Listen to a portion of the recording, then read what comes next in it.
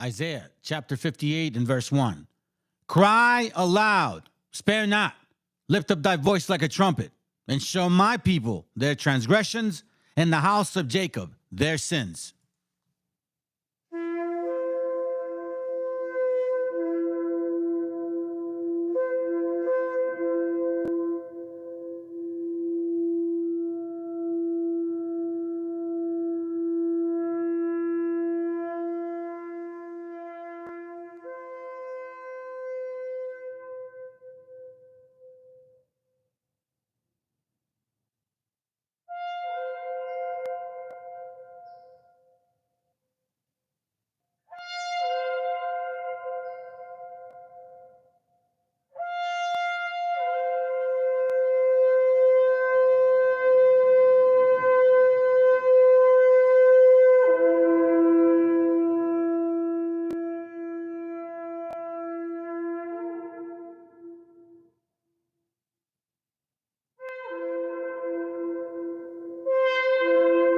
Copyright disclaimer.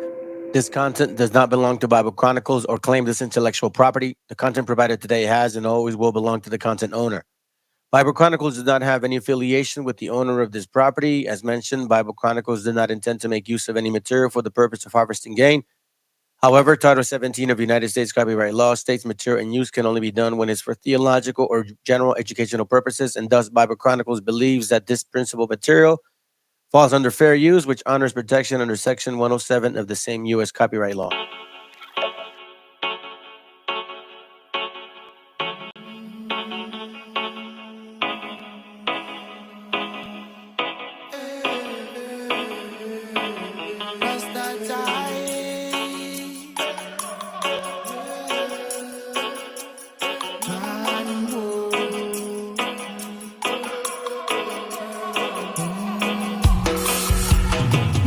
Porque toques el cielo, pero no el suelo, sí que créetelo. Quítate el velo velozmente, bro. Vívete tu sueño, pero despierta a la hora que toca. Esa hora, motherfucker, wake up. Yo me meo en tu cubata antes. Bebo, matar ratas con tan. Vaya al bosque a lo tarzán mientras enlazan. Fraternidad en casa con su polo Hollister a estrenar. Se han dejado en el desván de su pensar un mar de ideas. Son grandes ideas ardiendo en chimeneas antiguas. Ríe Dios al ver que te santiguas. Su mente y su luz son ambiguas como mi voz. Lo que para ti es un don, para mí una misión fija. Mis versos son de ninja, tu poesía pa' pijas. Que no te fijan, que hay más allá del cristal. La matriz hipnotiza. Mi energía os hace trizas. Yo en mi nave nodriza, comiendo pizza con piña, moldeo toroides, vórtices. Con mi mente arborescente, junto con Isis y Milos para crear Pegasos en nace, pero cánticos lemurianos me hacen sentir como en mi hogar la noche se avecina y se afilan colmillos de vampiras psíquicas. Frecuencias del malestar las alimentan. Nuestro deber es tenerlas raquíticas. Bazooka espacial enlatada con la función del sol central, causando desinformaciones bíblicas. Todo lo existente es relativo, O al menos la materia que te describo. soy antipersonas como las minas y mino. La moral del que venga a negar lo que digo con la mira puesta en su ombligo. Si me retiro del partido que sea como Figo. Conocidos en me la pela en verdad. Si en mi barrio me conocen más que tú a tu enamorada. No hay payasos, solo en anémonas. Cigarcolada Andrómeda eres. Conserva tus células primigenias o no podrás volar. El virus se llevó a unos cuantos, pero el ego a más. Se elevó el más a la opulencia. Digo, ciencia. Debajo el Satanás En el espejo, Jesucristo, la conciencia del flow. la tierra y su paz Están vibrando, los sentimientos son la trampa que están manejando. Los hilos de los cuales tú y tu ego estáis medio colgándonos. Que yo sea un superdotado, ni tú un tonto. Solo lo que tú sabes de mierda yo sobre el cosmos. Que lo estudio y profundamente sano me lo tomo. Si no ya hubiera ido a visitar al doctor, porque no soy devoto, mucho menos un santo. Yo jamás pudo, pero dale. que asalto cuando en verdad sé que tendría que sudarme todo la polla. Pero pienso que hay que vivir por algo. Que en el letargo cure lo enfermo, sabor amargo, remedio entre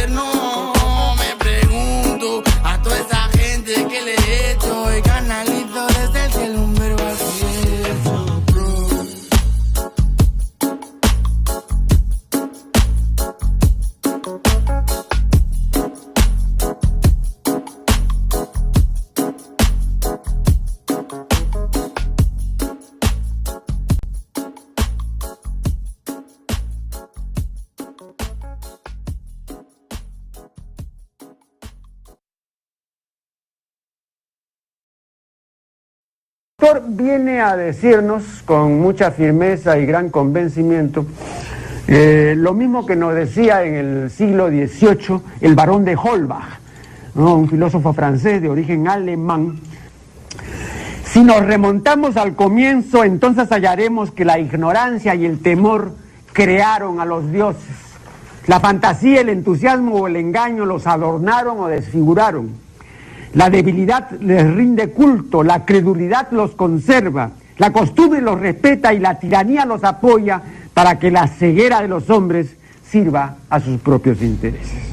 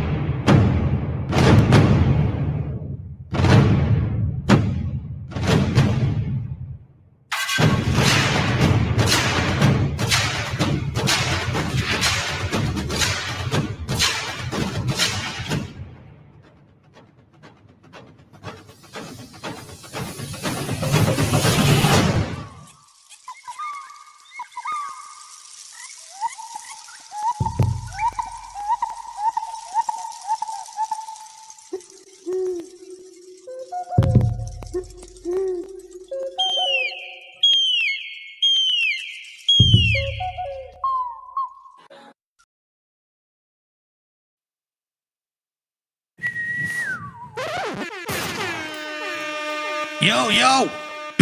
Bueno. What up, Guaracuya? Good to have you here, brother. Shalom, Brown Ray. Good to have you here, bro. I have an interesting topic.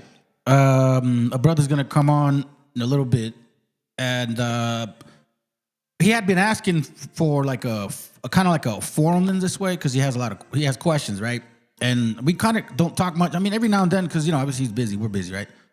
But, he says that whenever he catches me on the fly, like he asks me a question and it's just like, boom, the answer's provided, bro. And you know what I mean? It's different than doing an actual live.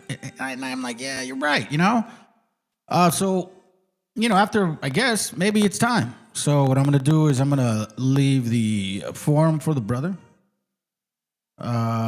Hey, buenos dias, Caribbeans. What's up, bro? Good morning. It's an inside joke, fam. So anyways, look, listen, let's stick to the script, family. Today is basically unity. I'm pretty sure you guys have seen some of the posts that I've shared, and obviously, fundamentally, it's wrong what people do when they get personal with family. Like wife, family, you keep your hands away from them, bro. I don't care who you are, bro. Don't talk about people's family, man. You want to attack the brother? Attack the brother. Say something real. Don't attack his family. You know what I'm saying? So that's not right. Now, the reason I'm also sharing this information, by the way, it's because I got an interesting text message earlier today. Okay? So, first and foremost, I want to say to y'all, I am not suicidal. I love my family.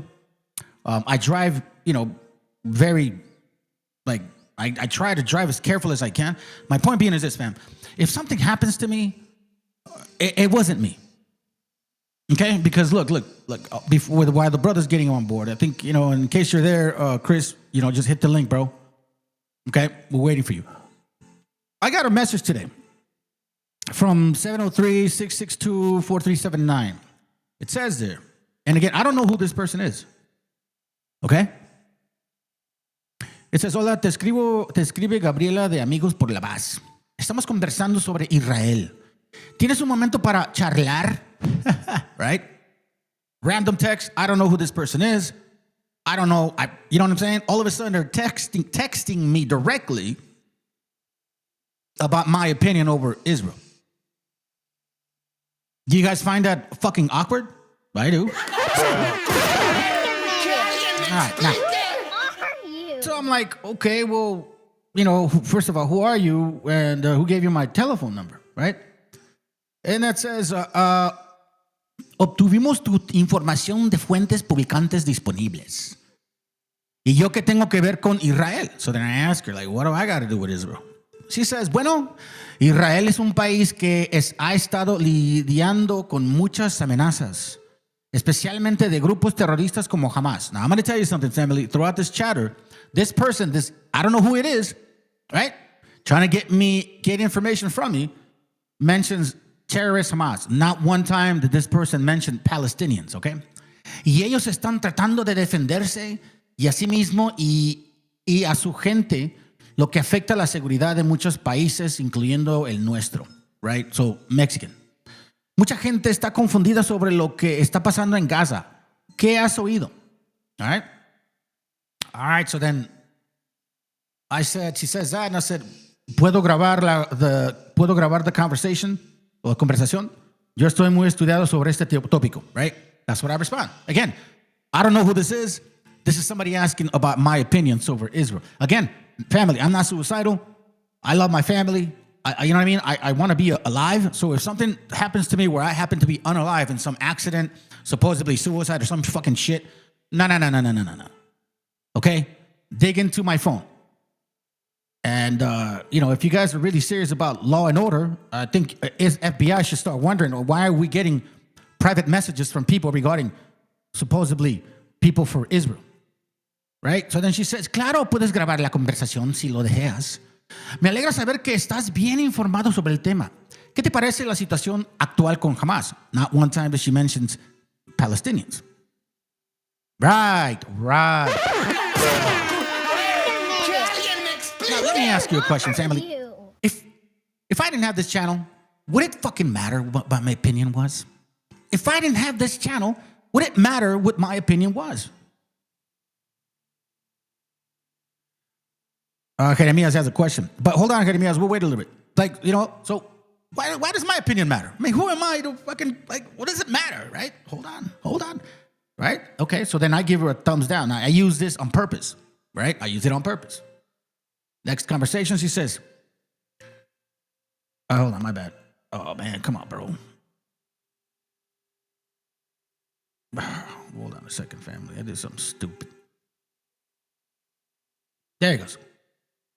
So then she says, es un tema delicado. Nadie quiere que civiles ni niños sufran. She did not say Palestinians. Okay?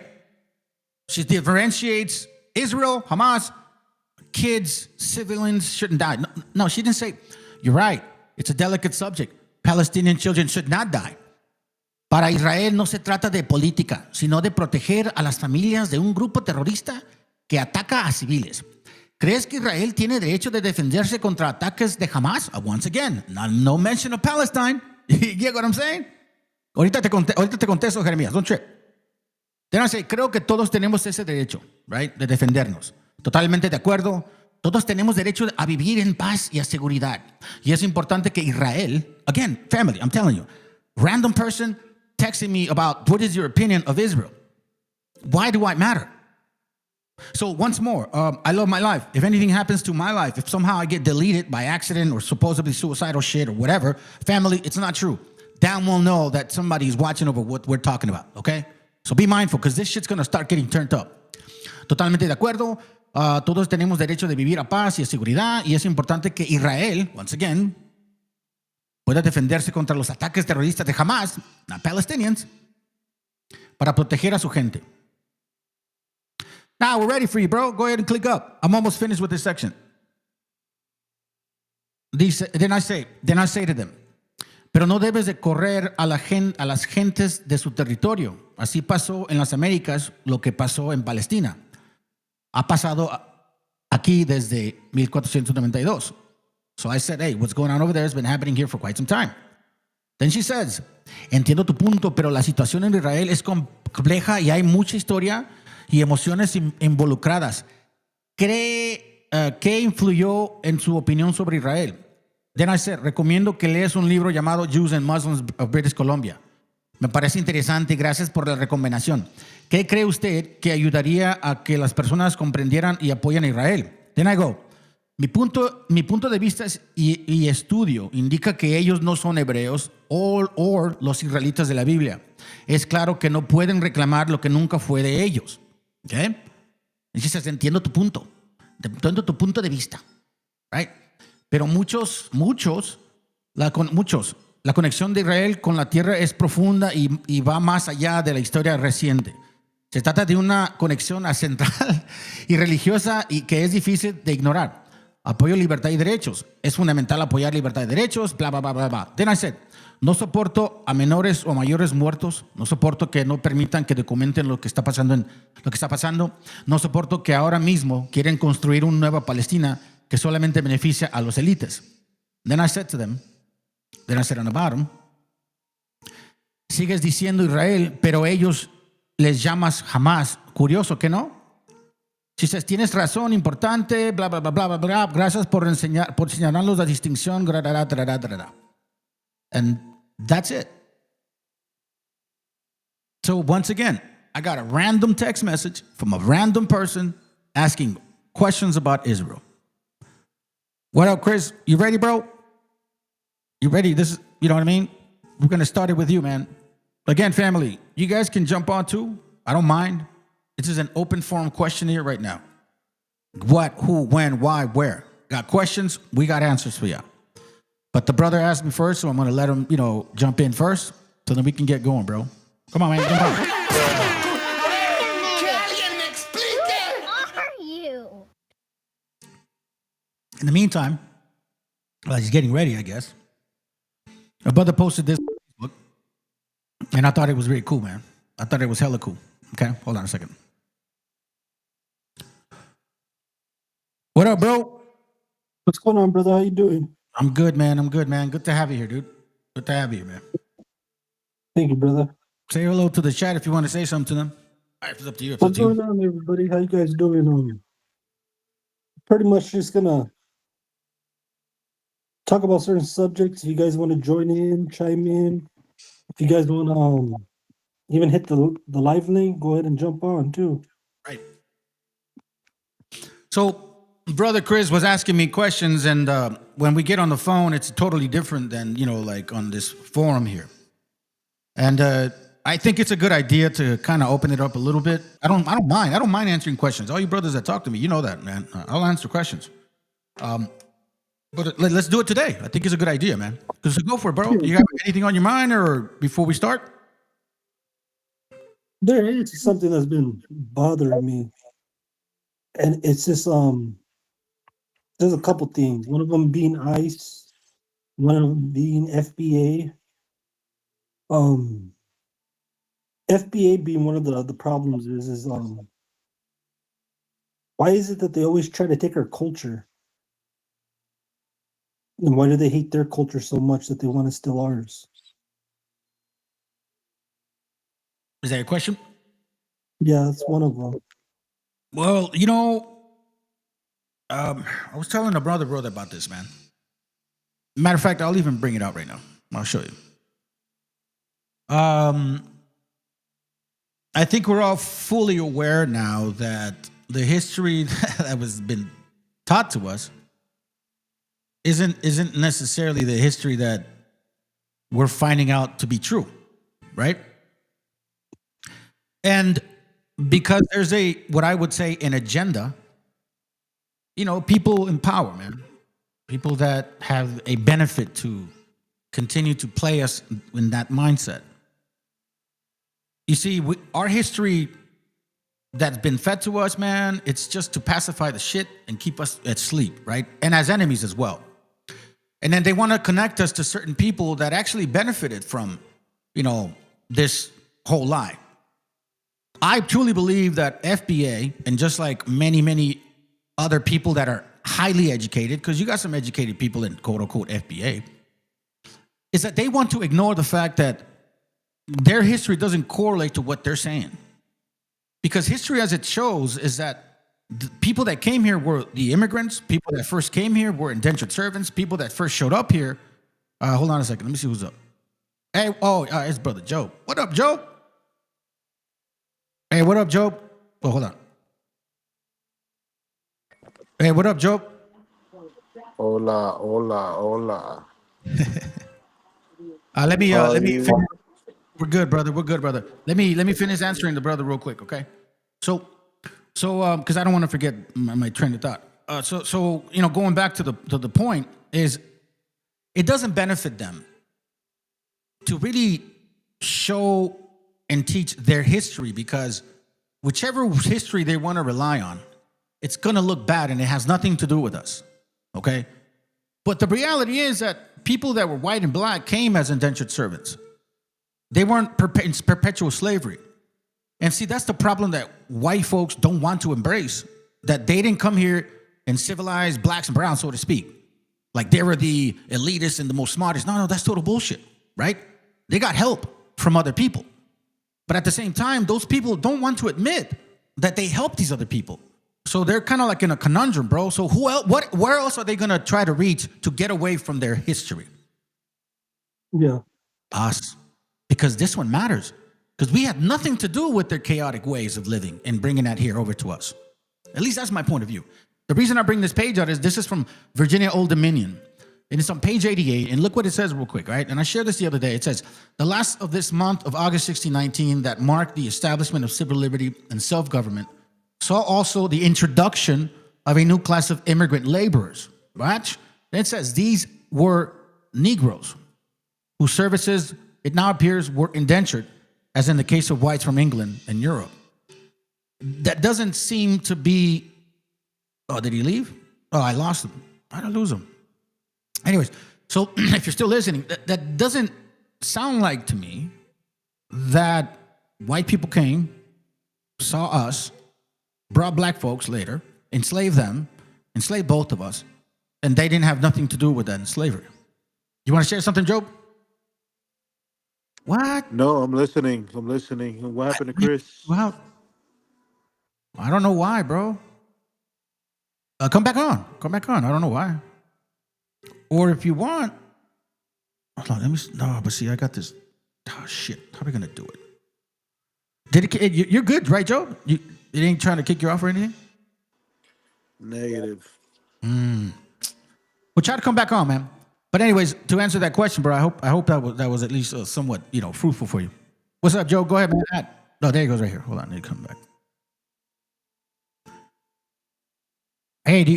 Hey, Chris, do you think you're on your cell phone or iPhone or?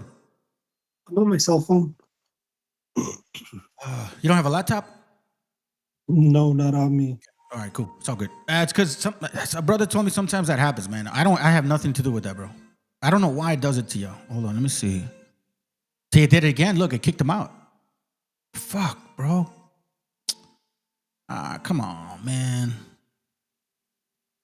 Hold on, let me try to do something. Joe, you want to add something to this, by the way, while I'm doing this? Well, I think what our people need to hear is something as special as knowing how great they are. We, despite of what's going on right now, just remember that we are the greatest peoples on the planet, bro. And the Most High designated us, separated us from the rest. And we got to come back to those commandments. Just like my brother says, we got to come back to the days of Moses, And in 20, like he says, 2016 is the day of Moses. And this word is going to reach out to the people that are meant. Yo, can you hear that ringing? Yep. Okay, cool. That's him. I'm gonna call him on the phone. Hello? What up, Chris? Not much. It keeps kicking me out. Yeah, you good, bro. I got you on, man. You won't get kicked out now. I have a way to do it. I hardly ever do it this way. I can call you through my YouTube, but I don't have music in the background. Are you guys okay? Let me know if you guys have echoes, okay? Just let me know. Okay. Go for it, Chris. Are you gonna repost the link or? Well, I mean, it's because it's knocking you out. So I just have you on the phone. Okay. You just won't be like on. You won't see like jump on the live. You'll see it's just me and Joe, but people can hear you. Like I think, right, Joe? You can hear him, correct? Yes, sir. Yep. You good? Nice and clear. Yeah. It's no different, man. It's just like you're not showing your face on live and shit. Just go ahead, man. Shoot your questions. Okay. I walked into a Job thing. What'd he say about our people needed to hear? Oh, go ahead, Joe. You were saying that our people needed to hear. Yeah, you're right. Go ahead. Well, it just needed to hear that the Most High is pouring judgment on our people, and we the people who are here to listen, maybe we can pass we might get that hand waved right over us, kind of like what happened when the Most High was coming for Pharaoh's son, when the the angel came down and took the firstborn. We like we have to remember, like my brother mentioned, we have to remember this as if it's the days of Moses, bro. Because if we don't, we're just gonna be spinning our wheels. I mean, we're really not gonna get anywhere. As a people. So, and another thing too is the more people that we have involved in the mindset of knowing who we are, you know, the that's gonna change the course of history for Esau. You Right. know, and we're trying to speed this motherfucker up. You know what I'm saying? So we need more people that are like-minded and to build this up, bro. Because we're commanded, bro, to remember. You know what I mean? So when we talk about something, it's not to just to talk about it. It's to remember. You got to remember who you are, bro. It's super important because in the Bible it speaks about 1/3 making it, bro. 2/3 is going to be cut off and die. Our So people. take a pie, bro. Take a pie, divide it into three. Two slices of that pie of our people are gone, bro, because they do not want to listen, and we're not here for them. The word goes out to everyone, but we're not here for them. We're here for the ones who want to listen. And that's it. You know what I mean? Because we're in the final leg, bro. And Hey, I can feel we're in the final. Esau's on this final leg right now. and I can attest to something, bro. Like, and by the way, I just want to say, my son's had a hard time since yesterday. He's still having a hard time right now. He's a grown ass man, so if I have to step up for a second, man, I would appreciate if you guys can continue the live, okay? And I'll leave you on, Chris, just to let you know. But Okay. but hold on, let me, and I want to add to what I just said because it's a point. I'm not just making, feel sorry for me. No, that's not the point. I'm not the only family that suffers with this situation or that my son suffers with. I know so many families that's got somebody that's disabled, somebody that's in addiction, somebody that's has severe, I don't know, so just some really stressful situations. Like for example, a lot of us are not experiencing what's going on, getting deported, taking your children out of your house, bro. So that has a lot to do with us also requiring patience. Get rid of your ego. Keep that shit out the door because there's so many more important things in it that making it about you. Like my wife said one thing to me, man. For those people that can maintain long-term relationships, that shows that you have some stability. Because if you can't simply keep a relationship, then something's wrong with you. And then that's when you have to self-reflect at that moment. And that's what this is required, man. It's going to require higher standards for us. Go ahead. Go ahead. I heard him. I heard him. Yeah, you good, Joe. I mean, you good, Chris? Go ahead, man. I think he disconnected. Go ahead, you good? So Job's gone? No, he came back. He's back. He's back. Okay, so was I supposed to keep continuing, or what was I supposed to do? No, it's up to you. I was Because just I was gonna let Chris talk. okay. Yeah. Go, Brick, Chris. You good to go, bro? Your turn. You're torn. Yeah, because like some of the stuff you're talking about, like the history, like the Aztecs. We never called ourselves the Aztecs. We're the Mexica.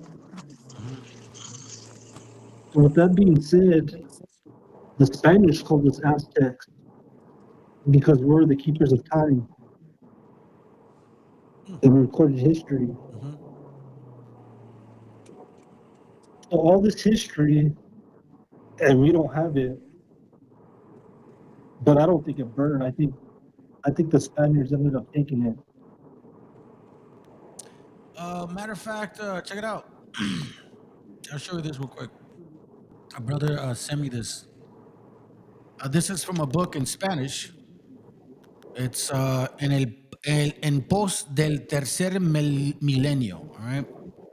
Apocalíptica, mesianismo, milenianismo y historia, all right? So it's from Jose Emiliano Borucua and Carmen. It's 4 people that basically wrote this, right? Now check this out. Look what it says on the next page. All right, so this is Fray Francisco. He's talking about particular things that these people declared to him in 1575. All right, it says que los indios de Cusco dicen comúnmente, that the Indios from Cusco say, they all agree with this, que en estos años ha de haber Pachocauti, that in these years the Pachocauti has to happen. Que quiere decir que el mundo, which means that the world, se ha de volver de abajo arriba, which means that the world will be turned upside down. So, de abajo arriba, right? Y de lo de arriba abajo. So, basically, what's on top will be on the bottom, and what the bottom will be on top. Basically saying, la manera de los mayores sean menores, meaning that the leadership of our people will be the children. And the children and the abatidos, meaning the destructive, are going to be the leadership.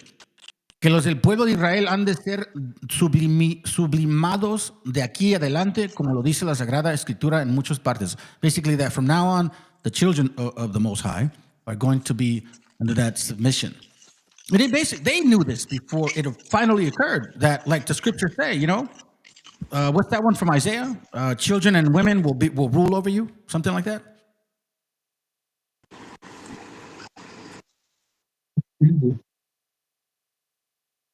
So as this occurred, to answer your question, they did take a lot of that information, because if you consider what happened, they didn't just knock down, buildings and, that's it.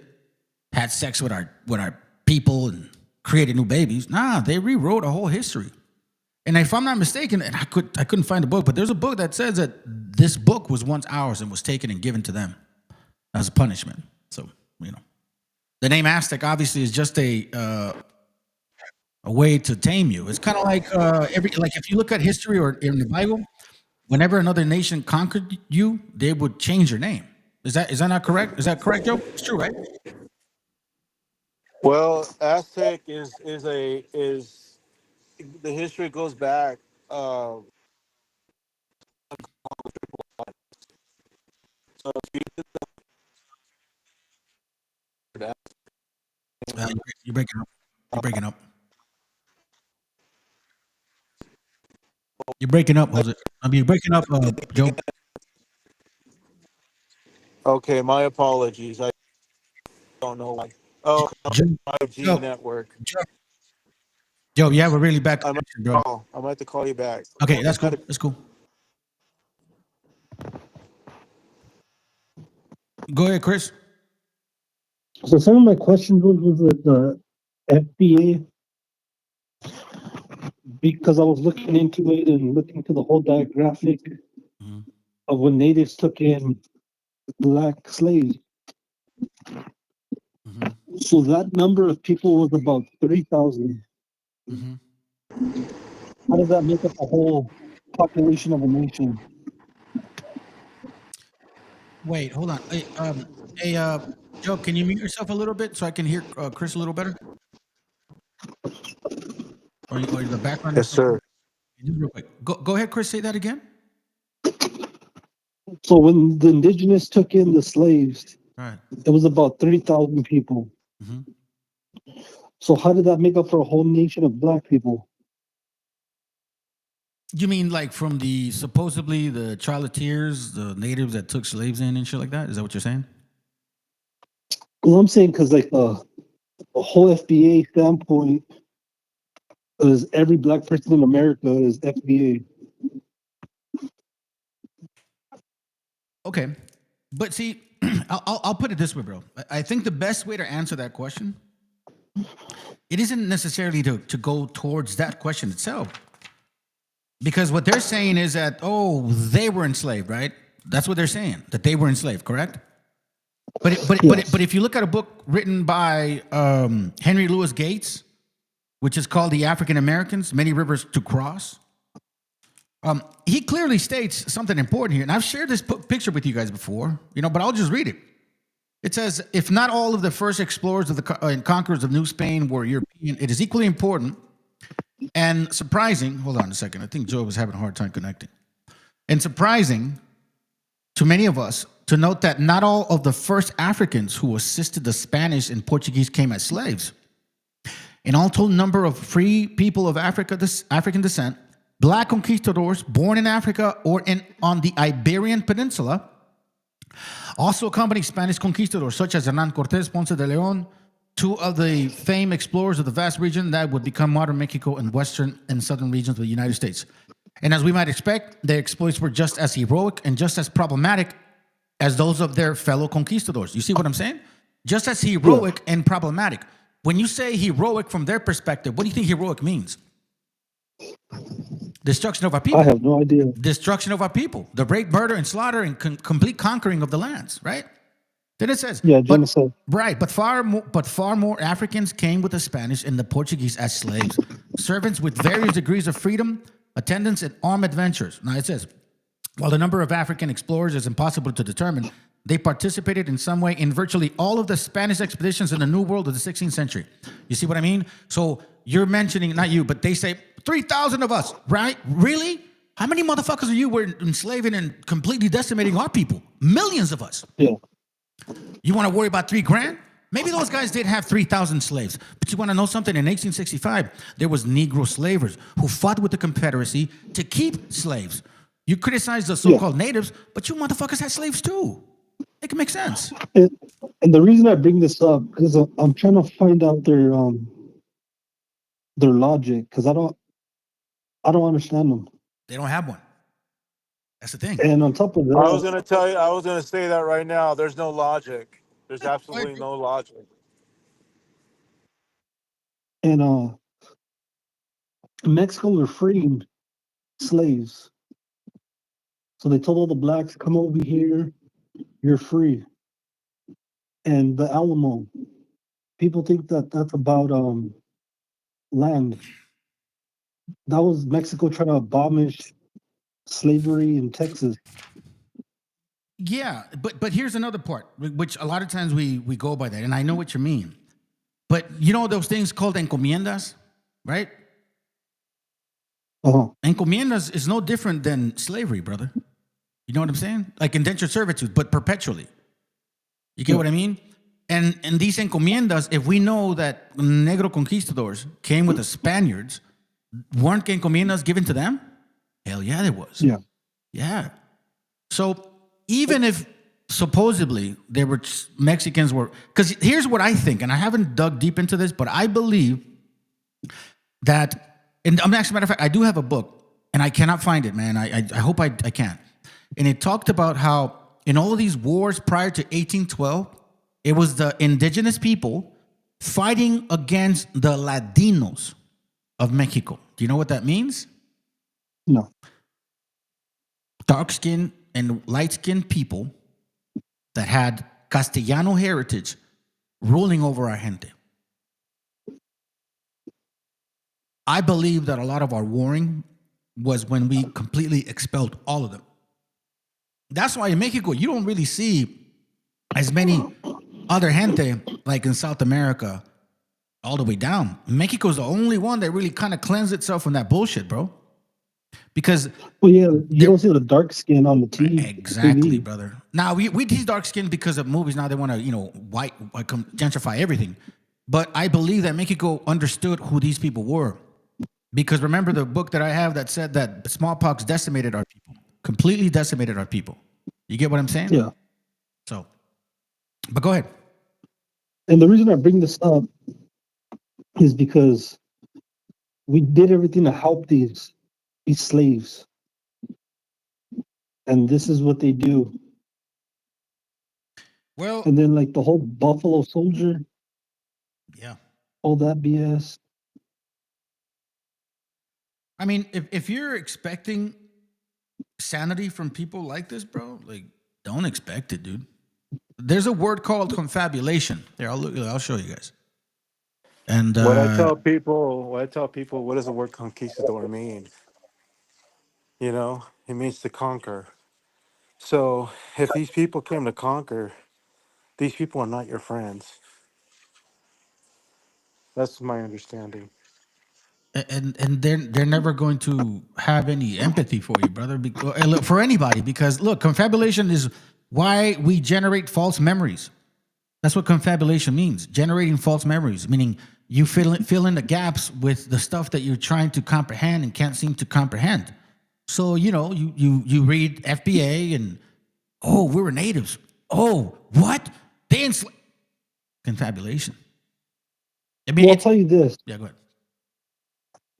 I came across a FBA page, and one man was claiming that there were Germans. So I asked him if a black man was Hitler, and he blocked me. Which was a great question. I mean, come on. Que alguien me explique. It kind of goes like this. And you know what? That's a good point, because a lot of these people said that they ruled Europe, correct? In their BHI teachings, right? And you know, FBA follows them, right? And you know they do, right? But here's where it gets interesting. I just showed you the book from Old Virginia, the Old Dominion. In their so-called teachings, they say that, oh yeah, you know, we left Europe and the white man enslaved us, and you know, that kind of shit. And I'm like, okay, hold on a second. If the first people that came were indentured servants, they weren't in perpetual servitude, which means that you would work for 4 to 7 years and you'd get the rights to be free and get land through the head right program and have slaves, right? We read enough that black folks had slaves, okay? So if you guys were Jews, left to Africa, supposedly then got enslaved by the white man, but when we read the history that shows that you guys were immigrants, considered indentured servants, how the fuck could you lose your history? Slave owners too. Slave owners Like, also. slave owners too. So how could you lose your history? They say that, oh yeah, we left Europe and went to Africa and then went into slavery. But another book called A Voyage of Little Italy actually says that these Portuguese, which there were a lot of different Jews, right? They didn't even know they were Jewish. They had no idea that what their history was. Right? Shlomo Sands debunks that stuff. You can even read another book called Shlomo Sands, The Invention of the Jews, or The Lost Tribes, a Myth. Like, they clarify that these people that migrated or converted were not Jews in the first place. So it's very confusing. So you ruled Europe, you went to Africa, then supposedly you got enslaved over here with some perpetual slavery, but when we look at history, you guys weren't even really slaves. Y'all were owning slaves. So my question is, were they in Europe or are they claiming that they're Europeans? If you look at history. Oh, that's a funny one. That's a funny question. Yeah. I'll let you answer that one. If you look at history, since 800 AD, they've been. The only reason I ask this, yeah, is because if they're Europeans, how did a whole nation get pushed out of their country and go to Africa? That's my point. If you read the Make book, it make sense. right? If you read the book Shlomo Sands, Invention of the Jews, Shlomo Sands actually goes through a series of questionnaires, right? And he's like, wait a minute, hold on. I'm paid from page, I believe, 200 and on. He's mentioning the first 215 pages. He's talking about the Sephardic quote unquote Jews, they were converts, And then from page 220 and on, he talks about the case of conversion. Hold on a second. I got somebody on. What up? Jacob Israel, man. How you doing, bro? How's it going? Pretty good, man. Yeah, I'm here for the live. Cool. Let me finish Chris's questions real quick in case you got something. Well, unless you want to add something, you want to say something, or you want to listen in, or you got a question. No, I'm listening for now. Go ahead. Cool. Go ahead, Chris. Go ahead. No, that was it. That's all I just wanted to know, because they talk about a lot of stuff and none of it makes sense. If you read the what was this Principio, I believe, and I shared that link before, and he talks about how North Africans were going. I'm sorry, no, the Northern Europeans were invading North Africa, right, from 500 AD. So this invasion of both of them was occurring, but for them to say that all the people in Europe were black. Nah, bro. What happened to the Visigoths? What happened to the Franks? What happened to all those people? You get what I'm saying? Yeah. Like, come on. You can't. No, of course not. So I sent you a video to your phone. Mm-hmm. I don't know if you're able to upload that to your live.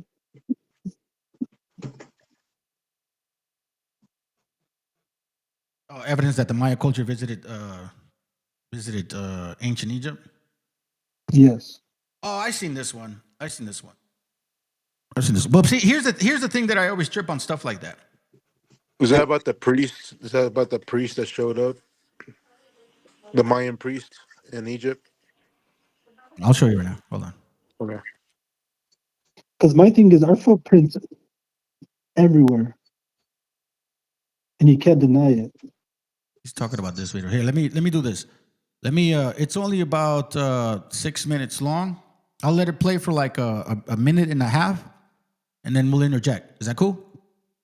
Yeah. All right, cool, man. Let me go ahead and I'm gonna mute myself, because if I don't mute it, it gets echoed. Okay, fam. So let me go ahead and mute myself. Cool. I'm gonna speed it up real quick so we can don't have to wait too long. So at 1.5, I'm gonna pause it. All right, let's go. Okay. All right, let's check it out. All right. Hold on a second, real quick.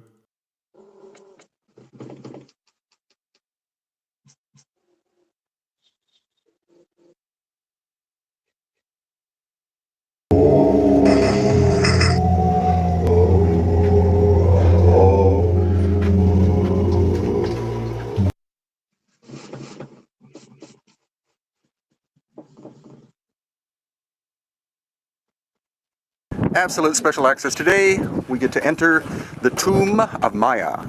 Stephen, please. Well, this is a chapel or temple of Maya. Now, Maya was a title, not a name, of both men and women throughout dynastic times. This particular era is around the 18th dynasty, the time of the so-called King Horemheb. Now, the key thing here is 1997, Hakim came to the United States, to California. He and my research partner, Bob Border, and I met him for a couple of weeks, and we discussed. One of the things he discussed on a return trip to Egypt in September of 1997 would be, he said, he would show us evidence of a Mayan temple in Egypt. Mayan as in culture. Exactly. And I said, this I never heard of. No, it's not in any text. No one has ever mentioned. Okay, we came here. This was arranged differently then. A lot of this is new construction. It was not this way in 1997. First of all, I looked on the wall. Okay, you want to ask something before I continue? Because they're not really touching much on that. Sounds similar to the Exodus. Right, Joe? All right, let me continue playing it, okay? Let me continue playing it. Behind you, you see that is Maya, but it looks typically Commissioned. Right. And I'm looking around, typically Commissioned. All it looks. So Hakim would use the expression, well, you know, Stephen, when in Rome, do as the Romans do. He's living in Kemet. He's going to pass in Kemet, so he's portraying himself as a Commissioned. So I said, well, Papa, this is great, but I can't go with this in front of an academic audience. They'll laugh me off the stage. There's nothing here to identify with the culture we're talking about. But then there was a keeper like this gentleman here, was here, didn't speak any English, but saw that I was perplexed. He said, come here. This then was boarded up with just a wooden door, and there was latches there. He threw away the wooden slabs, opened the door, and he said, look up. And that is the key.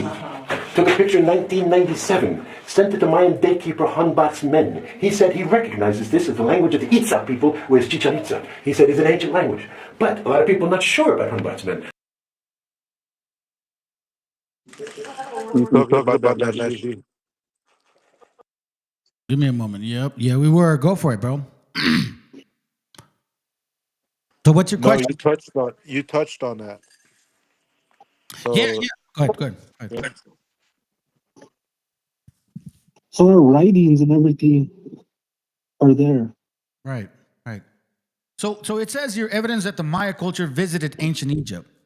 How do you think the Maya culture? Well, I mean, look, I'm just gonna pose a question. How do you guys think the Maya culture even dealt with Egypt? Like, how could that happen? I mean, hey, Joe, Israel, you're welcome to chime in, bro. You know, it's an open forum, brother.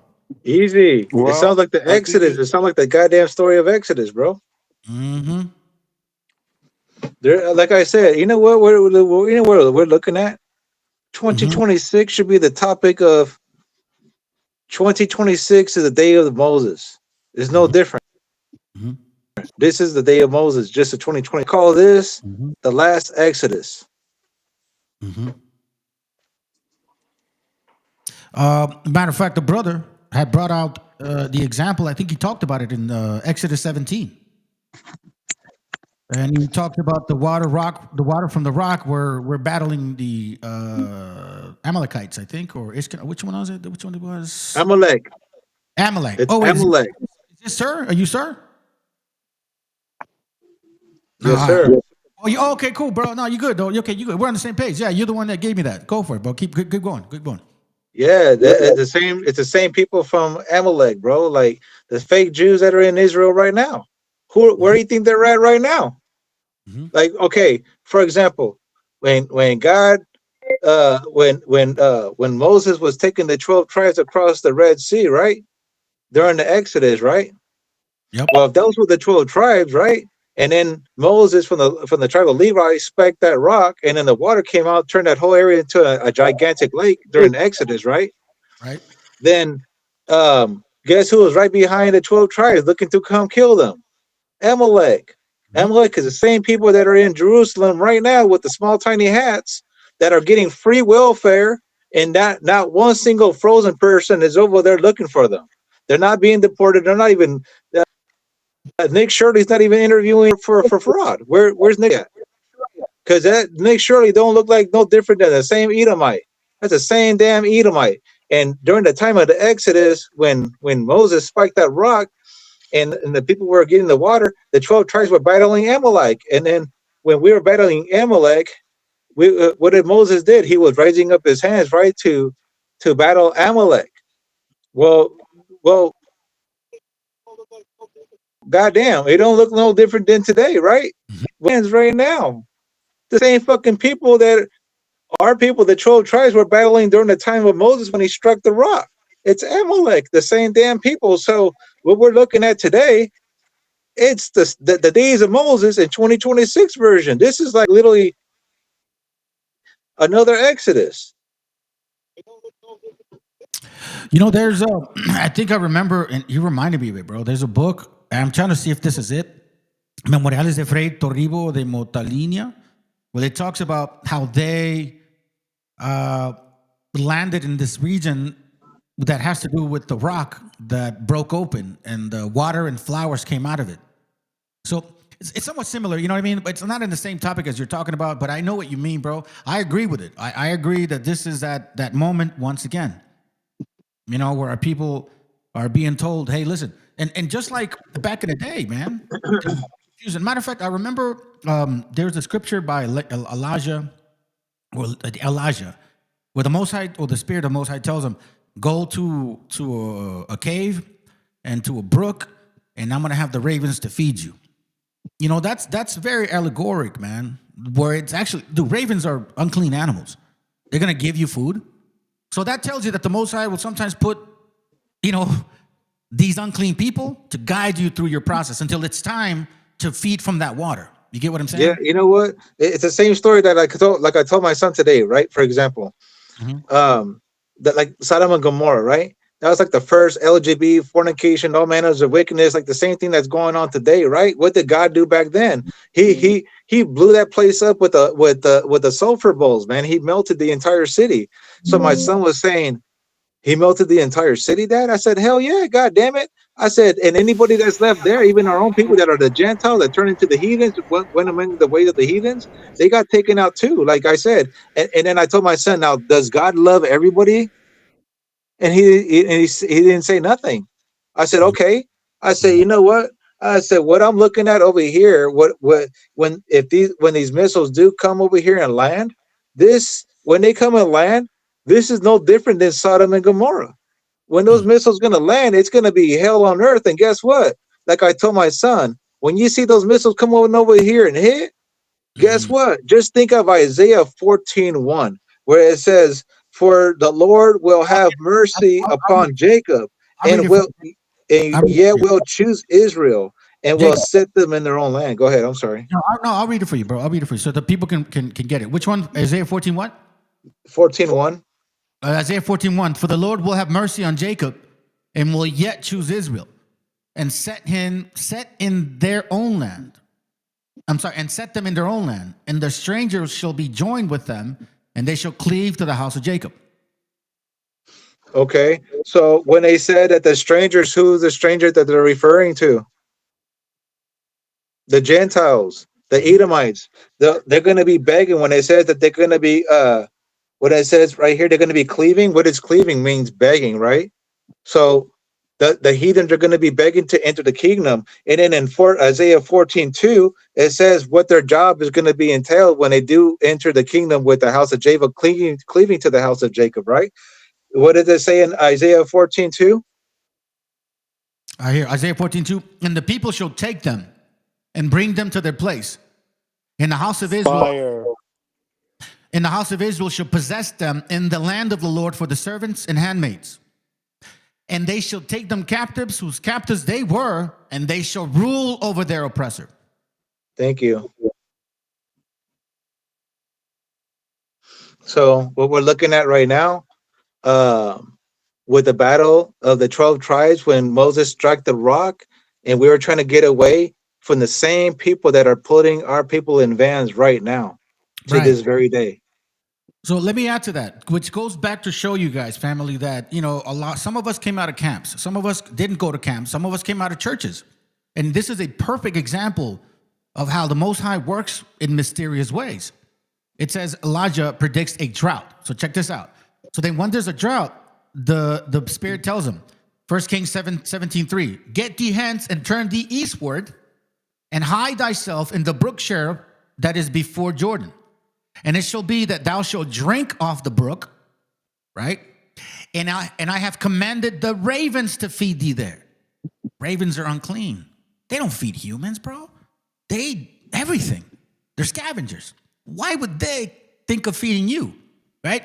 And the ravens brought him bread and flesh in the morning and bread and fresh in the evening. And he drank off the brook. And it came to pass after a while that the brook dried up, because there had been no more rain in the land. Now, we all know that water is what? The word, correct? So basically there was a time for these camps to do their job. They're the ravens. They're the unclean people that were supposed to kind of guide you through the process. But now, guess what? It's time to move on. They don't got no water, which is why I see it all around me, bro. They got no more water, bro. They got no more spirit. Facts. They're dry. They're dry. The wells are dry. Yeah. So don't be afraid to be like, oh, but I was brother. They did their job. Just like the brother said, hey man, these strangers will cleave to you. Oh yeah, you remember me, brother? I was preaching. Okay, sounds good. But scriptures say otherwise, bro. You're supposed to be something, and it's not my job. I'm not. By the way, I don't care about having slaves or owning a kingdom and having lots of women. It don't matter to me. I come from such a destructive experience, bro, that all I want to do is repent, and I hope God knows that I'm doing my best to be a good father, good husband, and just a good overall individual that believes that he's a Hebrew and that is connected to the Most High, and I hope to God he has mercy on my spirit and all my brothers as well. If that shit is given to me, well, all praises to him. But right now, I don't want to be burning, bro. That's what I focus on. That's why Revelation 21:12. Go ahead. I'm sorry.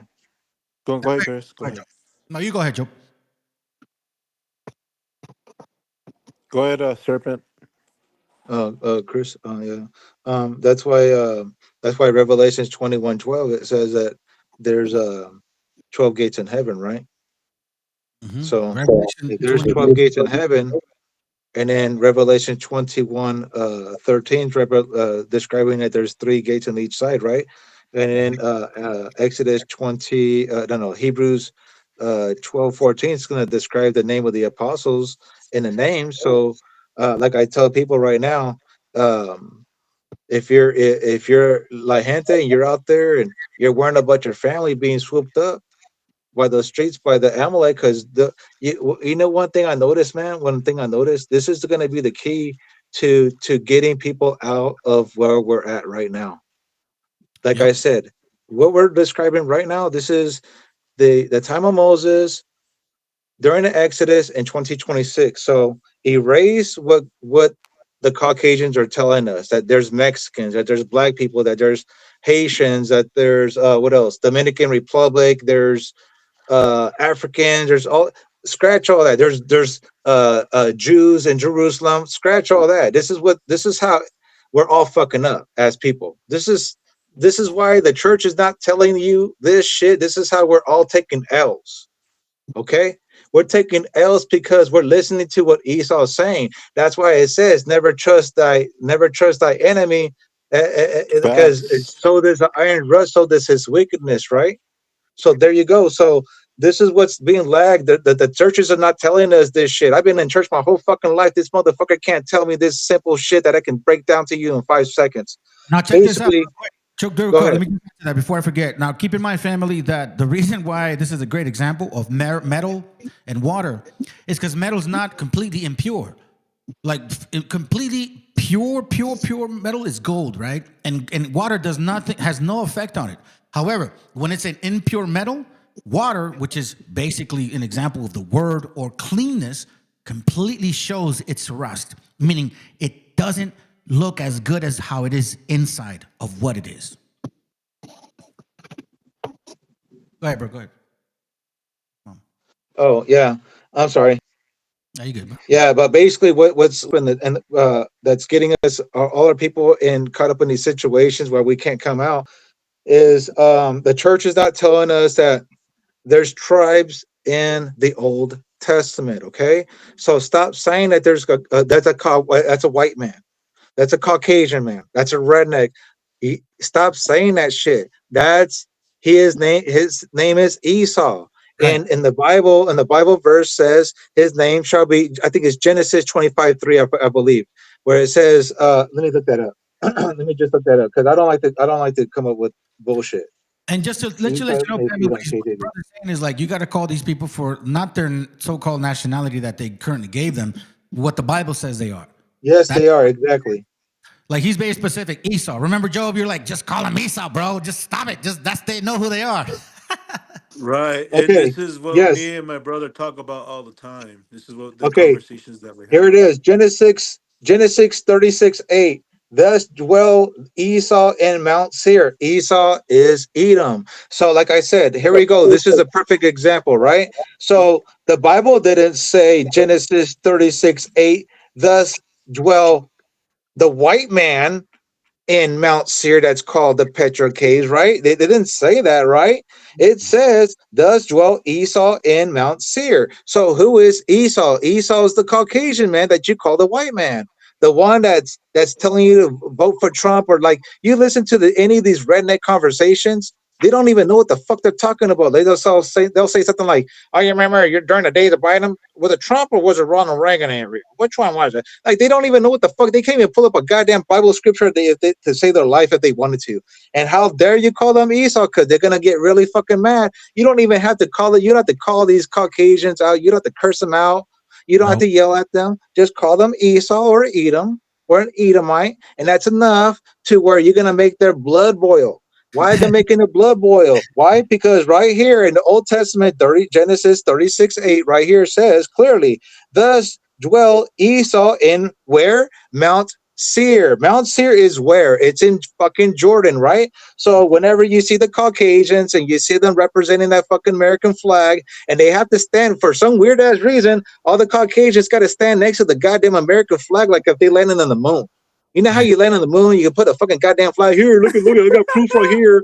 It's like a goddamn fucking receipt, right? Well, anyways, while they're there showing off the American flag, hey, fool, you know what? Show me where's your goddamn fucking Jordan flag. Oh, this is America, America first. No, no, no, no, no, no, no. It's Jordan first, fool. Jordan first, motherfucker. You're like, it's so fucking weird how Esau wants to conquer every fucking, what, conquer Mexico, Greenland. Why don't you go conquer fucking Mount Seir and go make that shit great?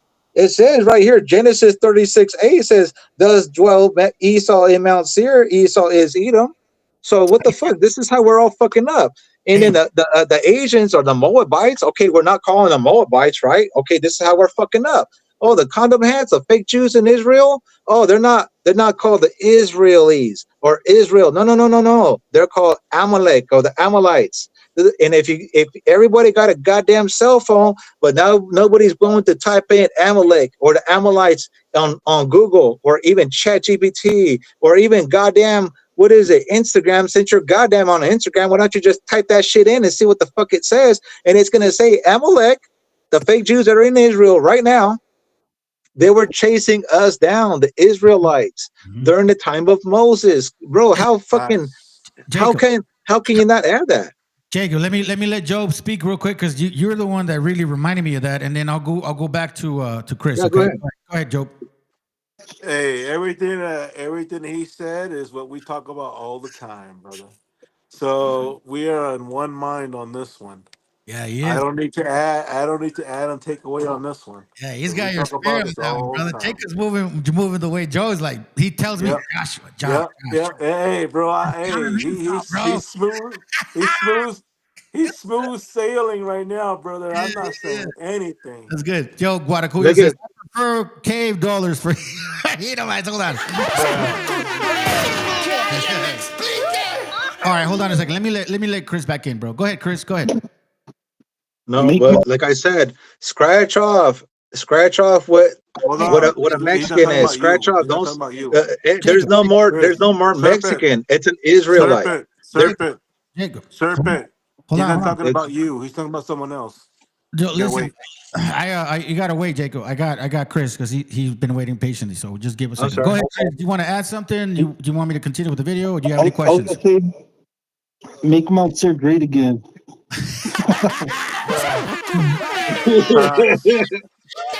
Yeah, all You right, go know, ahead. Go ahead. Jacob. You got it back. Go ahead. Jacob Yeah. was dropping some good So gems. if we can just start in Chris, steps, bro. Go ahead. I'm sorry. No. Jacob, we Listen, gotta I'm let gonna Chris I'm talk. gonna step away for like 3-4 minutes. I need to help my son real quick. I'll be right back. Okay, I'll be right back. But you guys keep going. Go ahead, keep going. Jacob Israel, let Chris speak real quick, and then Go we'll ahead. Go jump ahead. to you. Go ahead. I'm sorry. So this whole church thing,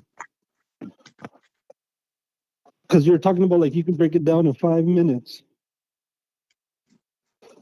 So my question is, in Catholic, Jesus loves everybody. He's Okay. Jesus No, died for he's your good. sin, He's good. He's good. Okay, he's good. I might have to check and in all with him these in other another 5. different communities. Go ahead. My bad. In my belief, he died for his chosen people. Yes, You know what sir. I'm saying? So like the Catholics agenda, and it's not even close to the Most High.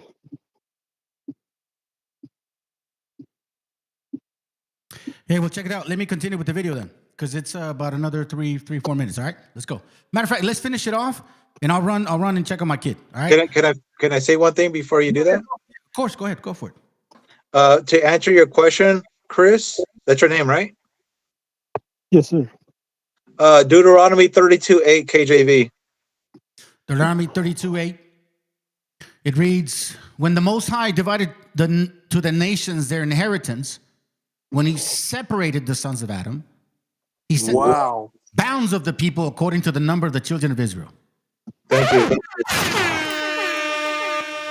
That's fire right there. Ready? Let's go. Thank you. I'm Alejandro Cyril Ojaj. He is the wisdom keeper, the head of the Quiche Maya of all of Guatemala. I showed him this picture, and his eyes went as big as saucers. And he said to me, that is the language of my ancestors. That is a calendar. That is telling the date of when Maya was here. And how we can't read it, he can't even still read it, but he knows that the circles and squares and different colors, arrangements, and the spokes in the wheel are indications of a date. So, this has never been discussed by any Egyptologist. They cannot put this in a Commission context. There is nothing, or maybe there is others that Yusuf has seen, but there's nothing like this in the rest of Egypt. So, Mayan elders recognize this as part of their culture. So now the key is, Maya, the word is a title. Men and women had the title. Very interesting because we've talked about the difference between Egyptian Arabic and other Arabic. In Egypt, one of the key words for water is Maya. It is not pronounced the same way in any other Arabic country. If you went to Saudi Arabia, they would say Ma or Meh. Only in Egypt is it pronounced Maya. And it means water. So I asked Hakim, could the title Maya actually have meant he who came from across the water, or ones who came from across the water? He said yes. So here is what we call diffusionism archaeology, diffusionism anthropology, saying that there had to be cultural contact between these individuals thousands of miles across the sea. And this is the evidence that Hakim told us that there was a Mayan living in Egypt 3,300 years ago. Let somebody else define that for me and tell me that that is Commission or Egyptian or dynastic or anything else.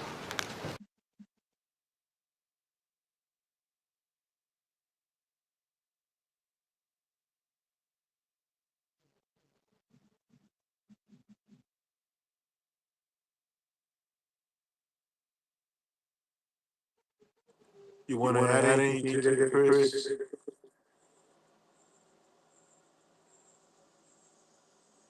Are you still on the channel? Okay, cool, bro. Okay, here we go. All right. It's done, right? Yes, sir. Yes, Yes, sir. Yes, sir. All right, Just cool. checking to see if Chris had anything. Yeah, hold on. Let me take it off. Let me put it off. Okay, cool. All right. Go for it, bro. Go ahead, Chris. no, I think you guys are dropping gems. That's good, man. That's good. What's your other question? You had more questions, Keno? Just about that and ice. You had another one earlier regarding the Jacob Israel got an answer for that ice. Go ahead and send it. Yeah, go for it. Go for it. Go for it. What was the question again? This has been happening since 1492. Ice. You know, and it's still going on to this day, and it's pretty sad. Yeah. I wanted to kind of finish up on that a little bit if I could. Like I said, if we could just kind of work in steps with our people right now, right? If we could just focus on just changing the words from Caucasian to the Jews and we can change the word Jews to either Edomites or Amalek. You know, if we could just change those words or the Asians or the Moabs, you know, we have to go back to those tribes that they were back in the Bible, and we have to stop saying these words that we're being told today. And this is how our people are literally taking L's to this fucking day. Until we can figure out that first step, we're never gonna figure out the fucking Bible, what the fuck they're saying. And another thing too, if people know their position in the Bible will make a lot more sense to them. It would come together like a real book. You know what I mean? It's gonna have a conclusion. It's gonna have, the plot. It's gonna have the ending. It's gonna have everything that you need. And you just need to know your position in that Bible. That's the most important thing. Yeah, and if I can finish something else, like I told my son today, right? And my son said, I'm gonna be right back. You got give me a moment. Go I ahead. gotta check. Go ahead. No, you got the floor, bro. Go ahead. Yeah. Where is it say?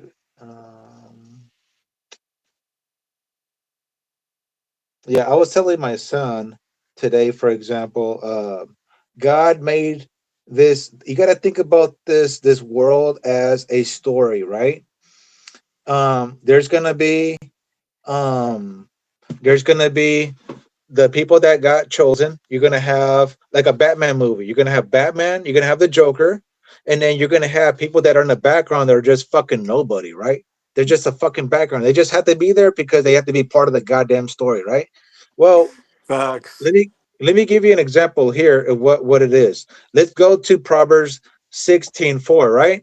Proverbs 16:4 KGV right here. It clearly says, I didn't say these fucking words. This is what the fucking Bible is saying right here. It says, the Lord had made all things for himself, not for me, not for me, god damn it, for himself, right? And he says, you even the wicked for the day of evil. So like I told my son, even God made the evil just to be fucking evil, bro, to take the L's. Just like right now, look what Esau's doing right now. He's being evil to us, to our people, and our people is Israel, bro, Jacob's trouble. So God made Esau to be evil towards us because our Mexican people are still eating the chicharrones, still eating the pork. They don't want to let go of that motherfucker for whatever fucking reason. They can't even think past about going to pork. I mean, to a turkey or whatever the fuck it is. But that's one of the fucking problems. We're still going to the white man, to the church, to, like, for example, the other day, right? You said Esau. I'm just messing with you. Yeah, Facts. but No, I have to facts. kind of say Facts. this.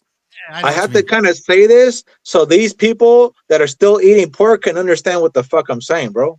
I got you. You see what I'm saying? So this is why our people are taking L's. Stop saying the white man. That ain't no white man. That's an Edomite.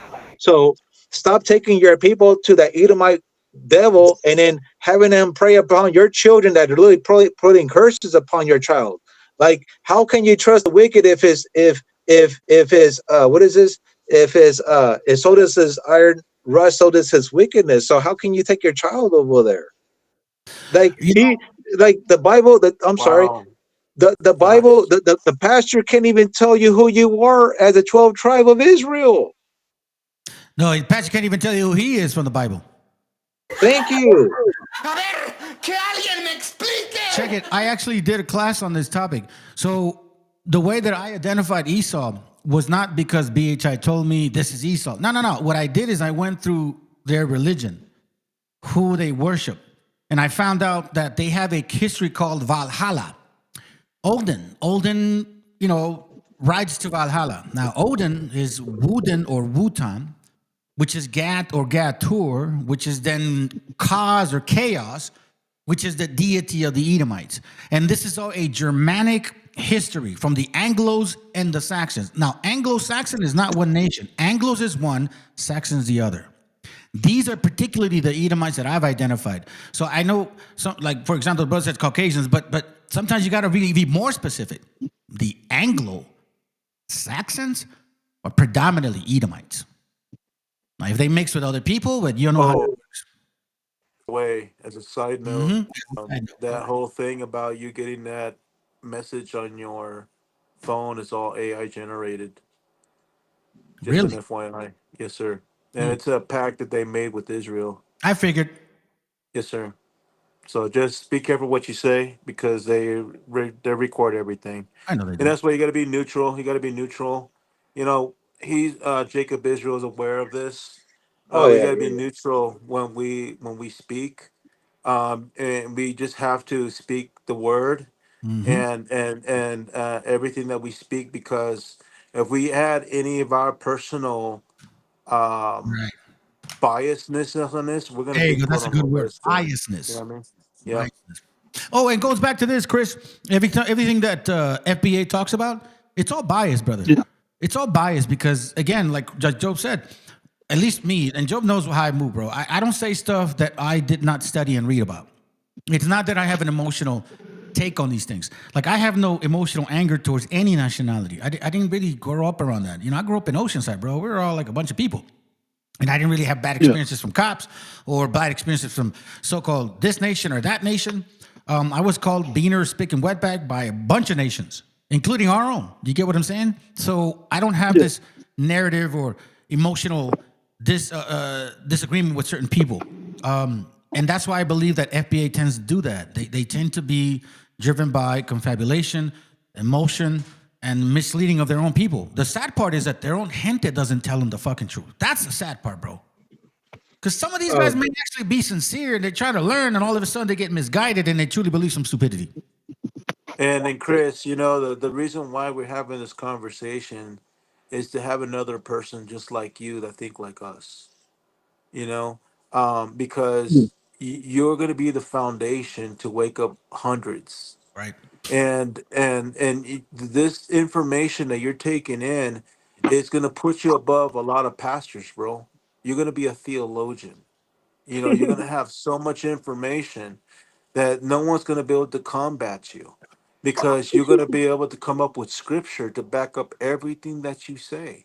Do you And know? this is the Right. power, this is the fire that we need, bro. We need to wake up, and we got to remember who you are.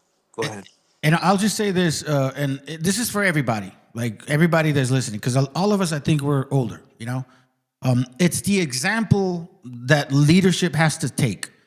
So the example that I'm laying down is, in order for you to know who you are, you have to study it thoroughly, be mindful, and like think like Marvelous said in his live yesterday, with conviction, not with doubt, like that you Facts. know this is you. Don't bring it up Facts. unless you know for a fact, after you've done your due diligence, after you've doubted yourself and found out, damn, I'm wrong, bro. As much as I try to debunk this info that we weren't the people, it kept reminding me that we were. So I had no other way Facts. but to move with conviction and say, bro, we are those people, bro. And this is what Right. I'm laying. So everything that we share, that you can back up. Like if I say, oh, I read this somewhere, you're like, which book is that? Okay, well, I read it here and page this and page that. I mean, I'm sure I've done that with you, Chris. And again, Oh yeah. right. And this goes for everybody, because like the brother said yesterday, bro, and I appreciate you, Marvelous, if you're listening or not, or Norby's, if you're listening or not, it's true. We have to set the example. How do we want our people to learn? Like the brother Jacob Israel, he came with fire, bro. And he has conviction behind him. Do you get what I mean? Yeah. So Yeah, and I'm not done. yeah, and he's not done. Let me just say this. This isn't to knock on anybody right now on this platform. I'm not saying that I or Brother Job or Jacob or Chris know more than anybody on this chat. All we're Yeah, really Ezekiel 3:17 KJV. all we really It's talking about exactly the moment that we're talking about right now. give me a second. All we're trying to do is give you all the same spirit. Same spirit. We got to move in the same attitude. So Ezekiel, The what? spirit right now just told me Facts. Ezekiel 3:17 KJV. Ezekiel 3:17 reads like this. It says, "The Son of Man, I have made thee a watchman unto the house of Israel. Therefore, hear the words at my mouth and give them warning from me." Fire. Fire. Which, by the way, Right, I'm right, gonna say right now is something. your warning, Chris. Right now is your warning, bro. Which, We by the don't way, want you to be the 2/3, bro. We want you to join the 1/3 crew. let me share those something with you guys. Here's your type. They're talking about Mayas visiting Egypt. Okay, you guys know about this, right? Los voladores de Aztecas perform. Dude, that is such an interesting concept that you picked that, because you know who also does that too, right? Dakotas. Yeah, yeah. Go ahead. The Dakota. All right, so now that's us right there, right? This is an older picture of our people, as you can see. We're doing it. The natives of Dakota did it.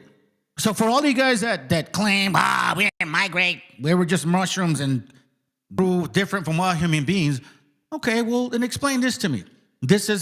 These pictures I'm gonna show you are from this book, Wanderings of a Pilgrim, in search of picturesque during 4 and 20 years in the East with the revelation of life in Zenaya or some shit like that, right? Okay, so now you can read some things in that page, 27.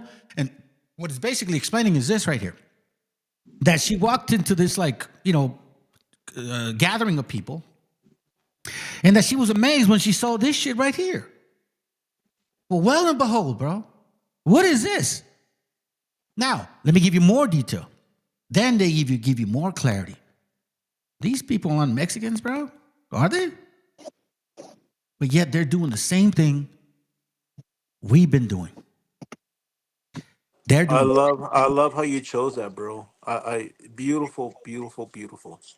We've been doing the same thing we've been doing, right? So when they say Maya visited Egypt, yeah, there's a reason. And that's why I've proven on migration. A lot of people don't agree with that. That's fine with me. They don't, but yet they cannot really give us another understanding of it. They just give us theories and assumptions, or the information that Esau gave us. Go ahead, Jacob. Oh, no, that just what that video right there with Egypt. What it looks like is just the Exodus, just the 12 tribes getting away from Amalek during the Edomites during the Exodus. Mm-hmm. So And I always wanted. you know what? I'm so sorry. If we could just honestly just focus on going back to the tribes, what it said on the Old Testament, bro, I feel like that's gonna literally bring us another level up, bro. To be honest with you. Facts. Bring it up. Because we'll be able to know who we are in the Bible. Mm-hmm. Bring it out, bro. Because you know what, you know what? Because you know what? Since we're on this topic, my spirit's telling me this, bro.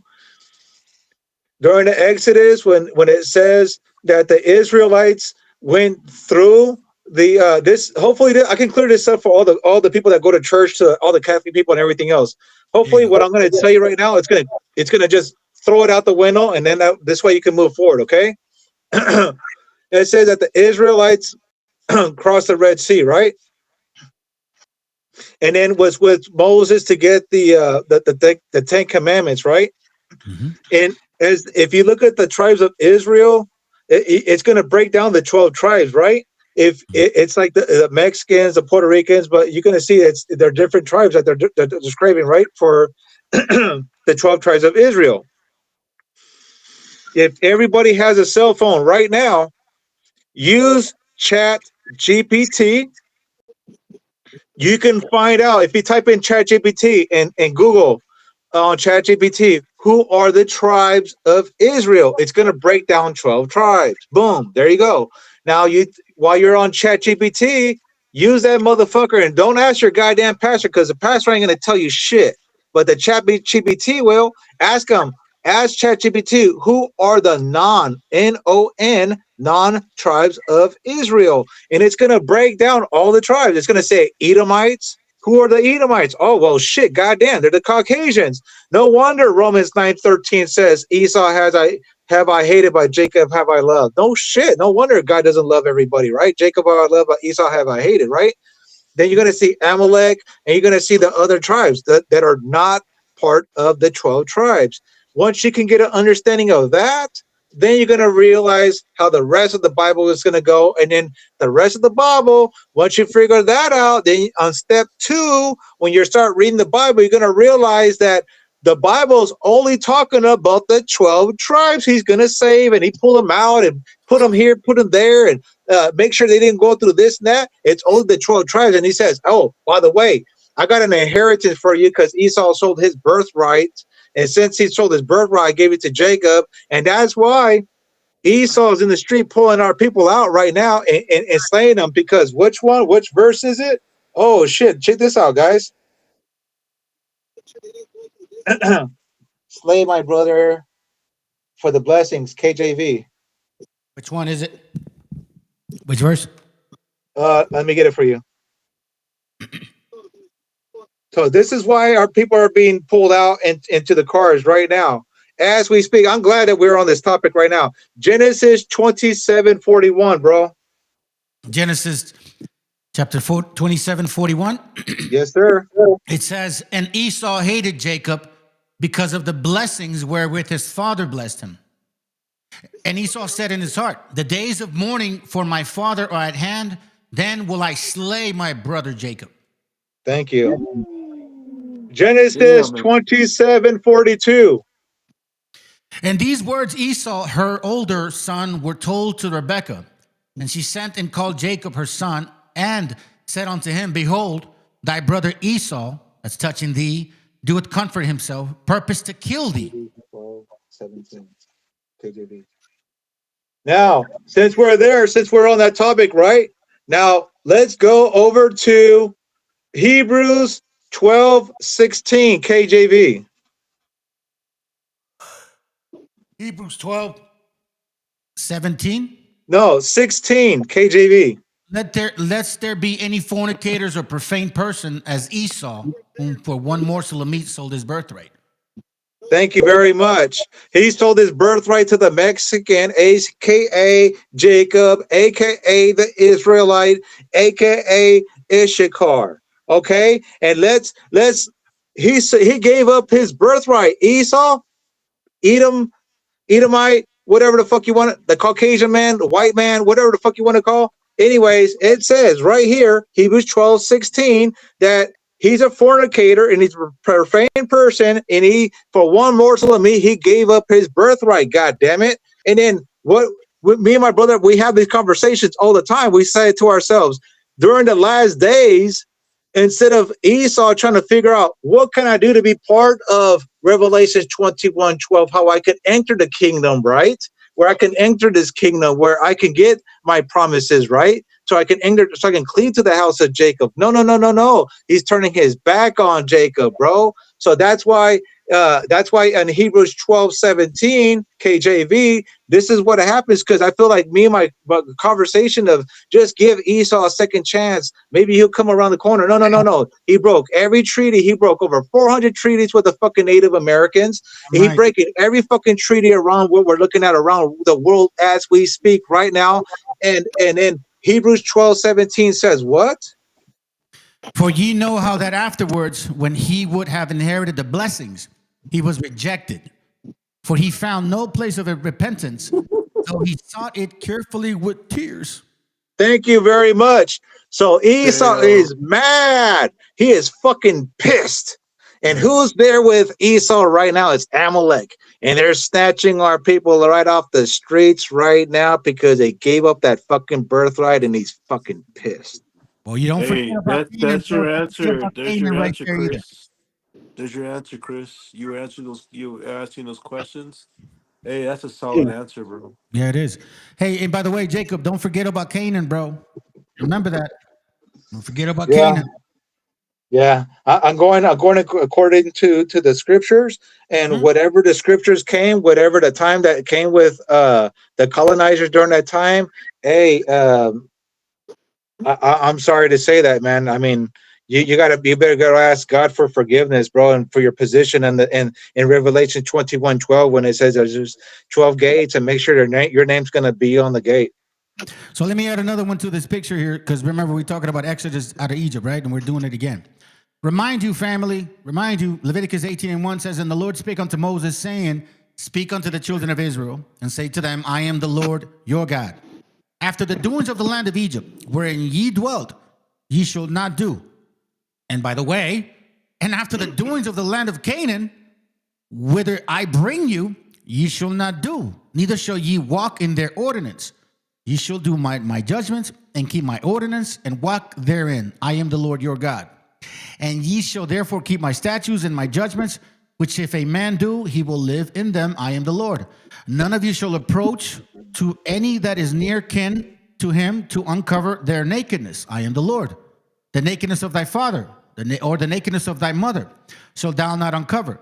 She is thy mother, and thou shalt not uncover her nakedness. Now keep in mind, this is Exodus out of Egypt, and saying you're about to go in Canaan. Don't go be a what? A fornicator. Just like Esau. Why did Esau marry as soon as he had a chance? Canaan. This is why I just want to re-emphasize. We cannot leave other people out. We cannot just focus on Edom or Amalek. We got to make sure that Psalms 83 is really fully aware. Like you mentioned Moab, which, by the way, I've never done a class on Moab. And I actually have documentation to show you guys that they know that they are Ammon and Moab. They say it themselves. That doesn't mean they're not Shemites. That just means they're Moabites and Ammonites. So can I say something? Jeremiah 49:10 KJV. Jeremiah what? 49:10 KJV. Let's do it. Jeremiah 49:10. It reads, but I have made Esau bare. I have uncovered his secret places, and he shall not be able to hide himself. His seed is spoiled, and his brethren and his neighbors, and he is not. You going?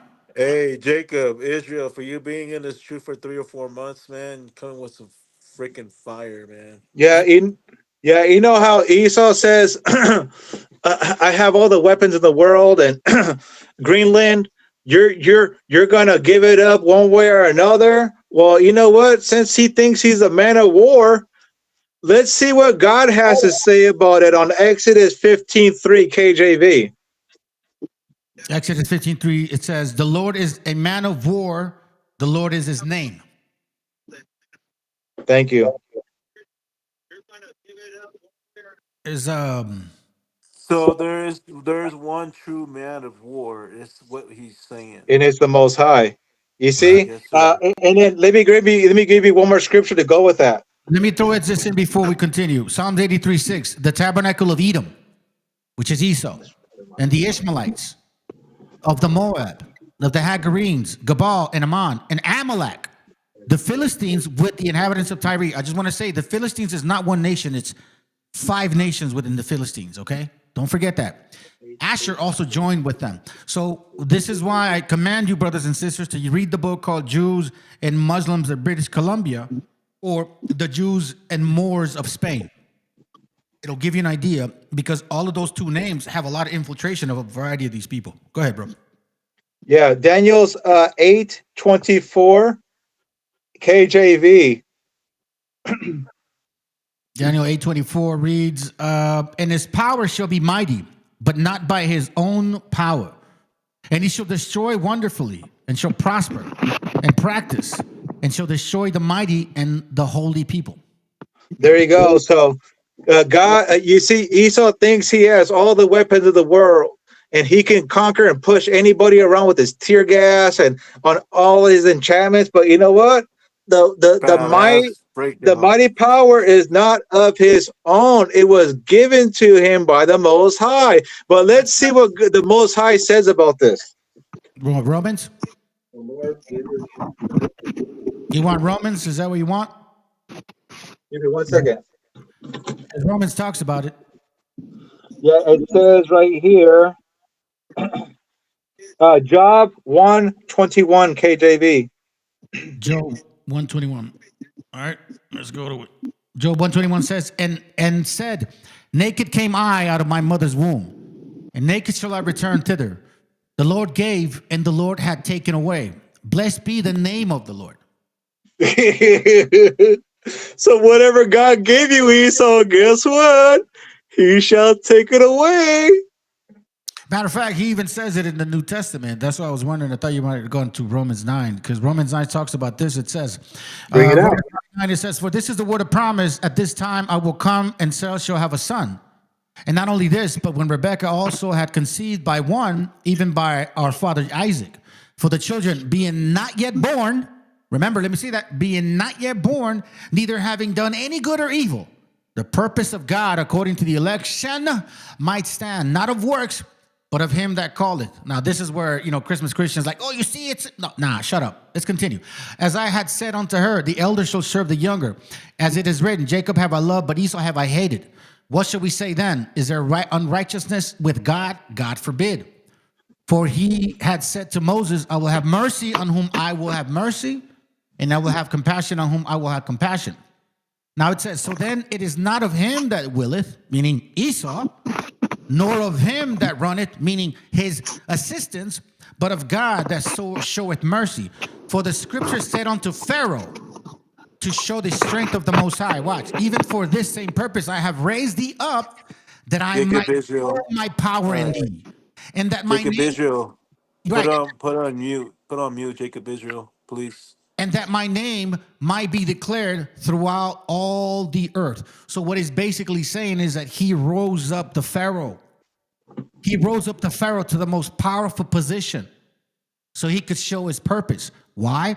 Because God, it doesn't choose you because you've done good or bad. He already decided who he wanted. He made Esau a bear, a beast, an animal, a destructive, unrighteous individual, okay?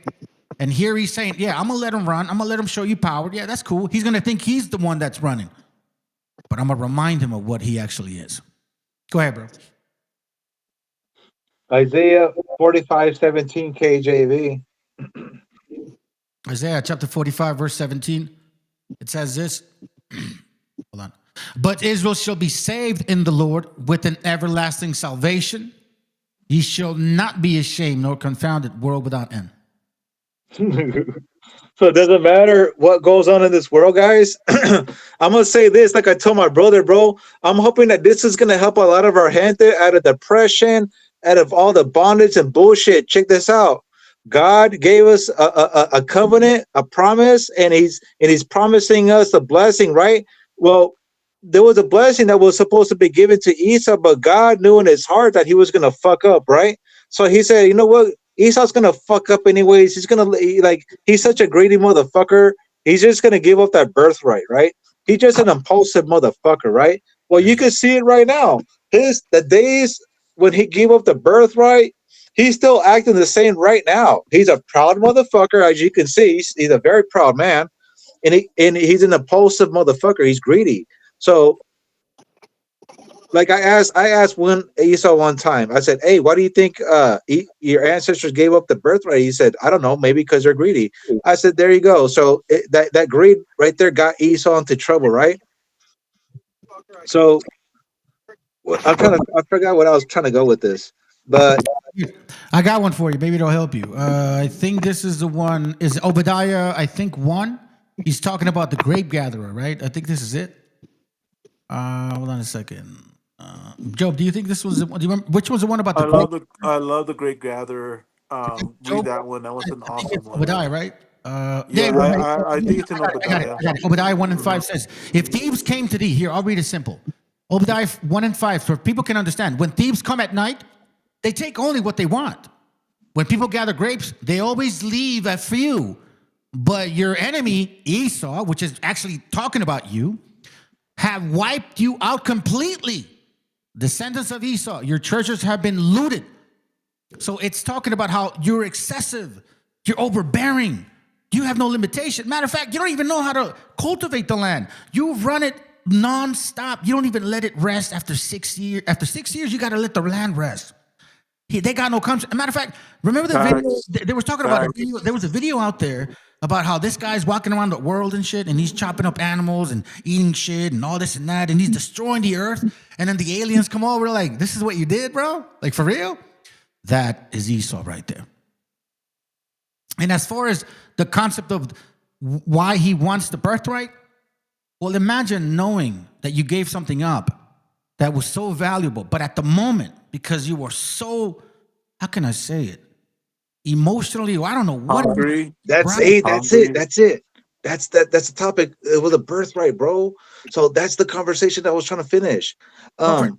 This is how we can get it, our head away from the depression and everything, bro. God promised us the birthright, bro. That was already that Esau fucked up on. He fumbled on it. So if he fumbled on that, like if you're playing football and he fumbled on the ball, we got the ball. We're at the home run, bro. We did the how do you say that? The touchdown, bro. Yeah, so if we got the touchdown, bro, that means we got the blessings. What's the blessing, bro? That's eternal life. That's forgiveness. Bro, the God says forever and ever and ever, bro. There's a Bible verse. Check this out. Over it. One day is 1,000 years. KJV. Check this out. Yeah, I think it says right here. It is 2 Peter's. Wait a minute. Is he? Yeah, 2 Peter 3, I think. 2 Peter 3.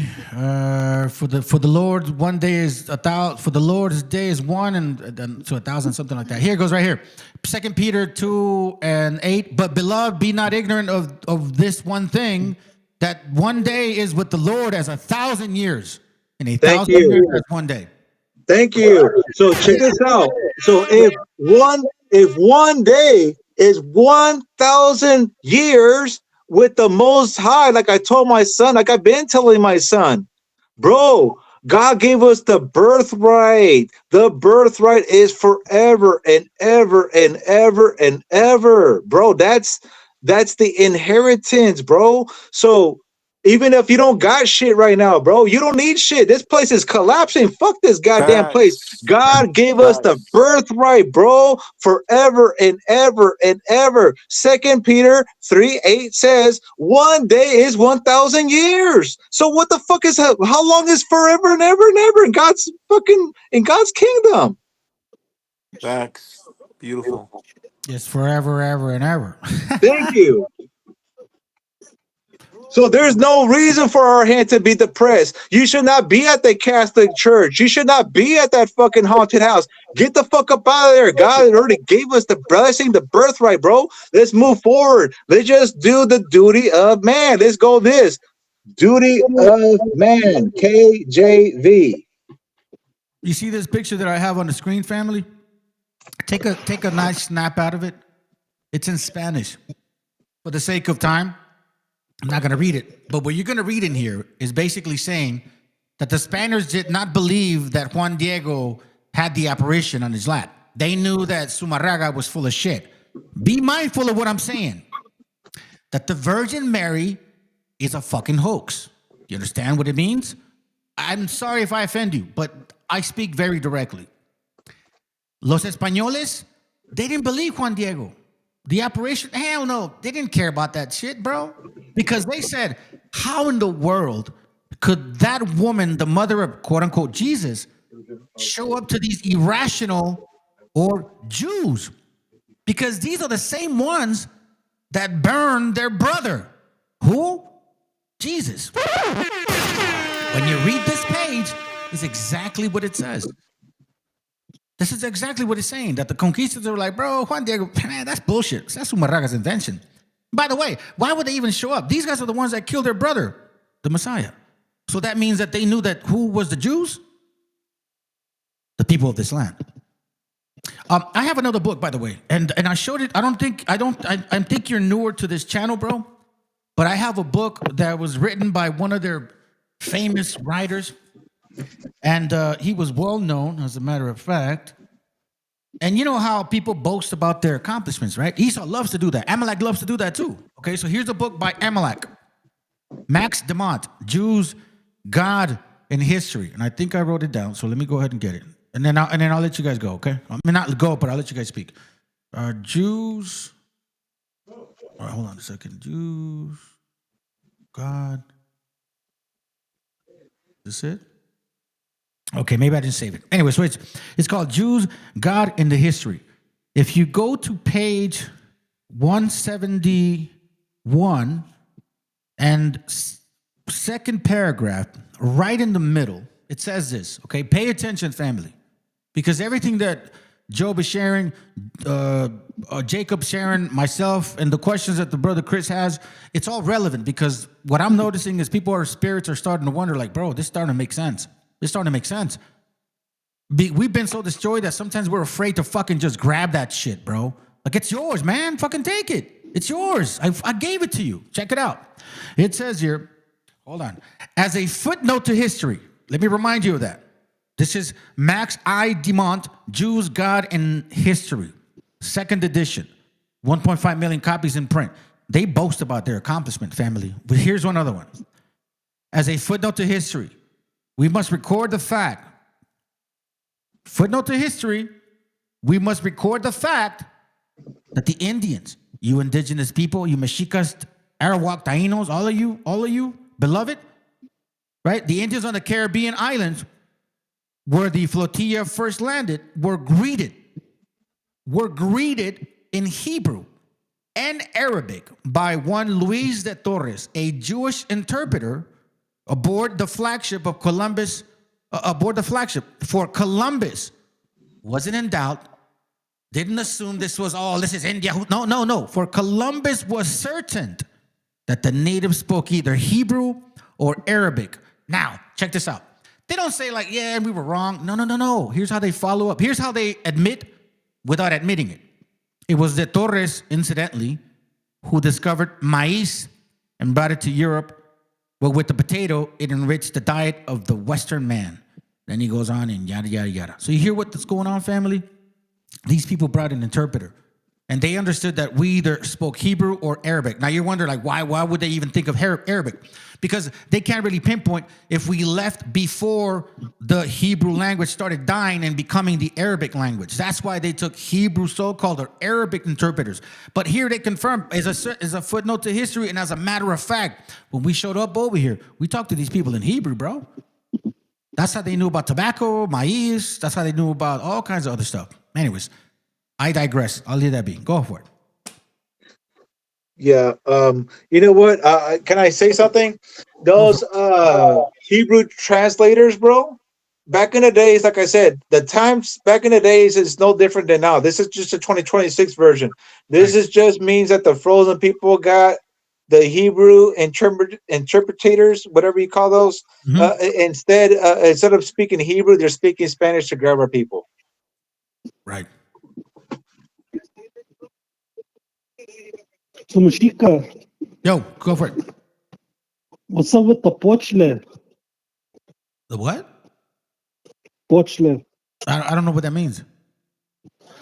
It's an Aztec warrior braid. Okay. Break it down. Explain it to us. All the indigenous have long hair. Okay. It's the same story as Samson. Oh, okay. I see what you mean. So if I can say something. Yeah, go for it.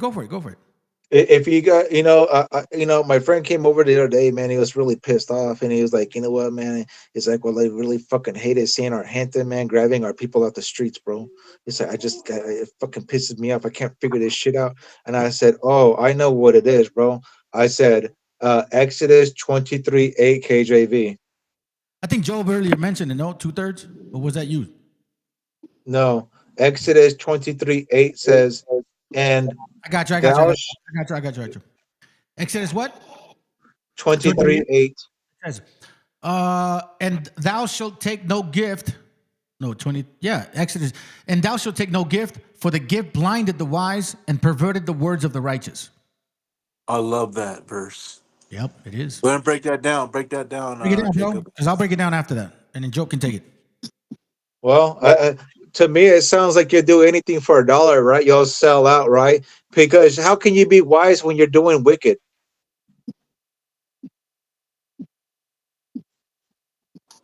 Or and then well, add to that is that we are the wise, Right. and the gift is what's perverting our righteousness.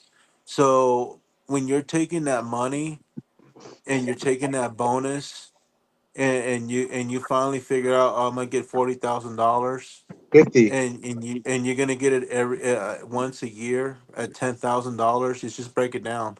So $10,000 every year for 4 years, and then you break that down into 12 months.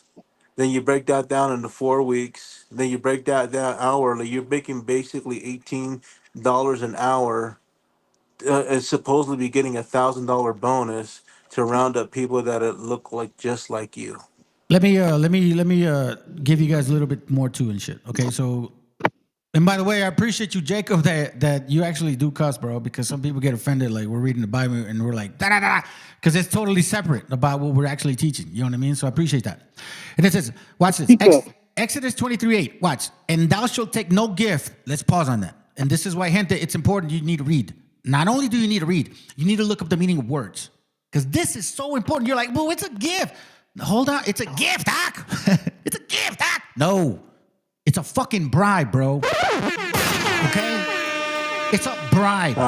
That's why it says, thou shalt not take no gifts. Why? Why shall you not take no gifts? It's a bribe. It means somebody gives you money in order for you to move them. Not for you to teach them, for you to move them.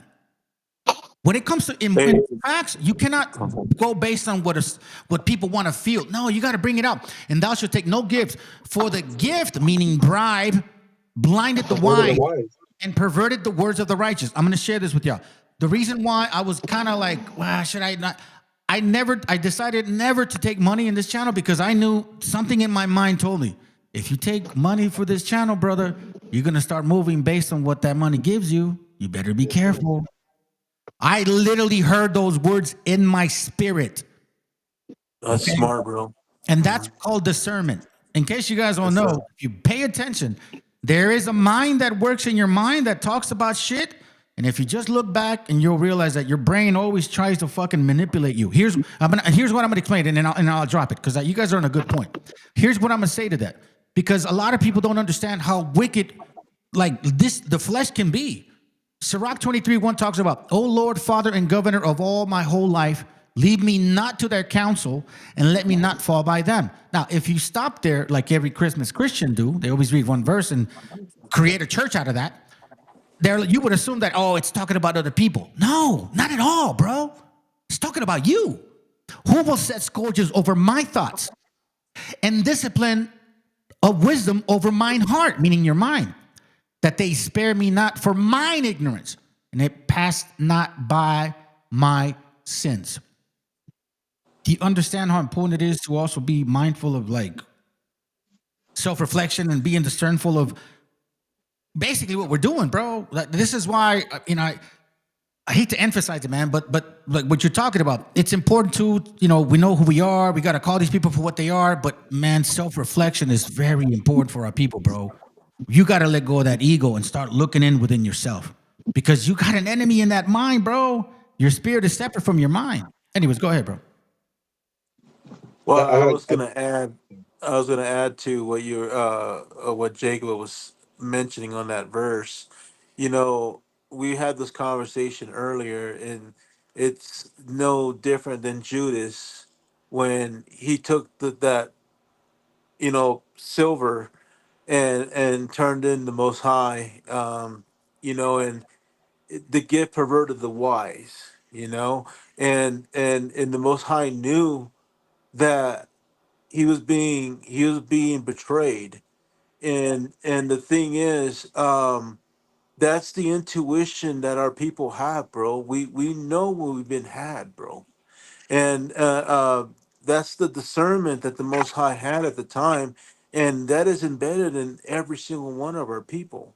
So, like Jacob Israel says, we need to get back to the Old Testament and the understanding of the Old Testament, going back, like you were saying, as the days of Moses, because if we don't do this, we're gonna be stuck in this loop, bro. Yeah.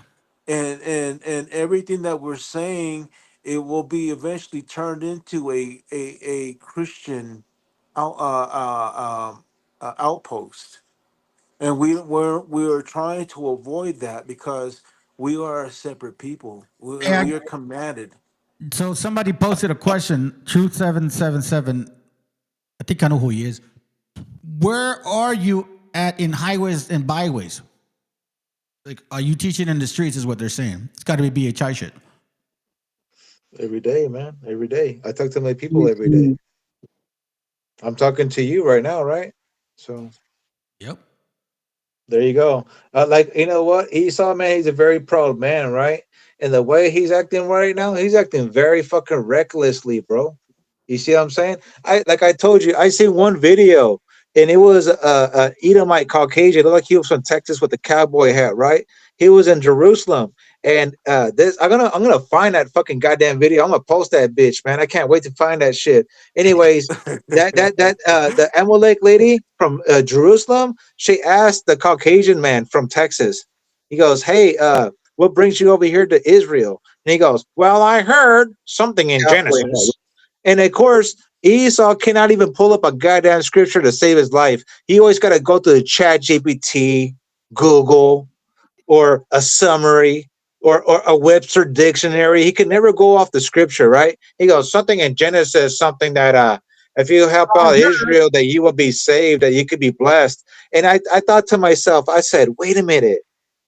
If Esau knows in his heart, that's why he got on a goddamn airplane from Texas all the way to Jerusalem, just because he know in his heart, because he knows that his kingdom is collapsing, that he says, if I help out Israel, I will be blessed. Well, guess what, motherfucker? That's not Israel. Israel's right here in your backyard being snatched up by your people and Amalek in the vans. Facts. So Facts. if you know that you're going to be blessed by helping Israel, the motherfucking Israel's not in Jerusalem, fool. We're right here in the goddamn streets being picked up on the goddamn streets. Why don't you help out Israel, fool, if you want to be blessed, but you're not, you're turning your fucking cheek. I do want to say this, man, because sometimes you kind of got to be very clear-headed on what we're, like what we're discerning regarding nations, right? And I think right now, bro, you're getting an idea of who Japhites are. You know what I mean? Like you're getting an idea. Yes, I don't know if you guys understand what I'm saying. I understand. Unless I you guys understand. think that all white people are Caucasians. I mean, No, if you pull up the depiction, of Sham Hafid Japheth, you can clearly yeah, understand. you clearly understand that. Yeah, you It's clearly understand what's it's going like on. me, bro. It's like me assuming that all so-called Africans or African Americans are Canaanites. No, you can't do that. You know what I mean? Like you can't. It's like saying all fucking Hispanics are people. Fuck no. Come on, we can't do that Oh, either. hey, what you just said right now, what you're talking about, your topic right now, Palms 12:8 KJV. Let's do it. Psalms 12:8. Yes. Okay, hold on. Disappear real quick. Psalms 12:8. Hold on a second. Oh man, I thought I had it. There you go. Psalms 12:8. It reads, "The wicked walk on every side when the vilest men are exalted." Right. That's a good picture. That's a good one. But what I was trying to determine is like just and again, man, I'm not trying to be, I'm gonna protect. Nah, bro. What I think we need to be mindful also at the same time because we're seeing actions of people, man. You know what I mean? Jacob Israel, can you put yourself on mute real quick? We're seeing actions of people, bro. We're seeing actually people that are literally not acting in the spirit that we assume they would That's be. not me. That's somebody else. That's Chris, is that somebody you? else. That's like somebody else, bro. I'm sure you're chilling. Nah, he's been cool, bro. He's been quiet. Oh, by the way, shit, man. Chris, you want to add something, bro? Anytime, bro. Just chime in. Yeah, chime in, Yeah, Chris. Don't let these guys talk over you, brother. Yeah, Hans. we're dropping gems, but I have a question. Go for it. So can we join ICE? Fuck no. What the fuck? No. You ain't gonna deport, The reason brother. I asked, so can we snatch up European Americans? Oh, okay. Well, in that case, bro, if you want to be ICE, you go to Mexico. Or go to South America. Join the border patrol over there and deport these gringos back to the US. That would be my best advice. You really want to do that. You know what I'm saying? Just saying, bro. I was gonna send them back to Europe. Go for it. Chris, go ahead, bro. What's up? No, I was gonna say send them back to Europe. How about Mount Sear, Jordan? Right. Deport them there. Mount Sierra. Hey, that'd be a good idea, dude. Yeah. Make Mount Sear great again. Yeah. Do you have another maybe? Well, anybody, man. Hey, listen. This is an open chat right now. What time? Oh shit, 2 hours. All right. So I'll probably go another. What time is it? Oh, it's okay. I think I'll go another hour. About another hour, right? We'll go another hour. It's an open forum. The link is there. If you guys want to, show up and ask them questions, or maybe you have Questions. right? Send them. Maybe Bring them. Let's see if all nations can be saved, guys. Let's go. Let's run it. Maybe you think all nations can be saved. Maybe Christmas Christianity is totally real, or BHI shit. You know what I'm saying? Full Yes, BHI. Let's do some FBA, BHI. we have different ranges of opportunities to best answer your questions. But Yeah, I would love to do a BHI. Chris, That would be a anything else? nice one. No, you guys are dropping gems. I'm learning a lot. Hey, well, since we're on it right here, bro, since we're on the topic and nobody got a question, can I keep going, please? Well, hold on, Chris. Can you do me a bottle, bro? What's up? Because I always play music, and I can't play music while you're on the phone. Okay. Unless you have I'm about another to get off too. question though. Like I don't want you to get off if you want to ask, continue, brother. But it's like I'm so used to the music in my background and shit. No, you're good. Okay, cool. All right, sounds good then. All right, well, Chris, See if he uh, can come on the chat. See if he can come on the channel if you can, brother. well, try to get on as much as you can, bro. If you get linked up, it's all good, bro. I'm not the one doing it. But Jacob, hold on a second. Job, let me take him off. Give me a second. Let me chop it up with him real quick, and then I'll be right back. You guys can continue. Give me a second. Cool. Handle it, Jacob. What are you gonna bring out? Isaiah 28:10, KJV, for precinct must be upon precinct, line upon line, little here, a little there. So if anybody tells you, how come you're not reading that Bible all the way through? Well, because It wasn't written for you. If you're a Gentile or a heathen, it's not written for you, right? If you're the other nations that are not part of the 12 tribes, you're never going to understand it. You might as well just go back to the white church over there down the street and ask your pastor for some guidance, but you're not going to understand that. So that's why it says little here, little there, precept upon precept. But it has to be precept upon precept. It cannot be a summary or a Google search or Chat GBT. That's something you guys are lacking on. That's is why you guys are not going to be able to figure this out. Anyways, in the over here, if you just type in on, if you guys have, for example, Instagram, go to Instagram. Just on the you can do hashtag Amalekites, AMALE, and then kite, like a kite, KITES. It's called a male, like a male and female, a male, and then kites, KITES. If you put those words together, Amalekites, you will see on the Google search right there on Instagram, you will see it says right here, summarizing, the Amalekites are a biblical group of described in the Hebrew Bible as a nomadic people who lived in the desert. It says the Negev desert in Sinag region. It's kind of hard to pronounce that, but it says that they were known for their conflicts with the Israelites.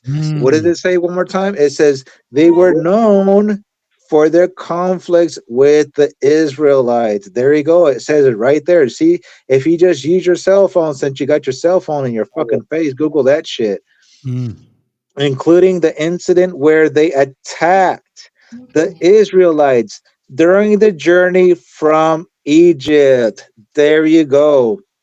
So if you can match what I just told you, if you Google that on your Instagram, and then you're going to be able to match that with what's going on right now in the streets. Why do you think those people are covering their faces, bro? Because they're Amalekites, bro. Amalekites. And it's Yeah, kind of I totally believe that, brother. I'm sorry to chime in real quick. Matter of fact, there was I'm going to say Hispanic. I don't know if he's Raza, but he was, because he was, part of the. I don't know if he was in ICE. I think he was, but he said that the ICE agents, so-called ICE agents, right? That their training was the Israelis. That all the tactics are being used. Oh no, matter of fact, no. I'm gonna show you that all the tactics are being used by them. Like everything that you guys are seeing is exactly the tactics that they've been implementing over there in Gaza. Now, all of a sudden, I hear people like, "Oh, by the way, we've been telling you that." No, shut up. No, you guys might never been saying none of this shit.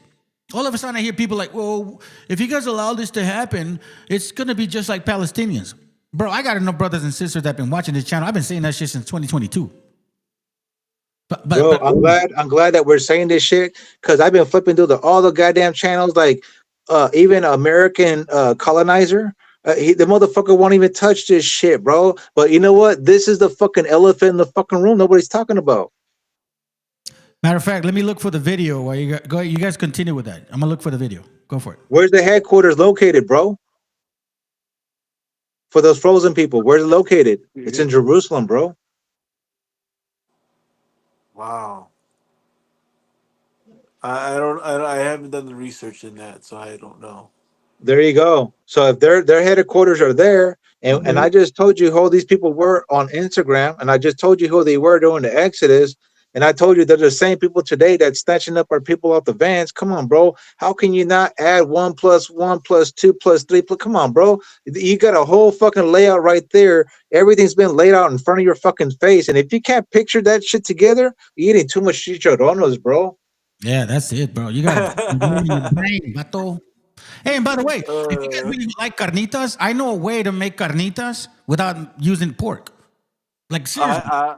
Do you use lemon and cinnamon No, and no, not lemon, a carne. orange. It's a certain carne in a procedure that you have to use. It's a certain piece of meat, Okay, and okay. you have to You're boil gonna have to first. pass it, bro. You're gonna have to pass it this Yeah, I'll hook way. you up.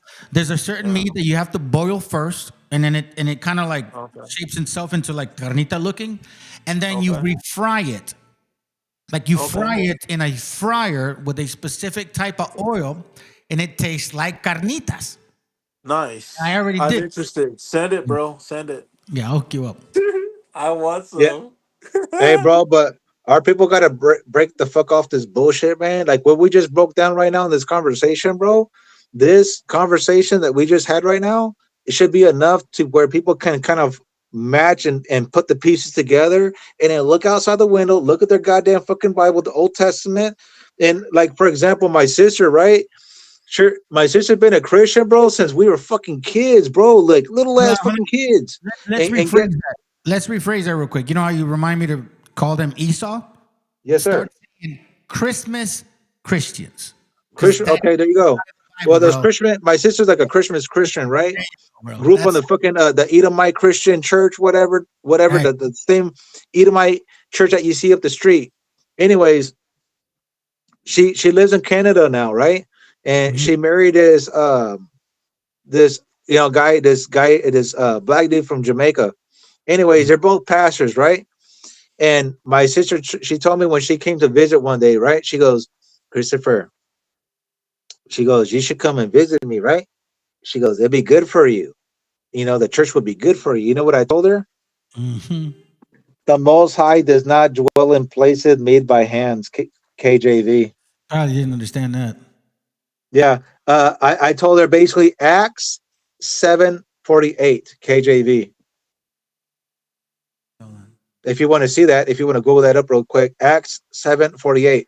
This is what happens when my sister said, you should come down to the Christian church. It'll be good for you. Check this out, guys. Acts 7:48. Let's see what the Most High says. Acts 7:48. Howbeit the Most High dwelleth not in the temples made with hands, as saith the prophet. There you go. I didn't say that, right?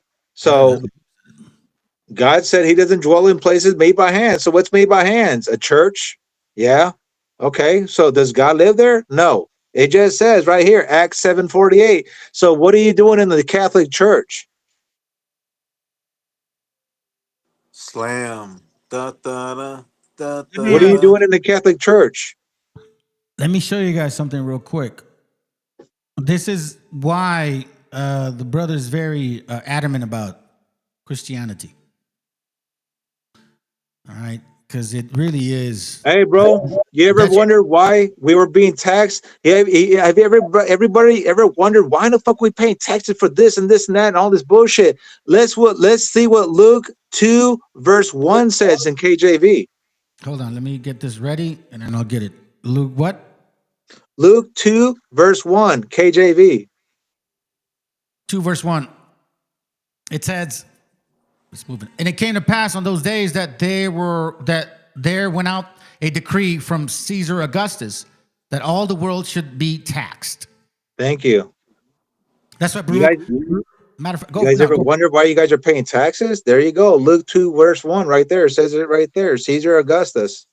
Baruch 3:8 says, behold, we are yet this day in our captivity where thou hast scattered us for a reproach and a curse, and to be subject to payments according to all the iniquity of our fathers, which departed from the Lord. So that right there shows you taxes are payments. Now, I want to show this kind of funny joke right here because I think this is so perfect into the Christmas Christian mentality. You guys can see the video? Yes. Yes, sir. Check it out real quick. It's a little side joke. Truly I say unto you, whoever welcomes one of these little ones in my name might be letting in a murderer or a drug. Let's get her to a detention center, till we can figure out what's going on.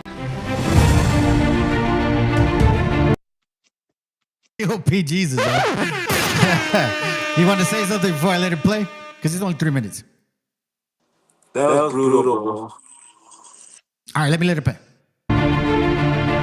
I was hungry, and you gave me something to eat.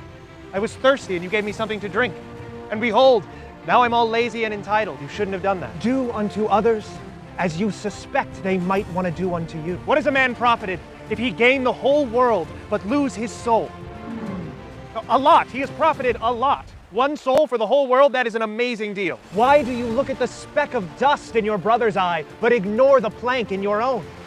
Because of her emails. Yes. If a man strikes you on the right cheek, turn to him and shoot him. That is the law. If you want to be perfect, go.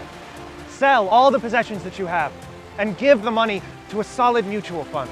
By this, they will know that you are my disciples. That you say, Merry Christmas! Christ! Christmas! That's my name in there, and I put it in there because I wanted it in there so we can all celebrate Big Boy Jesus' birthday time! Okay? Okay. Rabbi, surely you can heal me. My child, of course I could. But who would pay for it? What? I don't understand. I don't have any money. Yes, it is a sad story, but it does not make me responsible. It is super duper easy for a rich man to enter the kingdom of heaven. The richer, the better, really.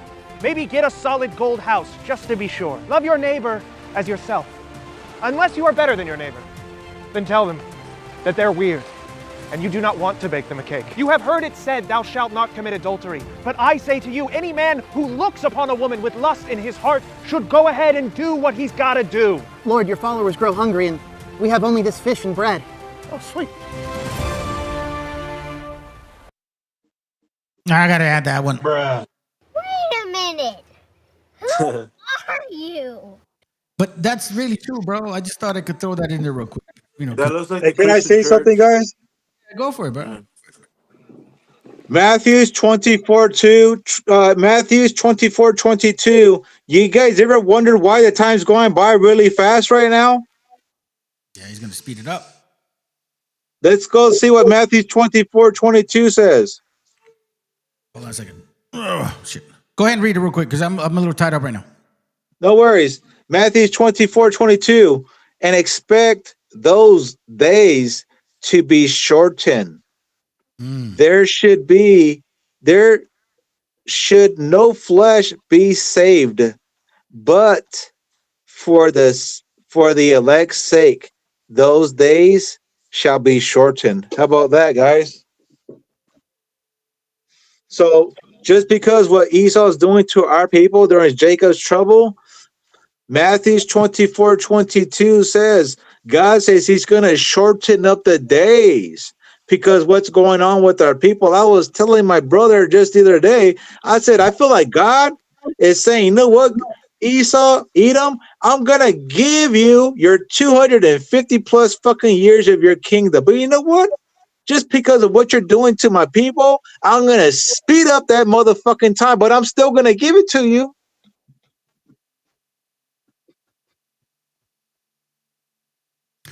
Let me share this video, man, because I think some of our people don't realize how deceptive these individuals are. Watch this real quick. Get this real quick. Hold on. It's like an Instagram video. Oh, what? They took it down? Shut up. Bro, they took that shit down, bro. Wow. Okay, so what I was going to show you was this right here. That video. CIA's cartel. This guy right here, he's exposing how the CIA DEA was busted in laundering $12 million to a Mexican cartel. And they actually shut that link down. You know what? I just got a feed I don't know, maybe 3 hours ago. How they've been shutting down all these TikTok channels. If you say anything pertaining to ICE, Israel, Palestine, like anything like that, right? And I know this for a fact. They shut down my TikTok channel. Like I didn't even know that, bro, until like I went in and checked in. I had to log into it through another account. And I'm like, what the hell, bro? So, man, sorry, I had a video to show you, man. Fuck, that sucks. Go ahead, man. Go ahead. Damn it.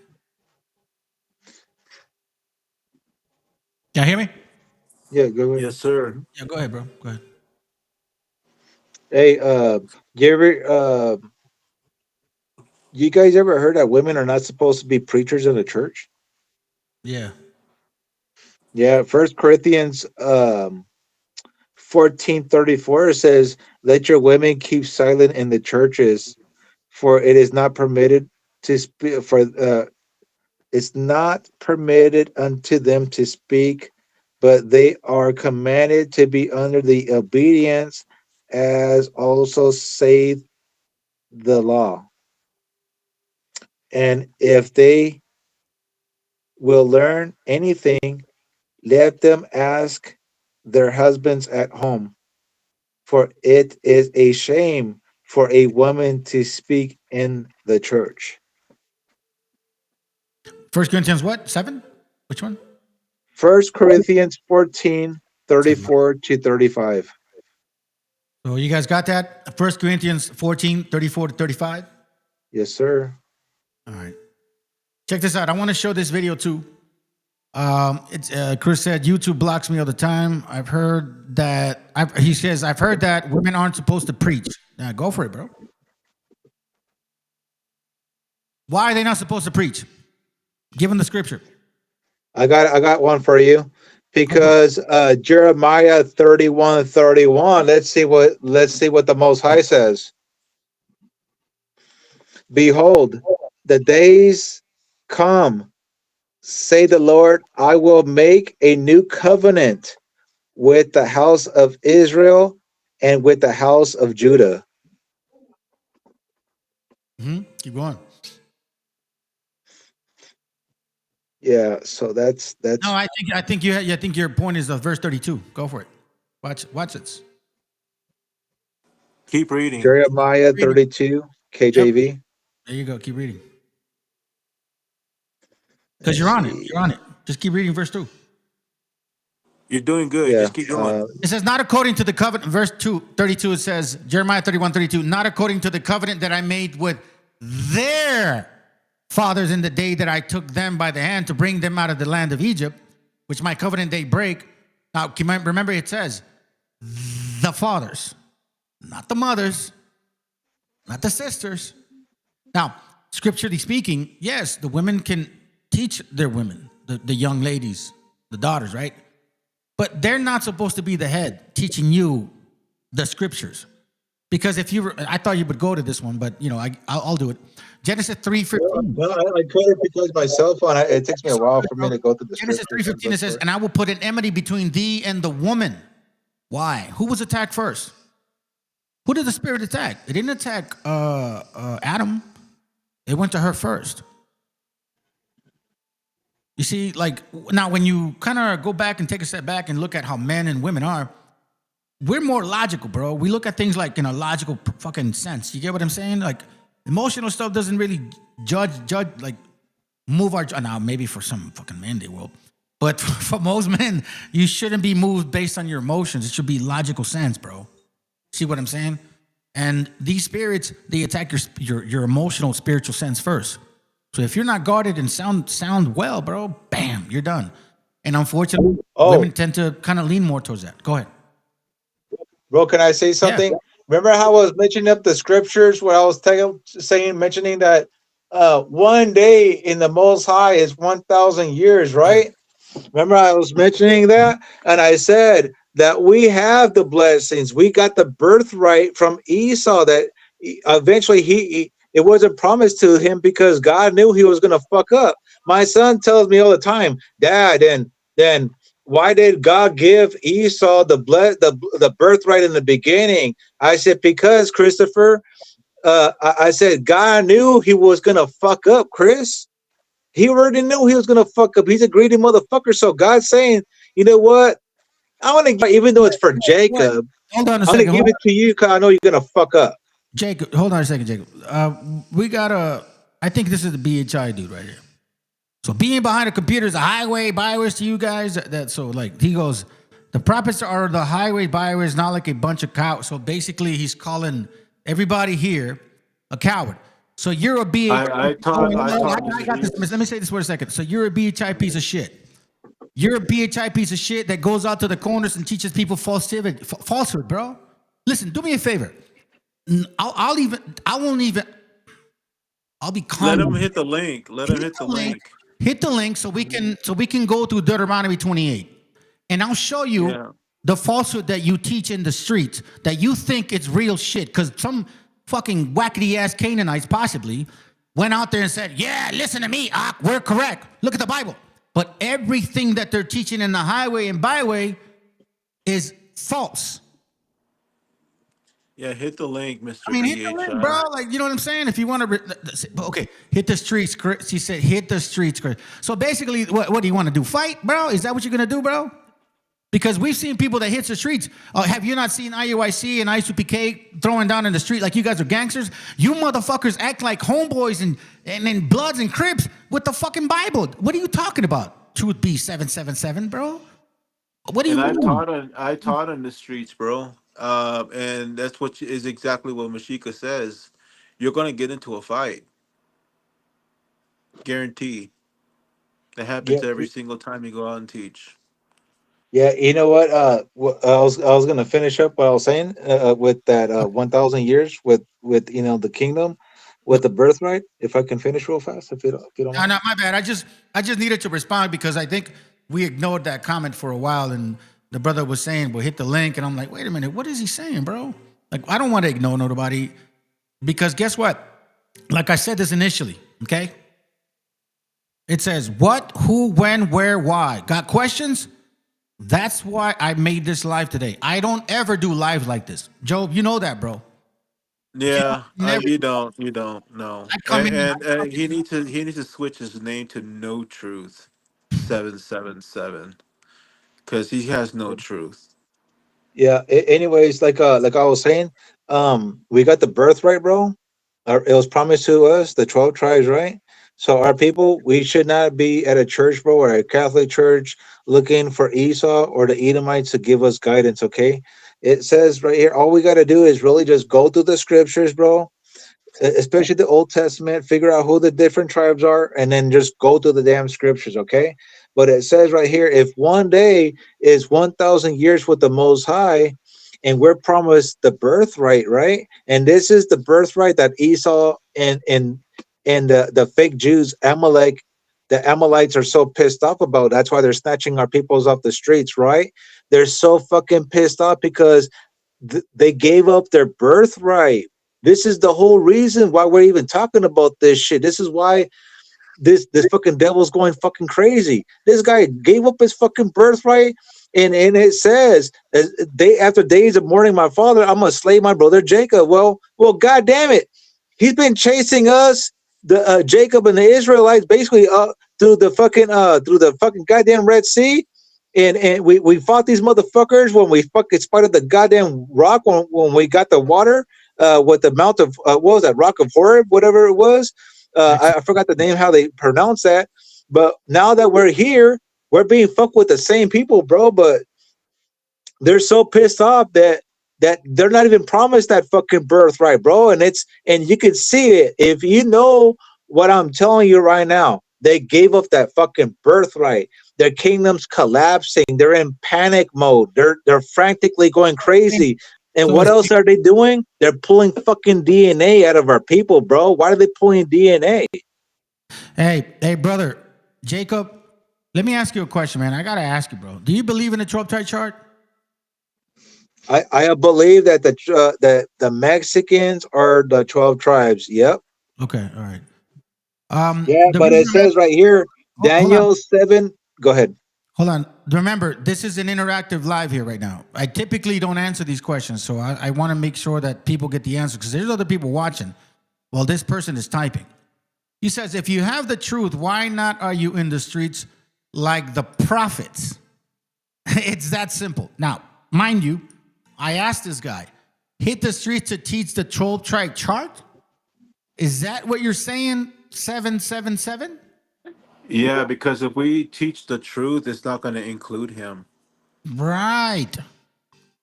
It's not meant for the Gentiles, and it's not meant for the heathen. So unless you're part of the 12 tribes, it doesn't concern you. The guy's not dealing with you. Well, the thing is this, that he's over here complaining because like we're saying what we're saying, and we're not doing it in the middle of the street to preach the 12 tribe chart that says that Hispanics came out of the nutsack of West Africans, because that's what the 12 tribe chart actually teaches.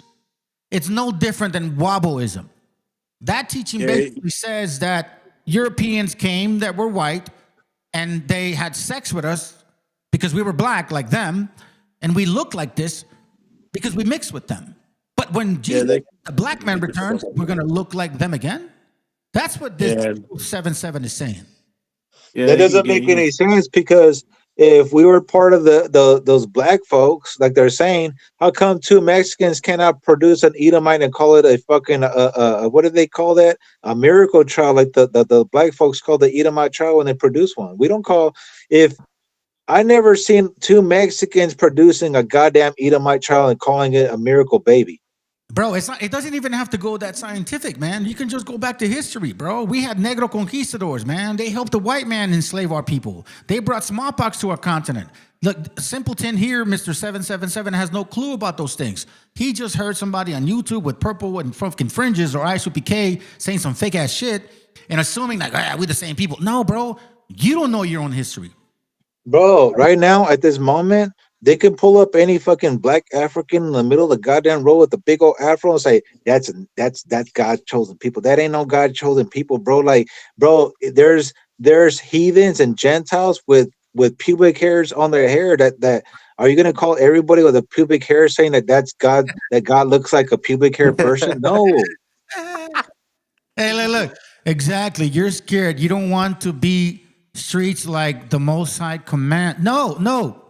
Listen, you want to know where we did the streets, bro. Yeah, and by the way, brother taught in the streets, dude. It's not like that. And here, I'll say it like this. You know, it's so much easier to teach people in the street because they're strangers, but it's harder to teach the people in your home because they know how fucking fake you are. You see, the difference with the men that are talking in this live right here is that we didn't go to talk to strangers and tell them about some fake shit. We actually taught our family, our wives, our children, and they know who they are. They know who they are. Remember, it's 1/3. 1/3. And go ahead, man. I can go Truth 777, just like Jacob said, bro, you're gonna be cleaving to us, bro. Yeah, and just like the days of old, bro, that's the only way. Your salvation is working. That's your salvation is working, bro. It's Isaiah 14:1 to Isaiah 14:2. Isaiah 14:2 says that you will be the servants and handmaids. So if you want to look at the future, just look at Isaiah 14:2. Well, not only that, truth, whatever, man. If you really feel that you're commanded by the Most High to get rid of Gentiles, then why don't you actually defend your people? Oh, you know what? Or how about this?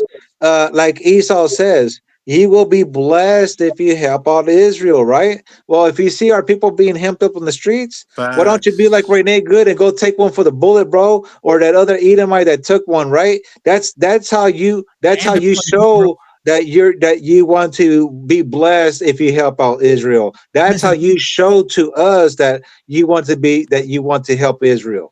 I mean, they're not fucking with Negroes, bro. I'm sorry. They're not messing around with y'all, bro. Not at all. Not at all. Matter of fact, a lot of you guys are in there deporting our people, getting paid, telling white folks, y'all get deported too. And here's where it goes back to the original conquistadors. You see, that's what I always say sometimes, man. I tell them, bro, your spirit is just coming back to become who you once again were. I mean, it's the covenant, bro. It's me and my brother, we talk about this. It's the covenant that they have. You know what I mean? The Esau and Canaan have a covenant, and all they're doing is fulfilling their end of their bargain. You know what I mean? It's First Maccabees 1:11. Go and read it. First Maccabees 1:11. In those days went there out of Israel wicked men who persuaded many, saying, let us go and make a covenant with the heathens that are round about us, for since we departed from them, we have had much sorrow. Give me a second. That's a perfect scripture. This That is a that's what beautiful this guy's doing. scripture. Right. Why don't you guys go out there and teach our chart? Why don't you show people that Blacks, Hispanics, and Native Americans are the same people? Hold on. Let me exactly show you. By the way, Jacob, you may not know this, or you probably do. But here's the way that they actually tell the brethren in their camps that, hey, you little Mexican, you know, when the black Negro comes, no, the black Negro, it's kind of weird. When the Negro Messiah comes back, he's going to turn you into what I look like, brother. Watch. They go Revelation 1:14. His head and his hairs were white like wool, and his eye and as white as snow, and his eyes as the flame of fire, and his feet like unto fine brass, as if it burned in a furnace. So you see, that's a black man. He got woolly hair, got dark skin, even though brass ain't copper. Hold on, but that's not the point. Then they go here. They're like, oh, okay. Like, you know, like a dumbass fucking Mexican thinking he's like, you know, oh, you're right, bro. You're the people of the Bible, Huck. My God, I look up to you. And seriously, bro, it's like, fuck y'all, so some dumb shit, bro. And then they go take him to 1 Corinthians 15:50. He goes, now check it, brother. See, that's why I'm Judah, Huck. Because the Lord talked to me. Now this I say, brethren, that flesh and blood cannot inherit the kingdom of God. Neither does corruption inherit incorruption. And they pause and say, you see, because you mix with the white man, you look like that. So your body's corrupted, brother. Hey, bro, I got a question. I went on ChatGPT because you know this whole topic that we're talking about right now, the description of God, bro. Like, bro, I went, like, if you go on to ChatGPT, I know everybody got ChatGPT. Type in what kind of hair does black people have? It doesn't say woolly like they're describing. It says kinky. What is kinky? Those are zigzags and triangles, bro. Those are. I don't see a goddamn curl nowhere. So the only time you see hair like that is when you're looking at your pubic hairs, bro. But check it out. Let me remind y'all. The point being is this: they go to Revelation 1:14 and say the Messiah is black, woolly hair, dark skin, right? And then they take it to 1 Corinthians 15:50 and say, listen, bro, there's corrupt body and there's incorruptible body. Judah, hold on. Behold, I show you a mystery. We shall not all sleep, but we shall all be changed. And then they're like, okay, brother, you know what I'm saying? So at this point right now, they're trying to say that, you know, like, you're corruptible, the flesh, you know what I'm saying? The way you look like. But when the Messiah returns, and he says, in a moment, in a twinkling of an eye, at the last trumpet, for the trumpet shall sound, and the dead shall be raised incorrupt, and we shall be changed. Remember they said that you look corrupt? Right? So now we shall be changed. So then it says, for this corruptible must put on incorruption, and this mortal must put on immortality. Their concept of immortality and incorruption is woolly hair and dark skin. Seriously, do you want to know how I know? Watch this. Philippians 3:21, bro. Watch this. It says, who shall change our vile body?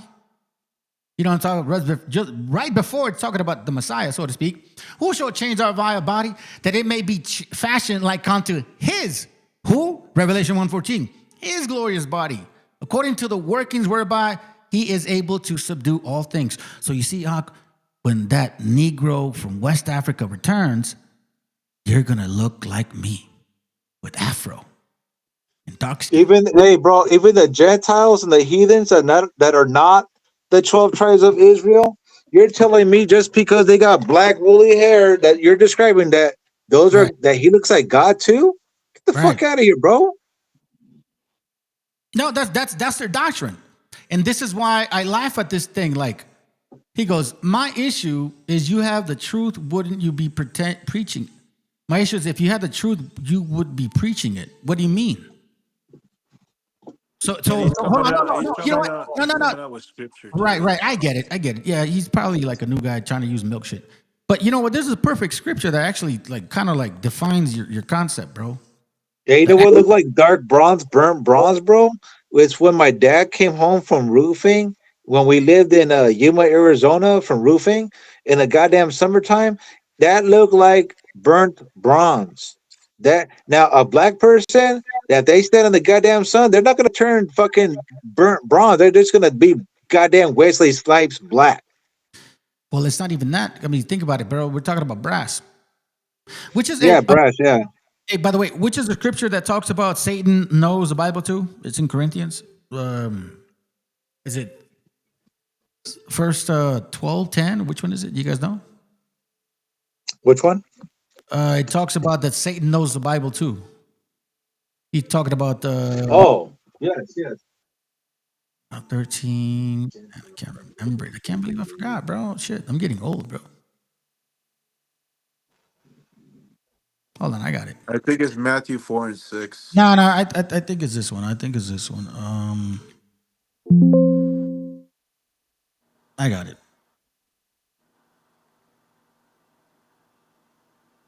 Here it goes right here. 2 Corinthians 11:14, or I should say this, 2 Corinthians 11:13. For such are false prophets, apostles, deceitful workers, transforming themselves into the apostles of Christ, right? The Messiah. And no marvel, for Satan himself is transformed into the angel of light. But hold on, it doesn't stop there. Therefore, it is no great thing that if his ministers also be transformed as ministers of righteousness, whose end shall be according to their works. Now, these guys go around the street saying, you got to keep the commandments. That's righteousness. So even they will try to claim to be the people of this book. Satan knows this book better than most of us. You got to think about Facts. Facts. it. Go for it. Facts. And they look. I'm pretty sure they look like 2777. Hey, you know what? Chris made a good point. Look, it's true, bro. Even 777, like literally just, man, it just shows he's weak in spirit. He goes, Meshiacha, have you noticed that those 12 tribe chart cams try to attach themselves with Mexican in our history? And it's true. They use smallpox like as if it happened to them. So I ask you a question, Yes. 777.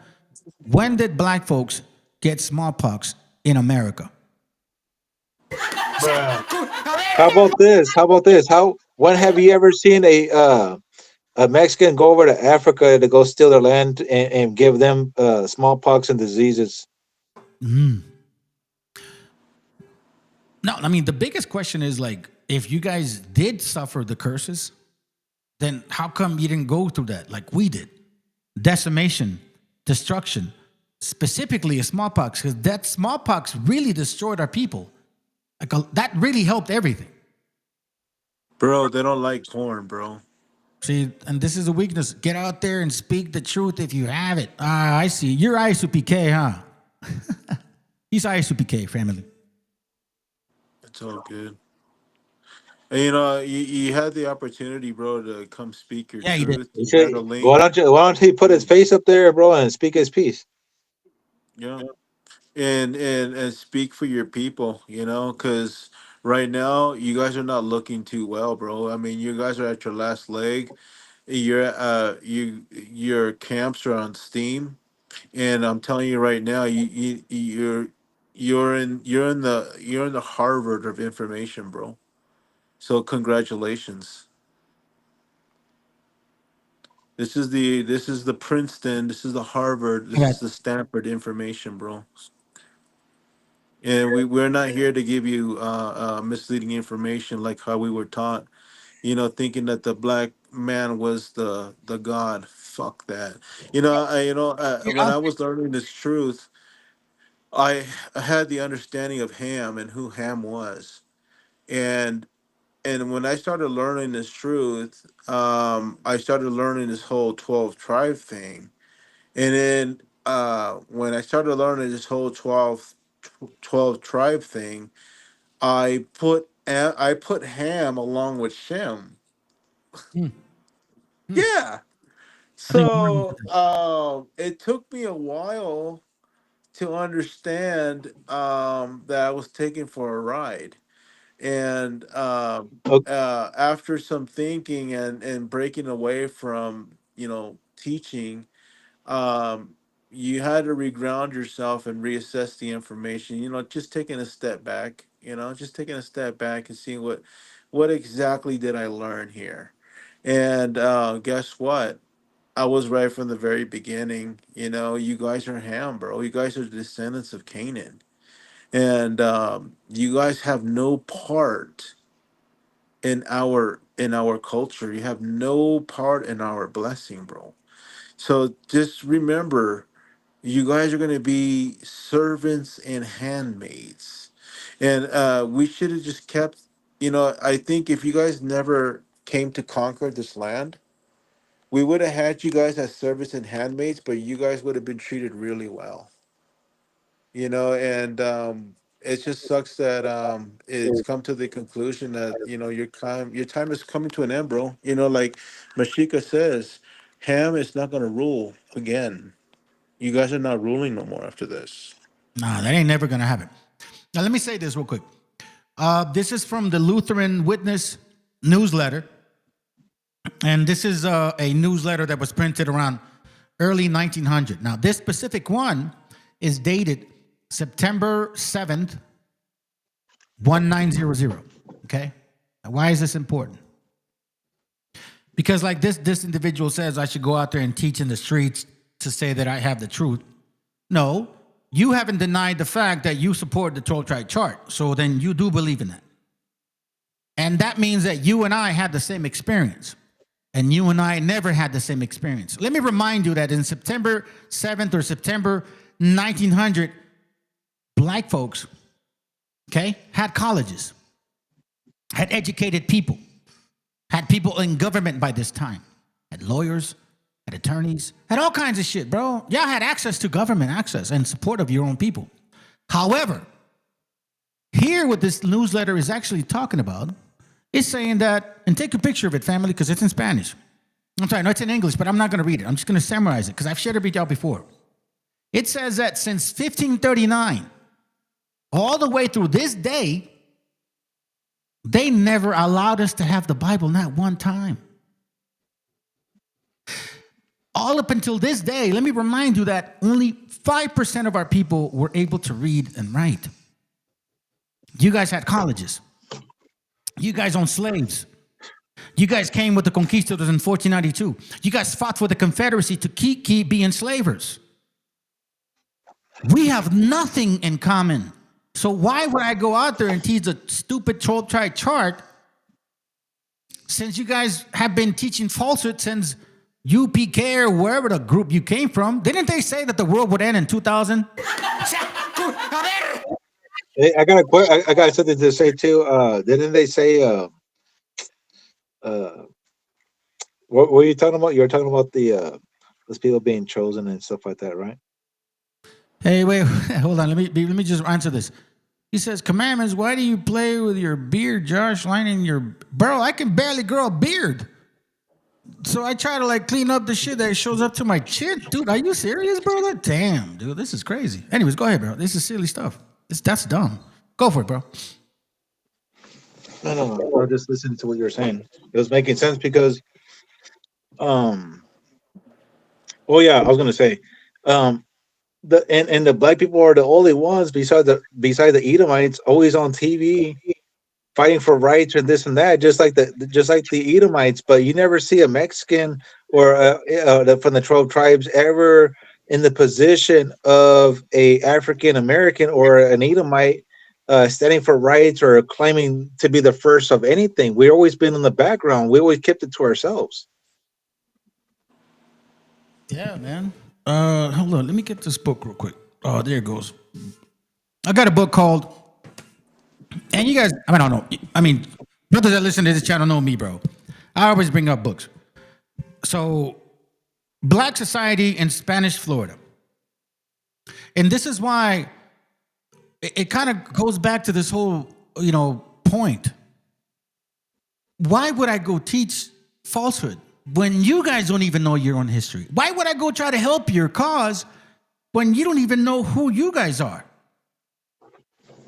In case you never read this book really tells you everything about the, the history in Florida that a lot of people just tend to ignore. They think that, it's not important. You know what I mean? It didn't happen. Well, yeah, to you it didn't happen. But you see right there? This book is basically saying how blacks were slave owners. Y'all enslaved a lot of people in Florida, in the South. This one right here actually identifies that you guys weren't even slaves. You were indentured servants. Let me read it. Virginia, the Old Dominion. The last of this month of August 1619. Remember, we were told something about that year, supposedly. Marked the establishment of civil liberty and self-government. Saw also the introduction of a new class of immigrants. Immigrant laborers. These were Negroes, whose services, it now appears, unlike what we were told, were indentured servants. Were indentured. As in the case of whites from England and Europe.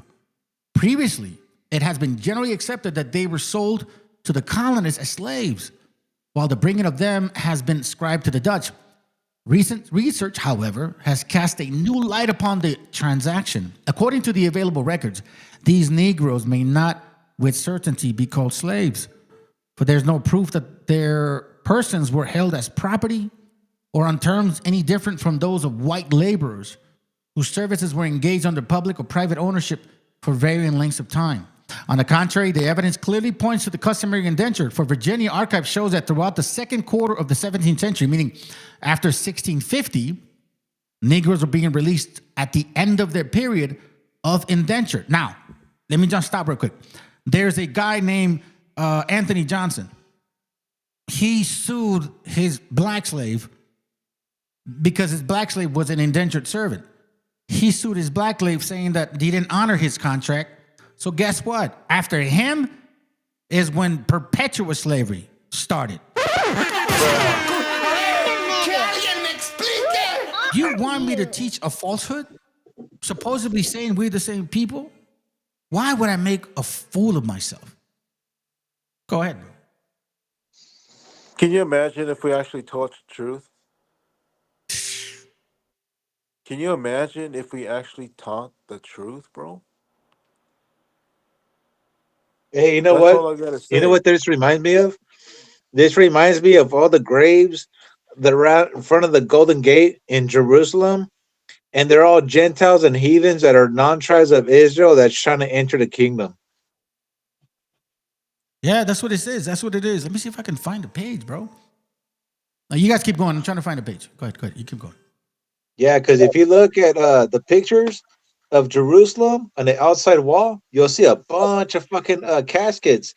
And all those caskets, all those cemetery right there, there was I think it's called the Golden Gate. There's two arches. They said God's supposed to come in and out of there. He used to come in and out of there all the time, but they blocked it. They filled up the gate, and then they put a bunch of caskets in the front. So I feel like they did that on purpose because they know that certain people cannot walk across the graves. So, but those graves are there in front of the Golden Gate because they said when God comes back, that those graves are going to be resurrected first. So, of course, this sounds no different than those Gentiles that got the caskets near the Golden Gate that trying their best to enter the kingdom. Yeah, apparently they just can't seem to understand. And you know what the worst part is? That it's not like it's even...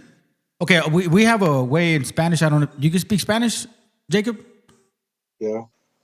Joe, you speak Spanish, right? I think you do. Yeah, you do. Not really. All right, well there's a But way... I understand it. I understand. All right, so we say, nunca mires a alguien arriba, de ojos arriba ni de ojos abajo, siempre frente a frente. Basically saying, I'll never look up to you and I don't want you to look up to me, okay? Well, I'll never look down onto you. I will always look at you eye to eye. They don't want to do that. They don't want to do that. At what moment? I seen. I was on the internet last time, right? Let me say this. At what moment has the 12 tribe chart pushers ever been equal with us? No, they said nope. Fuck no. Everything's black, Judah, y'all lead everything. And all you Hispanics, you guys are silly doves. You don't think I know that shit? You called it the so-called 10 tribes silly fucking doves. Don't come with your bullshit, bro. Whoever sent you over, bro, is a silly. And it's true. It's true. Tell General Yohana to show up himself instead of sending you guys, because he's been here before. Go ahead, bro. It's true what Chris said though, because these blacks have been trying to influence their, their history with our history, and it's true that there's no record, or there might have been some record. I just don't see any record of blacks dying of smallpox. Yep. It was mainly our people that died in the hundreds and thousands, and you don't see any record, you don't see any record of any uh Batumbos or Smiths, that died from this disease. It's always Tecuatli, it's Tecuachli, they had the indigenous names, bro. And True 777, I wrote, you used the word carnal. Are you indigenous or what, bro? Because if you are, you need to be up here, bro. You need to hit the link, bro, because you've been taught wrong, bro. Can I say Go something? ahead. Go ahead. Palms 147:19-20 KJV, if I could please. Yeah, hold on a second. What is it? What is it? Palms 147:19 Psalms, right? Psalms. to 20. All right, hold on. Psalms 147. Oh, I know what you mean. 147, yeah. Go for it. 19 to 20. All right, it says, he showed his word unto Jacob, his statutes and his judgments unto Israel. He had not done so with any nation. And as for his judgments, they have not known them. Praise ye the Lord. Yeah, what's interesting about that verse is they've never been rounded up by ICE, bro. Can I They also say never something? Go for it. I'm go sorry. for it. I'm sorry to cut you off. But when it says his word unto Jacob, right? And the judgment unto Israel. So if you look into the map of the Old Testament and Israel, Northern Kingdom would be considered what? Israel, correct? And then the south would be considered Judah, correct? If I'm correct.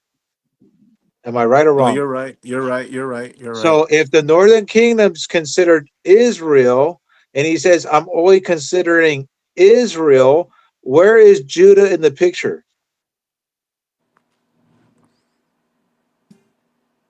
Bro, I know exactly who this guy, dude, this is an ISUPK idiot, man. Like, that's why they emphasize, like, teaching the street, teaching the street. Hold on, let me show you something. Let me, sorry, man, I don't want to sidetrack. I think it's important to debunk this shit, bro. I think it's so important to just attack this shit from the get-go and just straight up be honest and shit. Let me say something about your little camp, bro, because I know you guys are ISUPK. I know this for a fact. You guys don't believe in John the Baptist. Did you know that, Jacob? No, I just know that I read the scriptures and I don't see anything with Judah. Right. So these are camps that like to say teaching the street while at the same time having doubts in the book that they're teaching. You get what I mean? Yeah, because as far as I know, everything I'm reading, it's always talking about Israel. And throughout the entire book, I haven't seen one thing that talks about Judah. Hold on a second. No, you're right, bro. But see, here, I just proved my point. You see how I am not wrong, family? You see how I'm not wrong? Look how this guy confirmed it. Look at the screen. I was gonna say that, but You're lying, bro. you can take over. Mhm. You're not lying. You see, I wasn't lying. This is what they tell you, so-called Hispanics. When you go into these African American rooms that claim to be Hebrews, that are usually Canaanites, they remind you that, silly dove, you mad because the scriptures say that? You see that? So he confirms that that's how they talk to y'all. He confirmed that that's how they look at y'all. He confirmed that, when you walk into their rooms, they assume that you're a silly fucking dove, that you're a stupido. Even though you are very much smarter than these dumbass motherfuckers, right? No. Scripture made them believe that you're a silly dove. You know what a silly dove is? Like a fucking bird. A bird, bro. You know what I'm saying? That just flies in the sky and doesn't have no real purpose of life and shit. And don't forget that we come out of Yeah, the nutsack of a black man. yeah. Yeah, don't forget that. So really, I'm glad you confirmed it, because guess what? I've shared this with my gente before, and sometimes they don't believe it. But now here we go. Go ahead, Jacob. I'll hold my peace now. Yeah, I mean, if you read the entire book, man, the entire book of the Old Testament, man, it's always talking about Israel, Israel, Israel. And it even says, "I will," even in I will only help out Israel. You should not be confounded or ashamed to Israel. Israel. It never throughout the entire book, it's never mentioned Judah, bro. It's always Israel, and Israel is the northern kingdom. Mm-hmm.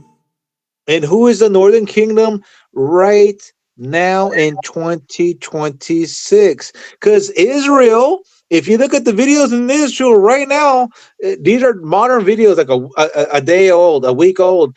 They got videos right now in Jerusalem saying they cannot find the 12 tribes of Israel. I was telling my wife, I said, ain't this some bullshit? The Amalek out there in Israel saying that they can't find the 12 tribes. I said, well, they're right here. They're being snatched up by Amalek and Edomites in the streets right now and being put up into concentration camps or disappearing in these vans. That's if you can't find them, it's because we're being snatched up, bro. Scriptures talk about that all day and every day, man. They talk about that, and they says that it will actually happen throughout your generations. You know what I'm saying? As a sign and a wonder forever. Hold on a second. Let me get it. Deuteronomy 28:46 says, and there shall be upon thee for a sign and for a wonder and upon thy seed forever. I mean, last time I checked, they're not deporting West African people. Blacks. Matter of fact, you guys are actually deporting our people. You're letting you're literally getting paid, bro. And they're saying that it's not their fight. Oh, that's right. We got more white folks out there trying to getting killed. Really, bro? They're getting killed for the people that should not be deported. Yeah, just for that, Deuteronomy 16:19 KJV. 16:19, Deuteronomy 16:19. I got you, bro. And it reads, "Thou shalt not rest judgment. Thou shalt not respect persons. Neither take a gift." You know what is a gift? It's a bribe. "For a gift doth blind the eyes of the wise and perverted the words of the righteous." Hold on.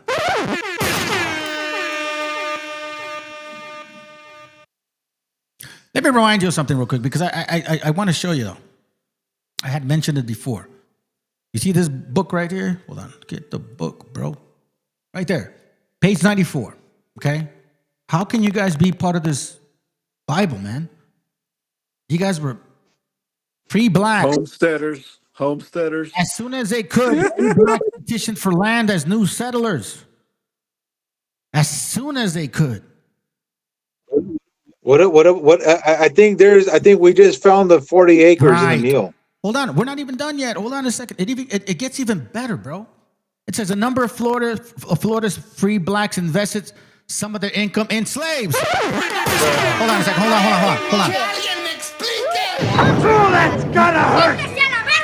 Fuck that puto. Fuck that puto. You ain't lying to my mind or spirit anymore. Whether you Christian or BHI or whatever. You can't forget your wee, bro. Can't forget your wee, that's bro. right. Hold on. There you go. Hey, that's good. Here it says black slave owners. What are you talking about? What do you mean? Now, let me remind you. Let me just decimate his ass real quick, so he can go take it to his General Yohana. Tell General Yohana that I said this. Deuteronomy 28:64, right? You guys love to run to that verse. I'll give it to you. Everybody can actually qualify for this shit. Everybody scattered among. Listen, a lot of nations got enslaved, okay? Whites got enslaved by blacks. Blacks got enslaved by whites. Whites got enslaved by Arabs. Arabs by blacks. Asians. You guys were all messing around over there. It says, Deuteronomy 28:64, and the Lord shall scatter thee among all people, right? From one end of the earth even unto another. That happened to us too. But here's where it stops. And there thou shalt serve other gods, which neither thou nor thy fathers have known, even wood and stone. So, if you believe in the 12-tribe chart, whether it's BHI, ISUPK, IUIC, GMS, or the old ass pegged Sakari, you guys all claim that you ruled Europe. So that means you spoke French, Dutch, Spanish, German, God knows what, all them European languages. You knew the white man. Here it says that you would not know him, his religion, or none of that concept.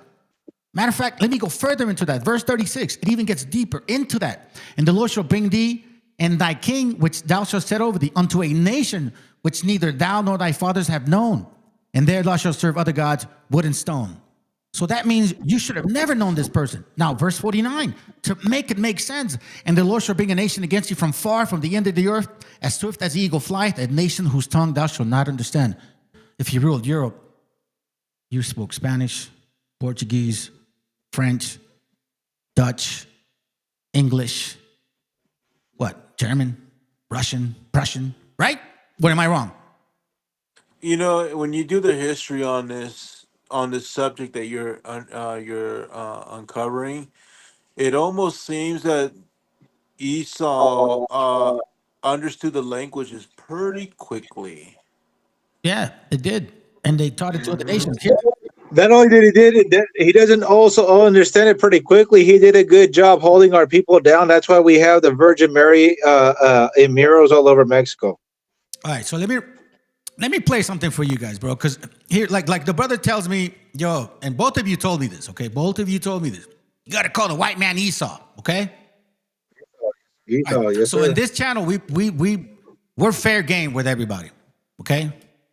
I want to show this to y'all because sometimes our people have a problem with exposing this shit, all right? So in this channel, I'm fair and square. I got no love for Edom whatsoever. And you know this, Joe. You know what I'm saying? But I am a fair and square man, and I know who came to this continent.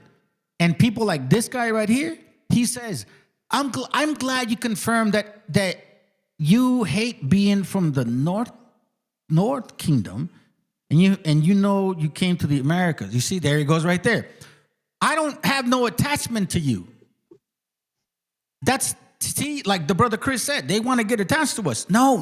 Let me remind you who you are. Because a lot of our people, man, we're afraid to fucking hear this or even like admit this. Why? Everybody was quick to fucking judge the white man. Everybody's always quick to get fired to the white man. Bro, they weren't helped by themselves. Listen to this.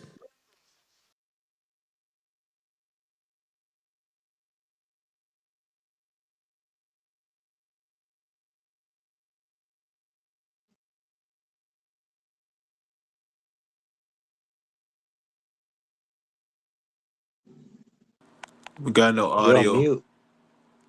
Audio, my bad. My bad. That's my mistake. Thank you, sir.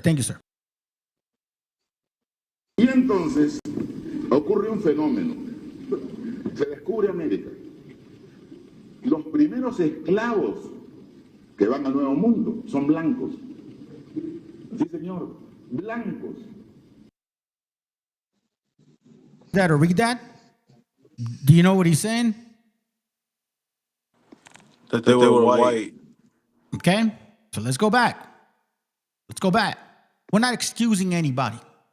They both, like Psalms 83 said, these nations had a very good advantage over us. Let's go. Y entonces ocurre un fenómeno. Se descubre América. Read the subtitles. Los primeros esclavos que van al Nuevo Mundo son blancos. Sí, señor, blancos. Y los primeros negros que van al Nuevo Mundo son esos que tenían ya 50 años o más de presencia renovada y que eran negros ladinos y preparados militarmente para la conquista. They remain black Ladinos, military prepared for the conquest. Men like our age, fam, brothers like you and I are here, men of our age, meaning men of experience, that they've done this before, okay? So if you guys don't know Spanish, read the subtitles, please. Do yourself a favor. Because in this channel, we play fair and square. Fair and square. En la capitulación de Toledo, que firma Francisco Pizarro en Toledo con la reina Juana, En el 29, otro sí, pide 50 esclavos, entre los cuales debe haber un tercio de hembras, y se aprobó. Esos eran negros ladinos. Y estos negros ladinos ayudaron a la conquista y recibieron los mismos honores o los mismos castigos cuando los indios vencieron que los españoles. Right there. Hold on a second. Just give me a moment, fam. I'm not done. Fuck that puto. Fuck that puto. Last one. Did you guys hear what it said? Did you hear what it said? Yeah, the first white slaves were had black owners or something like that. Yeah, no. Well, it said more. But okay, let's go. Let's continue. Let me let her finish. And by the way, I'm gonna go another 20 minutes and we're done. All right, fam? Is that good? Right. We'll finish at 10. All right, cool. All right. Pero los primeros esclavos fueron blancos, porque la esclavitud no reconocía color hasta esa época.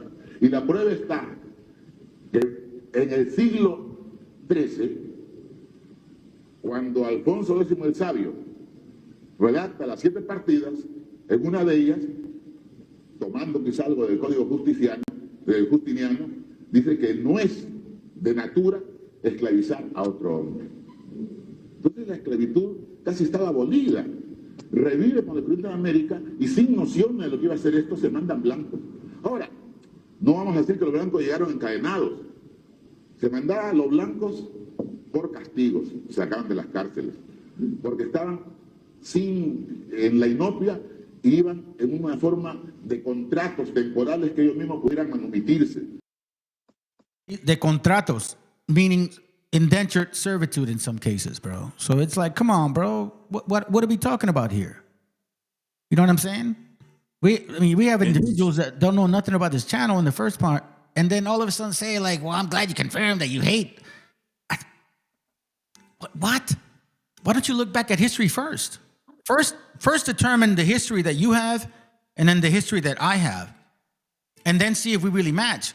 But what I find from this trope-type chart bullshit crap is you guys don't even study our history. You don't care about our history. You don't know. All you say is, oh, you're getting deported, you're Mexicans, oh my God, white people came, that's it, you're our people. No, bro, it's further than that. And they say, they also say, I hope you guys get deported because you guys are going among the ways of the heathens. Well, instead of just going among the ways of the heathens, they don't even come out to our people when they're knowing that we're being snatched up in the streets. Why don't you go and just helping our people? If they know that Israel is being targeted, why don't you focus on Israel? Focus on Israel. Nobody gives a fuck about fucking black folks because there ain't nobody being snatched up on the streets. Right. So if that's the case, if you're going to be blessed for helping Israel, instead of talking shit about Israel and preaching on the streets and saying, I hope they get snatched up because they're eating pork and they're still got the Virgin Mary up there. I hope they take L's. Well, why don't you help them out like what we're doing now, fool? Instead of talking shit, just try to figure out how to help out our people. Yes, sir. Right? Instead of talking all that shit, you're talking about you're supposed to be fucking 12 tribes. Well, how come you're not helping us out, fool? They're out there. I see white folks. I see Edomites out there. Probably Japhites more than likely, because the Edom don't give a fuck about our people. Yeah, you see our people being snatched up. Don't be like fucking American colonizer and turn your fucking cheek. Mm-hmm.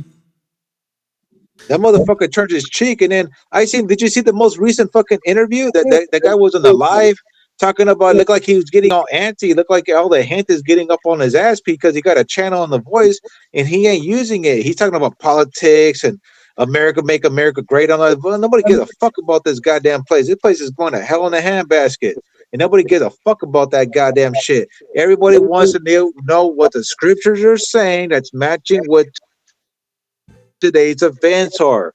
And you can go to any fucking church. No fucking church is matching today's events with what's going on today. They're just going around in circles and circles. Give me your 10% and get the fuck on out of here. Hold on. No. Let's get to it, bro. I'm glad you're there. Let's say it in Deuteronomy 28, because guess what? It's a good time to talk about it. Let's go back to the furthest one. Deuteronomy 28:1 talks about this, because I think Hunter should know this. Let's finish it with this real quick, bro. Let's just go through Deuteronomy 28, give it about a good 20 minutes, and we're done. I think it should end it like that. Ready? Deuteronomy 28:1 says, "It shall come to pass that if thou shalt hearken diligently unto the voice of the Lord thy God, to observe and to do all his commandments, which I command thee this day, that the Lord thy God will set thee on high above all nations of the earth." Now, that means the dietary law, right? The marriage law, the social law, and also the law towards the Most High. Okay? Then it says, and all the blessings shall come unto thee and overtake thee if thou shalt hearken unto the voice of the Lord thy God. Okay, sounds good. Now, verse 15 talks about if you don't do that. But it shall come to pass if thou wilt not hearken unto the voice of the Lord thy God, to observe, to do all his commandments and his statutes which I command thee this day, that all these curses shall come upon thee and overtake thee. Now, let me say this real quick, fam. Verse 16, 17, and 18, and 19, you can literally say that applies to all nations. They're all been poor. They're all been starving. They all died at some point or another. They're all been, you know what I'm saying? But after verse 20, it's when it gets real interesting. To make it simple, watch what it says in verse 20. It says this: "If you will do evil and reject the Lord, he will bring on you disaster, confusion, and trouble in everything you do." Is that not happening right now? Yes. You know what? It's a good. I'm glad that we're on the topic. My brother-in-law was telling me, I was talking to him, and he told me God will put curses upon you. I said, not only will he put curses upon you, he will put curses upon you to utterly destroy it because you're not doing what he's telling you to fucking do. Right. Now, let me continue. "Until you are quickly and completely destroyed." Now, some people can say, well, that applies to a lot of nations. Okay, fine. Let's continue. You're right. It may apply to a lot of nations, right? However, verse 21, "The Lord shall make the pestilence cleave unto thee." Pestilence. "And until he had consumed thee from off the land, whither thou go to possess it." Now, remember, keep in mind that, side point, but we're sticking to Deuteronomy here. Don't these BHI say that happened in 70 AD? Yes, they do. Right. All the time. Right. So then what do you mean? Whether thou go to possess it? Rome already was ruling over the people over there in 70 AD. And by the way, as we get further into Deuteronomy 28, you can find out that this can't happen to them because it says that a nation from afar, from a different language, like y'all didn't know, would come and conquer your ass. And they're saying that 70 AD happened to that? Nah, bro, you're wrong. Now, let me continue real quick. Here's the one that I like the most. It says, "And the Lord shall smite thee with a consumption and with a fever and with an inflammation and with extreme burning." What do you guys think that is? Well, that's what they brought, their Smallpox. that's what they brought from, their, other side of the world, with their diseases and stuff and their blankets. Jacob, you want to add something? No, I'm listening. Go ahead. I'm more on the Bible side, bro. Got you. "And thy heaven that is over thy head shall be brass, and the earth that is under shall be iron." Yeah, that you could apply that to everybody. They go to jail. "And your rain and powder." Verse 24 happens again too. You know what I'm saying? And verse 25, yeah, you could say that. Yeah, you know what I'm saying? Like it could happen to a lot of people. But here's where it gets interesting. Verse 26, "And thy carcasses shall be meat unto all fowls of the air, and unto the beasts of the field, unto the beasts of the earth, and no man shall fray them away." Now, you guys understand what happened when we got smallpox, right? A lot of people were in the floor. A lot of people, they weren't even buried, bro. Books talk about, matter of fact, the American Holocaust. Right. American Holocaust talks about that. Yep. Yeah, I have it right here. The American Holocaust talks about all these corpses were all over the fucking ground, bro. That our people couldn't even bury this. The stench was so fucking horrific, dude. It was just bad. When did you hear them go through that? When they came in supposedly 1619. No. Yeah, and then they all ran away, and then they try to go to Mexico, and then ask us for help, And then now that they found a safe haven and they're in Mexico, and you still have them in Mexico still to this day, they're claiming that that's none of our problem. No, they're claiming that those are the original people. Now, verse 27. Right. Hey, that's what happens. You can let a person from India come to America, and then at the next generation, they're going to say that they're native. No, check it. It says, the Lord shall smite, verse 27, the Lord shall smite thee with the blotch of Egypt, and with the emerods, and with the scab, and with the itch, whereof thou cannot be healed. And I'll ask some of these guys, hey, listen, when did black folks from West Africa that were supposedly enslaved get smallpox here in America, like verse 27? Oh, well, these curses are like, they're not always in the same, what do you call it? Oppression or slavery. But I'm like, wait a minute, hold on a second. But you also share another scripture, I think in Daniel, Ecclesiastes, I don't remember which one, that says that this was the worst slavery you ever had. Not only that, you also go to verse 68 to say Egypt. But all of a sudden, when I look at verse 27, the Lord will smite thee with the botch of Egypt. Then you say, no, that's not applicable to us. Why? Because it didn't happen to you. It didn't happen to you here in our land, in our continent, in America, or in all of the Americas, what they call it. Or what I would say, MESHIACHA land. You know what I'm saying? Hold on. Do you guys want to add something before I continue? Because I'm getting mad right now. No, handle it. Handle it. I'm not getting mad. The Lord shall smite thee with madness and with blindness and with astonishment of heart. Yes, you could say that happens to a lot of people, a lot of nations, right? When they get conquered, obviously that's crazy. Verse 29 could be the same. But hold on. Remember verse 46, it said that this will continue to happen, right? Now we're getting further into like what is perpetually happening here to us. Thou shalt betroth the wife, and another man shall lie with her. Thou shalt build a house, and thou shalt not dwell therein. And thou shalt plant a vineyard, and thou shalt not gather the grapes thereof.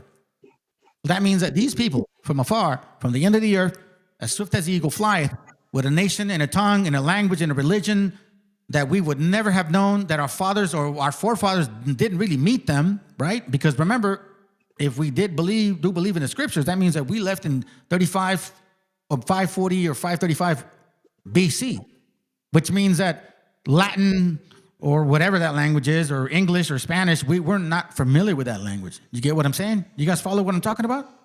Yes, sir. Right. And they had to figure out a way to communicate when they had to sail over here, bro. Exactly. So now it says that the vineyards would be taken, the oxes, and all these things. When and exactly does this happen to West Africans? What do you mean? They took you guys from your land in Africa, and then they took your cattle violently? Yeah, that's the cattle thing, dude. That's the They put your sheep on the ships and brought you. I mean, you guys are saying, and you even use movies that they threw you overboard. So why would they bring sheep and cattle? So I don't understand that. They could barely feed you guys, but they bring the sheep and ox and cattle with you?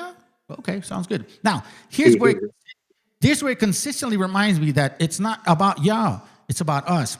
Thy sons and thy daughters, verse 32, shall be giving unto another people. Is that not happening? Did we not see a brother get arrested? A little man of 5 years old? From who? Border Patrol. Yeah, I couldn't believe I seen that, bro. The little boy with the blue hat, man. Yeah, that's sad.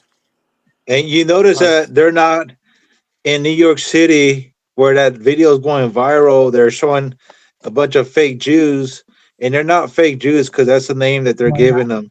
But they're Amalek or the Amalekites, and their children are nowhere near being arrested. They're not being hemmed up. They're not being put in the vans. Their families are not being separated, and apparently they're being paid.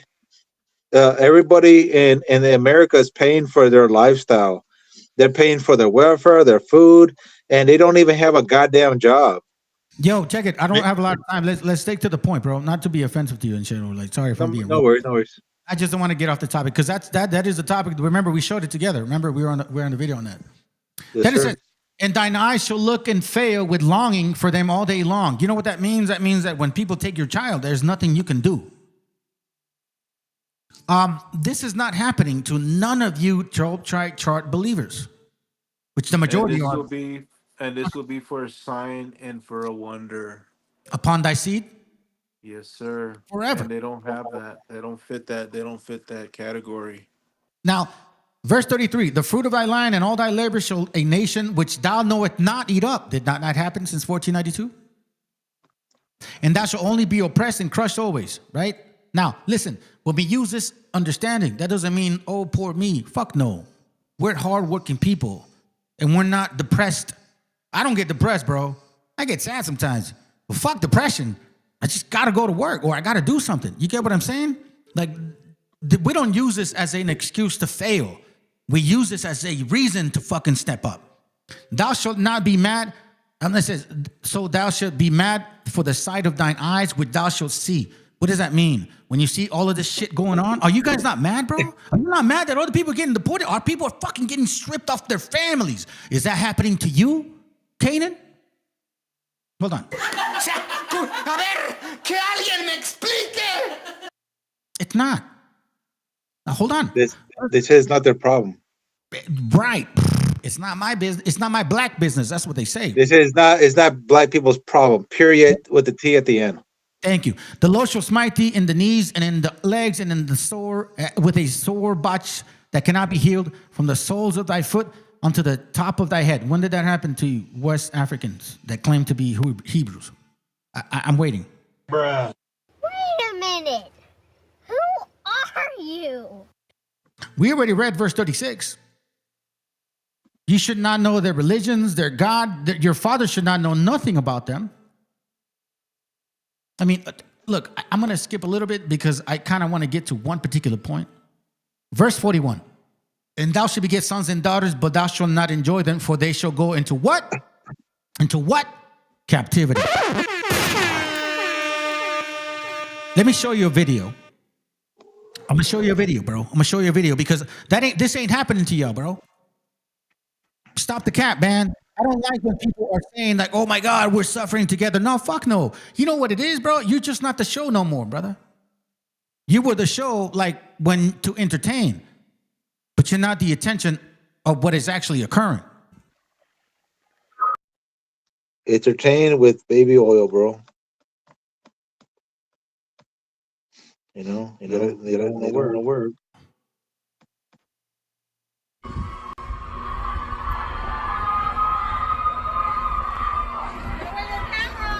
I'm outside. I'm outside. It doesn't say out here. And I've just been ordered to leave the premises. And she's yelling at me right now, so I'm gonna head back to my car and try and keep you abreast of the situation. I seen that video. Those are kids yelling, bro. Yeah, I don't know if they're protesting. I hope they are, because if it's something else, brother. Yeah, that doesn't sound. And you'll see videos of black people calling ICE on our people, bro. I know that, without a doubt. And then they said that we're the same people, bro. Yeah. Listen, and by the way, 777, do yourself a favor, Maya Conquistadors. You know what it says right there, bro? It's matter of I won't call you. Okay, I'll be nice to you. It says this. It said, we will not prove for there were many black padres, 21, that came with the Spaniards, and not one of them knew our language here. Only one of them did, but that padre who entered did not teach, for at that time there were no elders, really just boys. They traded in other kahab, meaning other, barrios. Moreover, they wished to say little. The black padres, those black ones, they hated us. Do you understand that? And these are documentations that you don't read because you don't care about our history. Y'all don't care about our history. You want us to be the same people, but you don't inquire about our history. Because when you do, you find out that we have nothing in common. I don't want nothing from y'all, as you should not want nothing from us. Go do you. We'll do us. Facts. And just like you said, Meshi, bro, if we would just be happy, just be hardworking as Mexicans. But there's too much evidence that's pointing to the description that we are the real people in the Bible. So we cannot ignore that Nope. at all. Hey, I got something for you too. Where is a black reservation? Damn. I don't know one. I mean, me personally. That's Thank interesting. you. That's interesting. Well, you got to remember they embodied themselves in every tribe. So you got blacks saying that they're But what I'm Cherokee, saying is, blah blah we blah. know we're native to this land because we got put into reservations, right? So there you go. Unless I see an African that was put into a reservation and saying that our people were native here, I never seen that unless you're in Africa, bro. Ah, man, let's just finish this so simple, bro. Because we're about to finish, man. It's 10 o'clock. I'm, Yes, I'm gonna sir. ask. I'm gonna ask him real quick. When have you heard of African Americans eating grasshopper?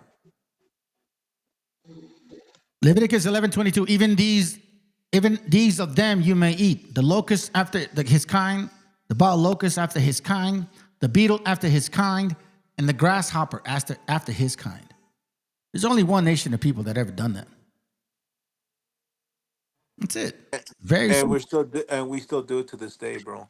Hey, look. So this guy's still. I don't know. Maybe this guy is like a so-called. Oh, wait. Hold on. Hey, 777. Do you think you're Issachar? Let him answer because we're about to finish. I really gotta go, bro. Like Dr. Sebi, part 2. Dr. Sebi. He's gonna be the first on something. First on something, though. Dang.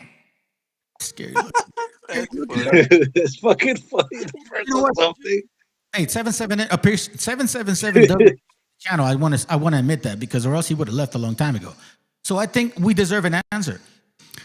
What tribe are you? I think that's good, right? What tribe are you? There you go. Hey, let's go. Hey, like we talked about right in the beginning.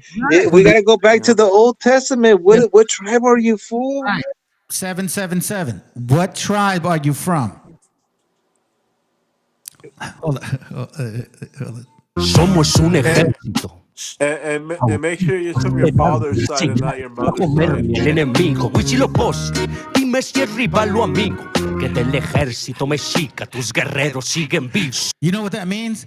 I'm like, hey, the Most High, let me know if this guy's a foe or a friend. I just asked you, what tribe you from? Because if you're one of our people, man, I'll have patience with you. But if you're a Canaanite, bro, get the fuck out of here. What's your tribe, bro? 777, you're not going to answer? Oh, hold on. Matter of fact, before we go, though, I do got to show love to the people in the chat, man. Come on, man. I got to do that. Hold on. Let me go back up. And I'm learning this from other people in other lives, bro. Like, Guys, I appreciate that from. show some love. I learned this from brothers, the big bro, Sonny, bro, from Streets Ain't Loyal, dude. I really like his channel. Matter of fact, he's the only channel that actually will watch more than an hour or two, bro. Seriously, he's the only one, dog. I will not listen to other channels like that. You want to know why? People show up there, man, and he reads the chats and they chop it up and he plays music. And then it's almost like we're kicking it in his garage and shit, just hanging out. You know what I'm saying? Chopping it up. It almost seems like that. You know what I mean? So I know what that's like. I get it. But hold on. Let's see. Hold on. Let me not forget where I left off. Here, we'll start right around here. Here it goes. All right, Chris says, have you noticed that those 12 tribe camps try to attach themselves with the Mexicans and are in our history, but we don't do that with them? Yeah, very good point. He says they don't turn brass, they turn purple. I told you, dog. My dad did roofing in Yuma. He'll come back from the roof dark as fuck, like bronze, bro. Like brass, dark brass. They said they turned purple. Hold on. That's the one I meant to do. Hey, Wesley Snipes, bro. Bro, you're right. You know what? Yeah, I remember I saw, what's his name? Oh, that's right. Jake the Snake. Oh, Nate the Snake, right? he takes out like a piece of copper and shit, and he's like doing a video. Like, look, and he gets a light, and he's like, you see that? You look at that metal, it's turning black. And it's not turning black because it's burning. It's like the fucking the resin of whatever that is, gas that's burning, and it turns that shit. Hey, I'm glad that you said that, because in the Bible it doesn't say that the fucking brass turned black from the ash. It turned into ash, right? It didn't say it turned black into ash, onk. It said it said it's dark brown, fool. No, you know what it is? It turned into Ashkenazi, bro. Shit. Hey, Jorge Garcia, saludos, mi hermano. Oh, bro, I think is one. I think hey, good to have you here, brother, man. This brother has knowledge. Let's see. Go out there and speak the truth if you have it. Okay, sounds good. We'll do it. It says blacks and whites are almost back to hand in hand. Yeah, they are, bro. They've been brothers all the time. Then he goes, I'll give him some like respect for a moment. Why do you play? We said commandments. Why do you play? Oh, that's right. We read that already. Yeah, you sound dumb. Okay, here we go. Now I know where we left off. They didn't give us the Bible till our older generation passed away because the older generation knew those stories were ours. This is Chris from AZ. What do you guys say to that? It sounds. You know what's funny? The people that are preaching in the streets, when you see the garments that they're wearing, and then you'll see the little like a pattern that's going around the edges, bro. Those are Aztec patterns, bro. Yeah, for sure. Next one. Ask me how I know, because I got a goddamn poncho with the fucking pattern on it, including on my mailbox. So that was a rhetorical question. Don't ask him how you know. Leviticus 21:5 says, can't even follow Leviticus 21:5. That's easy commandment, Josh. They shall not make baldness. Bro, I'm a natural bald man. There's a scripture that talks about that. Why are you offending a bald man? I'm literally a bald man. It takes me months to grow my hair. So what I do is I just cut it, not shave. I use a machine and I cut it. Literally, I'm a bald man. Now, before I was a bald man, I was a very handsome man. Maybe I should have kept my hair. Shit. Anyways, not make baldness upon their head, neither shall thou shave off the corners of their beards, nor make any cuttings in their flesh. What do you mean? Which one? Which one are you criticizing me for? The baldness? I don't shave my beard. I hardly grow any beard on my face. And cutting the flesh? What do you mean? Like tattoos? I haven't tattooed myself in years. So are you going to judge me because I have them? Are you going to tell me none of you guys have tattoos? Please stop it, bro. Chris. Hey, I'm glad that we're on the topic. Bring it. What do you think those people from Jerusalem, those fake ass Jews, Amalek or the Amalekites, what do you think they're curling their hair on the sides? They're using a curling iron to create a curl to say that they have a curl similar to the Most High. Oh, I call that Hoto shit. That's some Hoto shit right there. Yeah. I just wanted to throw it out there. No, you good, bro. You good. Okay, he says, do you have a crush on Josh? He said, do you have a crush on Josh? Teach the truth, carnal. Go out there. Oh, see, teach the truth, carnal. Go out there and come and teach. Okay. It says, if you taught the truth, FBA head would fucking explode. Hey, that's true, bro. If I did teach the truth, yeah, that would explode, bro. Then he says, okay, so 7:7, read the, remember, I'm trying to get through this, all right? Read the commandments, please. Hold on, Jacob, weren't you reading the commandments? I think I have. I don't know, unless I just been talking out of my ass, because I just been reading out of the King James. I guess I haven't. That's funny. All right, Chris says, think about that. Timo DeVille, saludos. Oh, what up, brother? Good to have you. No, then okay. So now we're back to the confused. Is it correct? No. Speak your truth. Everything you say on your channel, go out there and preach it. Come on. Okay, sounds good. We'll do that. It says, what do you say? What up, Timo? Okay, cool. Sounds good. Crazy. Then, here goes Silly Dove. Chris says, Timo, I was on you earlier. Let me get close real quick. Correct. Hold on. All right, here he goes. Chris says, you came. Oh, no. Oh, check this out. So Job, at this time, and remember, family, I got like a memory of a fucking elephant. So as Job is talking about some stuff, right? Or as I'm bringing some stuff out, Job says, yeah, and we came out of the nutsacks of the black man. Remember, Job, you said that? Yeah, that's what Right. they believe. Right. So then this guy said, correct. So then Chris goes, you came out of a black man's sack? He goes, sick ass vato. Not all brown folks are kin folks. That's for fucking sure. Hey, if that's the case, if that's the case, then where's your woolly hair? Right. Can I get a chihuahua? You got it, brother. All right, let's see. Chris, I went into Red Supreme's chat thinking black and brown unity. He says I didn't know.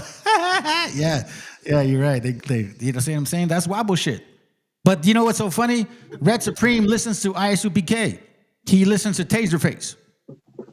Or what's his name? Captain Taserface, right? The white boy with a tan as well and woolly hair. He goes, I'm glad you confirmed it that you. Oh, there he goes. That I hate. Yeah, whatever. Okay, hold on. Let's see. Timo, you seen black hate? Timo, you see black hate? Culture vulture. So basically, Timo's like, yeah, I experienced it. Here goes right away. Right away, I said I was from the Bay Area, and then fools went to prison politics on me. All of a sudden, I'm a northerner, and we bowed down to ABs and Southsiders. Wow. So now these motherfuckers want to say they're the original natives, they're Hebrews of the Bible, they keep the commandments, and they want to be gangsters? Oh, wait. You forgot something. And they're the first Dr. Sebi that got the urge from Mexico, but it's really Dr. Sebi. The water from Mexico cured his fucking Honduran ass. And he goes, no, I'm Honduran. He goes, no, bro. Tell me where you're really from. He's like, I'm from Africa. Yeah, that's the food you're supposed to eat, dummy. Hey, where you really from? Right. Then Timo DeVille says, I shit you not. I was blown away, bro. Ever first time in that site to right away attacking me. That's why I say, fuck. What is it, PT puto now? I don't know what you mean by that, but you know, let me understand it. Viva la raza siempre, Jose Garcia. That's right. Oh, that's skipping. Let's see. They went to prison. Hold on, let me read this. Tim DeVille says they went to prison politics off the jump, and I was going in there for black and brown unity. It's a shame. Trip me out big time. Hey, by the way, I just want to say this, brother. I've been saying this shit since 2022. I've been saying this shit since 2022 that this is what be the outcome because they weren't being this way in 2022, but I saw it coming. Go ahead, bro. Before I read this. Oh shit, I forgot, man. All right, that's good. Now I give them a reason to hate. Now I give them a reason to hate me. Let's see. Timo, that didn't take much. That didn't take too much here. I'm just gonna read that shit.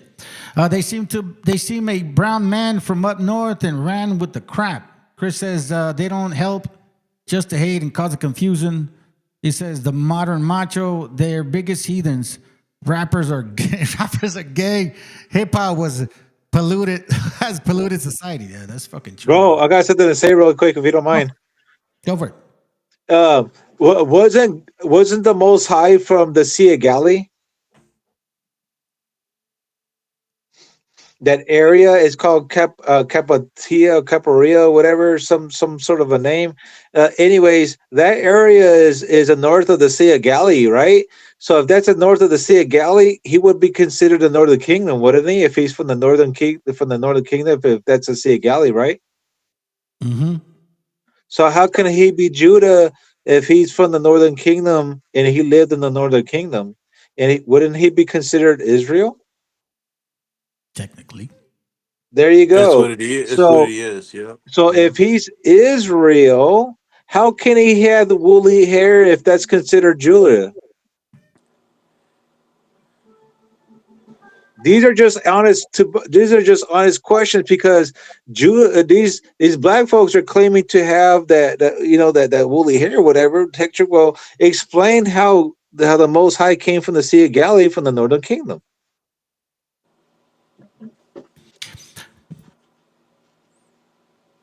That's gonna be interesting. Explain gonna that. be an interesting. That's gonna be an interesting piece to put together right there. Mhm. I never thought about that. There you go. Explain that. Because if the Most High, if they said, oh, he's Judah, he got this. No. Because if they're saying that he has the color of brass, brass is the color of the Northern Kingdom. Think about what I'm telling you. It Hey, didn't say it was burned. It said it was just dark brass, bro. That's Northern Kingdom. Timo, like, that dude ain't ever gonna show up, bro. He's weak. Keep going, bro. Keep going. But you see what I'm saying, right? But if even if it said that the scripture said that dark brass, it doesn't mean that he has a white nose. Mm-hmm. There you go, bro. Because obviously people from the Northern Kingdom, they don't have a white nose, bro. I'm not trying to be rude. I'm just stating how I feel common sense is coming from my spirit. Well, I mean, I think a lot of it has to stem from the Most High stating that we were gonna remember who we were. I think a lot of what we're talking about now is The truth. something that we've been trying to influence our people to wake up, and I think now, like you mentioned, this we're on our final leg, bro. We understand that the time is Now, like no other time. Yeah, it's now, bro. It's like no other time, bro. It's there's no time for ego, bro. There's no time for like none of that fucking argument. I'm right. Like it's yes, time sir. for us leadership to just be mindful of each one of us knowledge. Everybody has a lot, bro. What I mean, a lot is as saying the Most High gave you one understanding. My understanding, we're not all 100% correct on it, but we are a piece of the puzzle to come together for it. And this is what it requires lack of what do you call it? I don't know, bro. You know the experience, man. We dealt with this shit before. This Right. If we, if we're not fully knowledgeable on what we're talking about, we're awfully fucking close. right. You know what I mean? We're awfully close, bro. So let me say this. Let me finish it off. Timo DeVille says, "Go up to the panel 777." Chris says, "Come on, bro, get it together." So you got a lot to say. You got the attention now. Sir says, Numbers 118. They assembled all the congregation together in the first day of the second month, and they declared their pedigree after their families by the house of their fathers. Okay. Then he goes, DeVille says, jump on a panel. Chris is like, come on, 7, all eyes on you like you wanted. That's very true, bro. Incredible. Javier, I wish you guys would get together, Meshi. Hold on. Incredible. Javier, I wish you guys would get together, Meshi. I don't know what you mean by that, bro. Maybe you can elaborate. Let's see. He says, incredible. Javier is another homie that's been knowing. Oh, okay, cool. Has anyone from the FBA debated the homie here? You mean me? Hell no. Those motherfuckers run for my shit. Timo, they don't want the smoke. Nah, they don't, dog. No shit. I don't remember the brother being like this years ago. Wait a minute, me? I've always been the same, bro. I mean, Joe, how many years have you known this channel for? A couple years now, right? Yes, sir. I've been saying the same shit. Dude, I can go back to Yes, 3 years. sir. I can go back to a video from 4 years ago, and I will be very comfortable to play it, and it sounds just like what I'm saying. I mean, I may be a little bit more like, toned down a bit, but, I wasn't pushing no other message. Well, your message is more sharper now. There you go. It's Yeah, sharper. I'm just hoping that everybody got the message. Step one, do not call the Caucasian man Caucasian or white man or nothing. Call him the Edomite, Esau or Edom.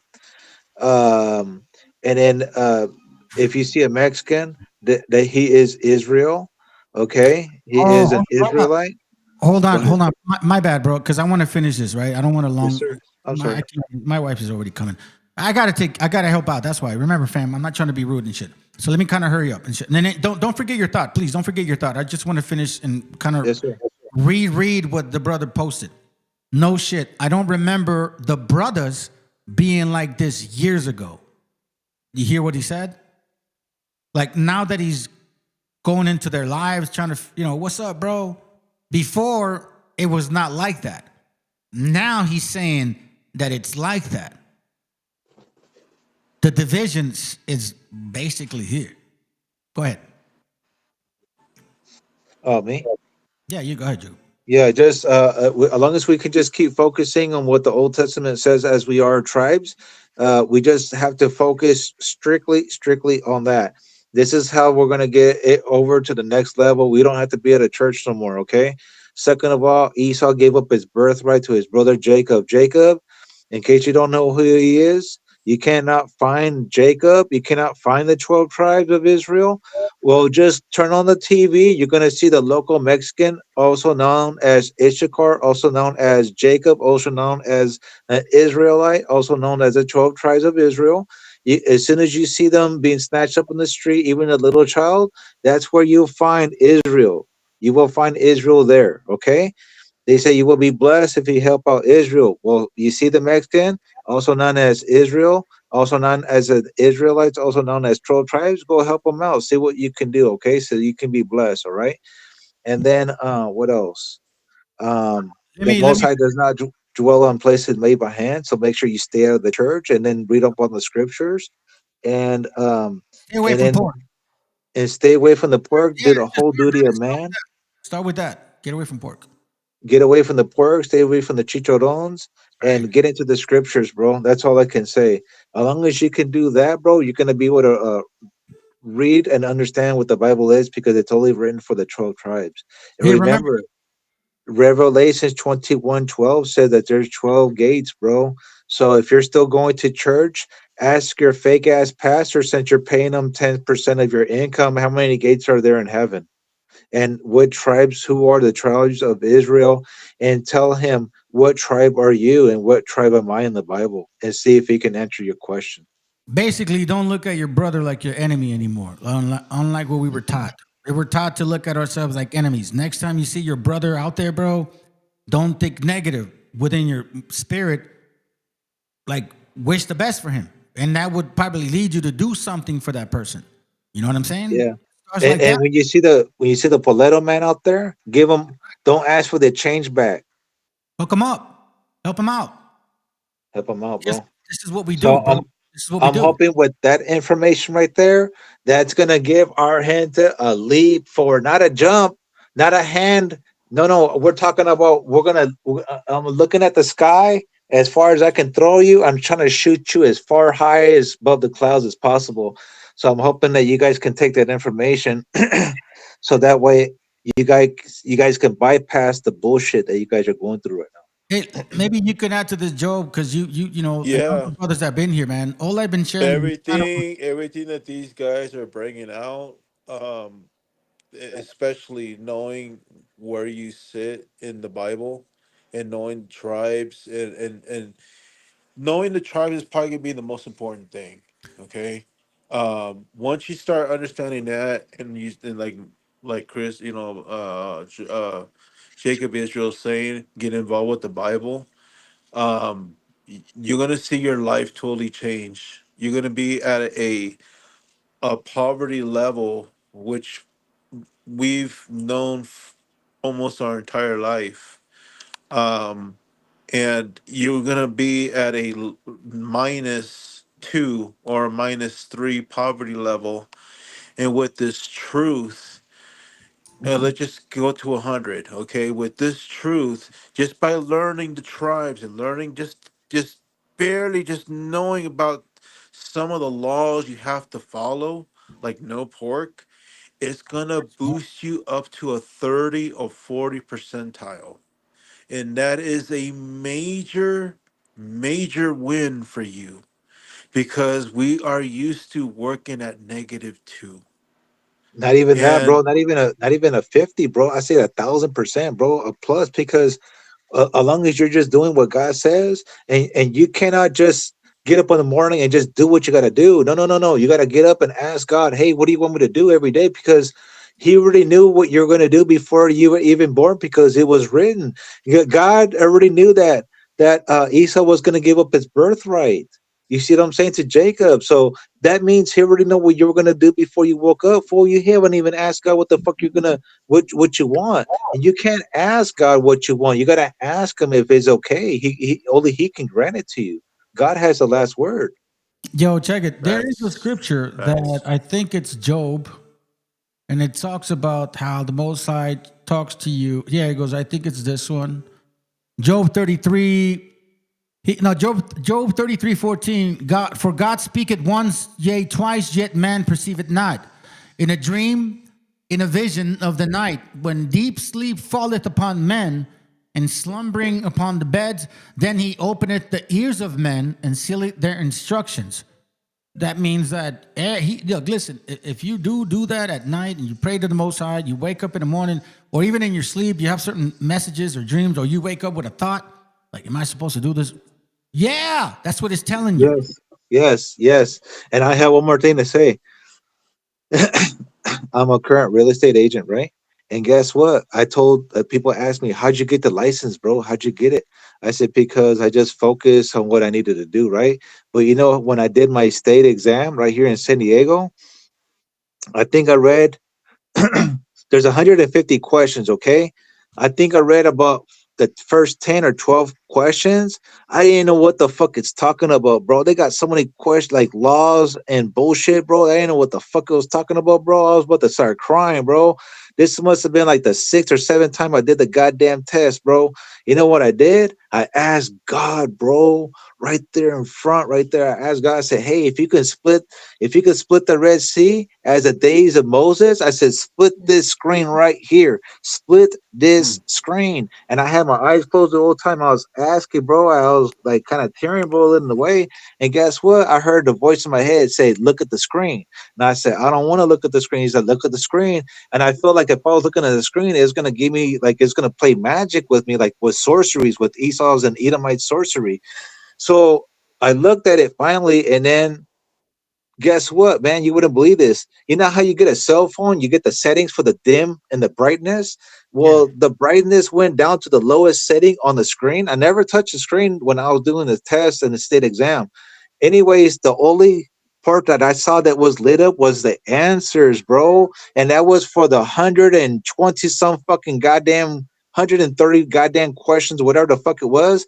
I just matched whatever was there.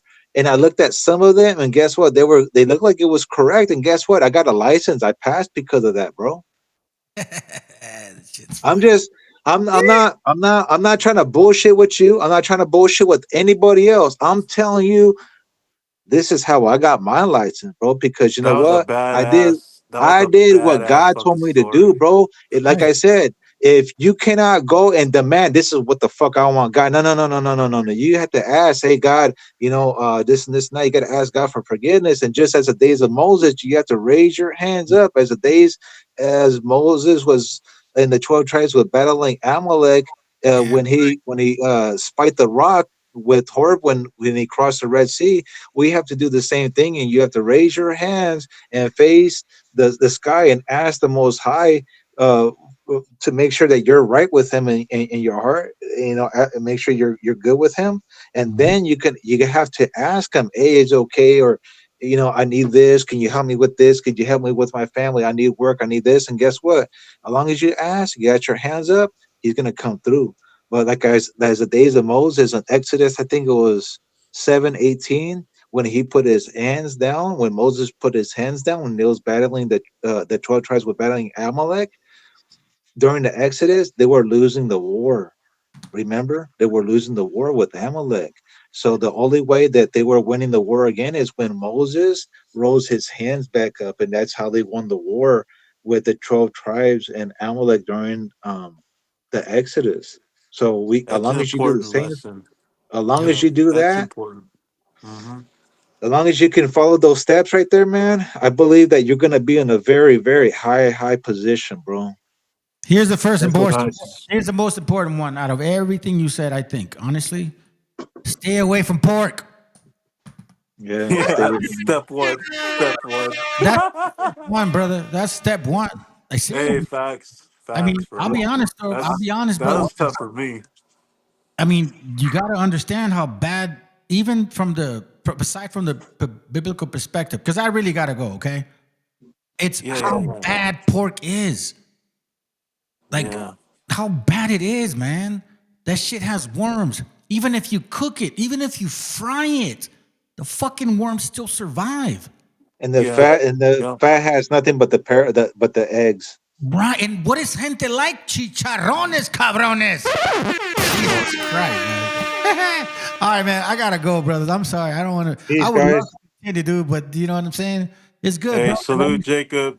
Salute Jacob. Salute Yes, sir. Mexica. Hey, guys, Salute that the fam. information right there, man. Put that shit on repeat if you have to. Go through it thoroughly. But there's all your information right there to get your ass up out of the bullshit you guys are in right now. It's your Run starter it. kit. It's your starter kit. Yeah, hey, God gave you the birthright, bro, and it's yours to take, bro. Don't let nobody else take it away from you.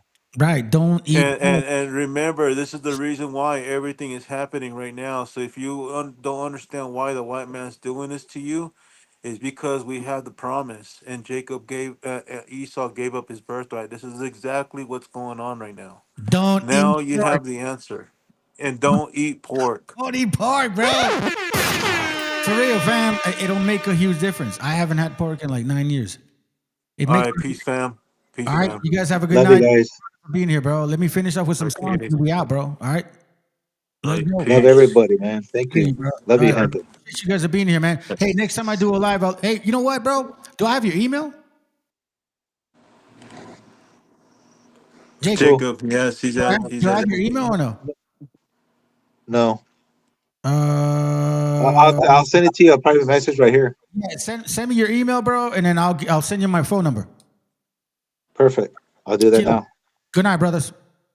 Good night, guys. Take care of your families. Later.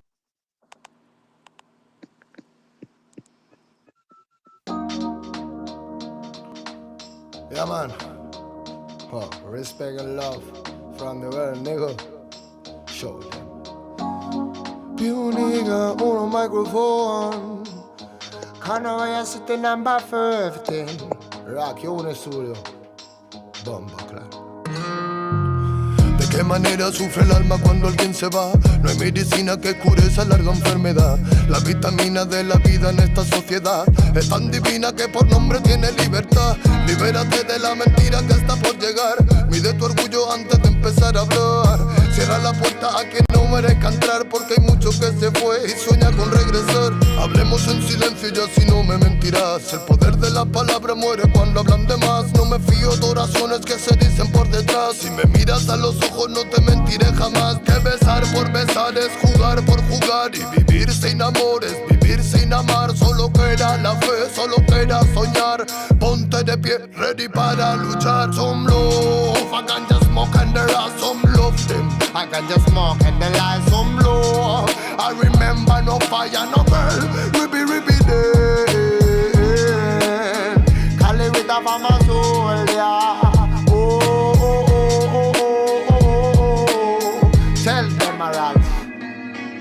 ¿De cuánto tiempo hablamos cuando hablamos de querer? Si la mitad lo malgastamos solo en comprender. ¿De qué manera es más fácil aprender? Que nacemos para ganar y morimos al perder. No puedo dejar de animarte, que cuando te caigas debes levantarte.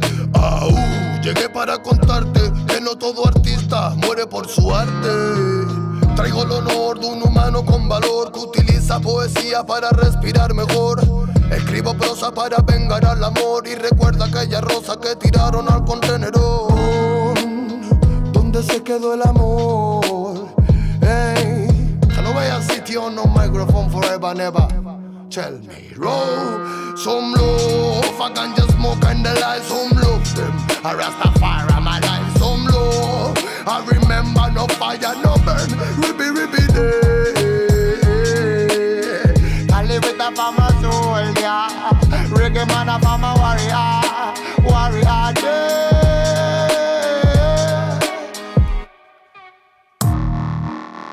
Much I really think.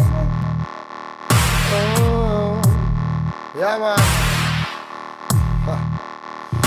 que piense que la música es un juego, lo lleva claro, hermano. Desde España, international, bombo, clack, you, Lego. Not really easy, no. Pure nigga on a microphone. Hey, tell us what, tell us anything. Tell if I'm a rasta, feeling on my sin. Hey, more love.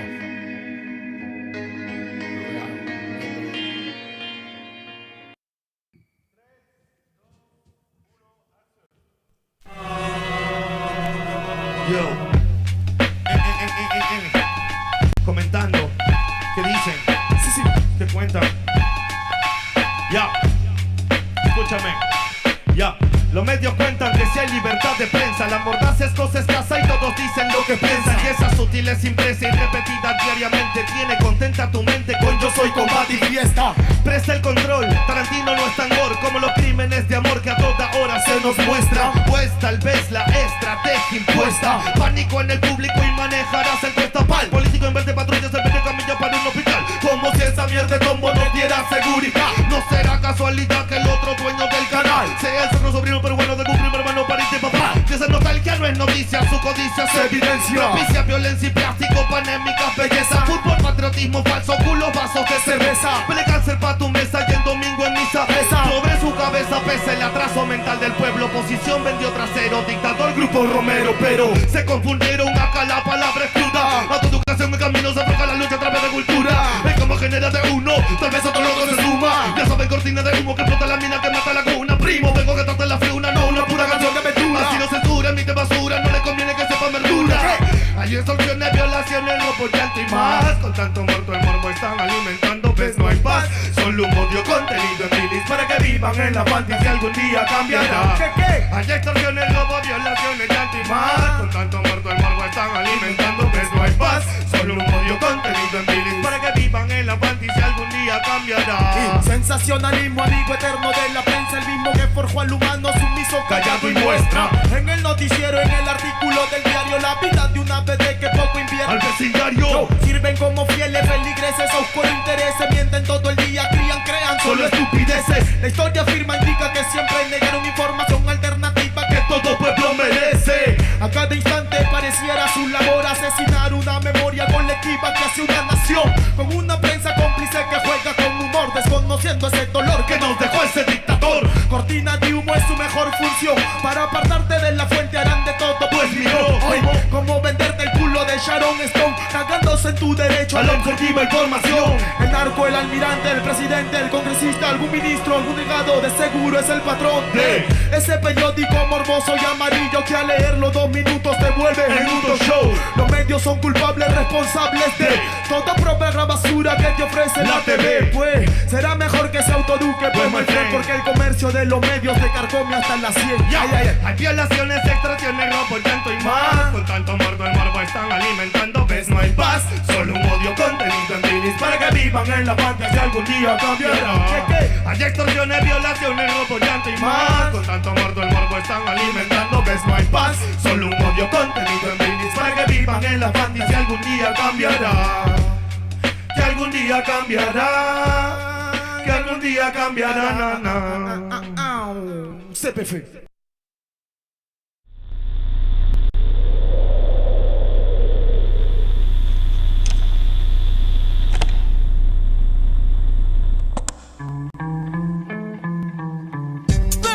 Con la fe. Ajá. La promoción lunática. Na.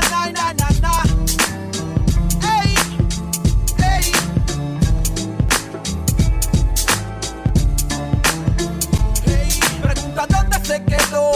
Pregunta cuándo fue que la muerte por su casa pasó. Pregunta por su vida y mira su cuerpo tiro en la mitad de la cabeza. Y se pregunta si es su muerto más. Si la muerte vino por él, llevándose alegría. A su hermana la puedes ver llorando todavía. Todos se preguntan quién, pero nadie puede responder hasta que pegue el fierro en la mano del muerto. Ahora es un fantasma que vive pintado en una pared. El mismo que anda penando en el barrio. No está tranquilo porque caminando con otro la ve. Por la que se mató sin pensarlo.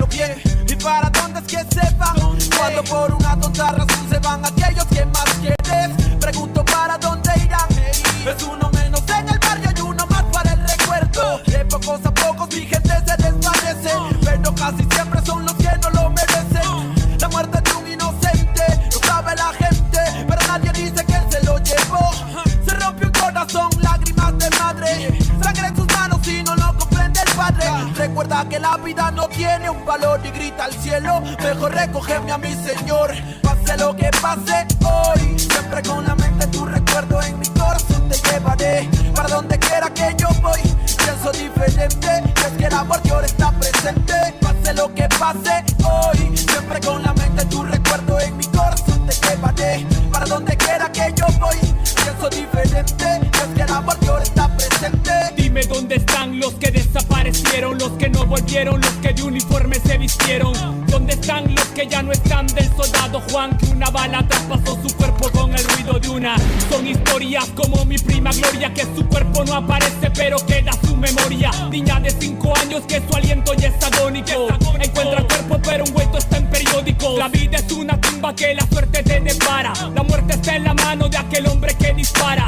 Padre que espera a su hijo que vive en la urbe, pero al día siguiente lo recogerá en la morgue. Se cuentan horas, días y también los calendarios. Primo, nadie sabe si caerás en cementerios, como mi amigo Mario que jugaba a ser sicario, hasta mató a su hermano y lo tomó como algo serio. Se cuentan horas, días y también las estadísticas. Para la policía un expediente más en balística. La lista aumenta y también el desenfreno, como aquel niño que golpeado en el hogar se siente ajeno. Le pone freno y toma la decisión, sacando la pistola de su padre en el cajón. Su lápida ahora pinta: hijo mío, te queremos, y la muerte nos permite, algún día nos veremos. Pase lo que pase hoy, siempre con la mente tu recuerdo en mi corazón te llevaré. Para donde quiera que yo voy, pienso diferente, es que el amor de ahora está presente. Pase lo que pase hoy, siempre con la mente tu recuerdo en mi corazón te llevaré. Para donde quiera que yo voy, pienso diferente, es que el amor de ahora está presente.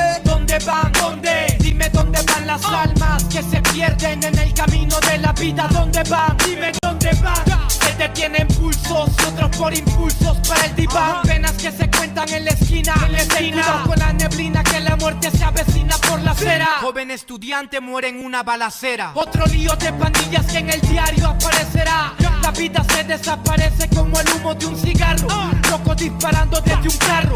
Otra vida que se pierde bajo el cielo gris. No se puede ser feliz cuando gente muere en un desliz.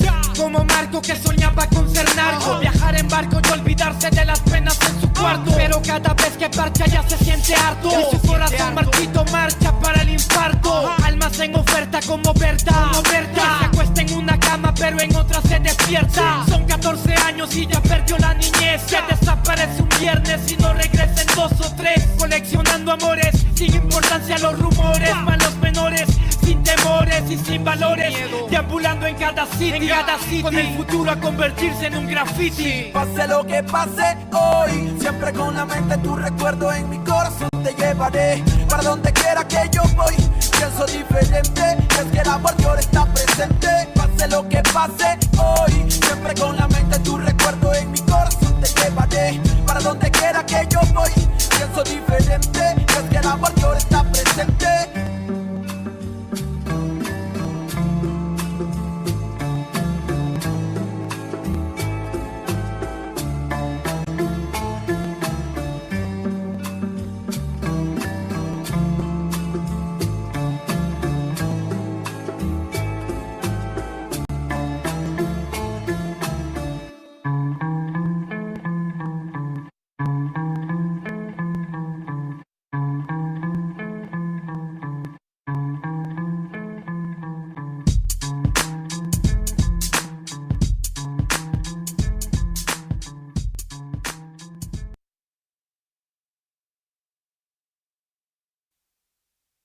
Yeah, man, real bumbo clock and I set the volume 8. This is the music from the my niggas.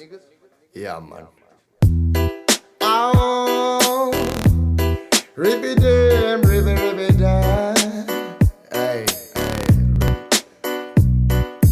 La la la la la la la la la la la la la. You man a tribute from Black Uhuru Ray. Hey, hey, hey. Broken microphone, mystic lover sound, a dream of soul. Will my head alone, living in Zion, but Babylon. Broken microphone, mystic lover sound, the dream of soul. Real my head alone, living in Zion, but Babylon. Por soñar soñé que todo cambiaría, por pensar pensé. Luchar a sangre fría sin perder la fe. Viviendo el día a día, más con sentimiento que marcó mi sinfonía. Darle pan al que no puede comer, darle bendición al que sepa renacer. 3000 errores solemos cometer, pero solo un gran hombre lo sabrá reconocer.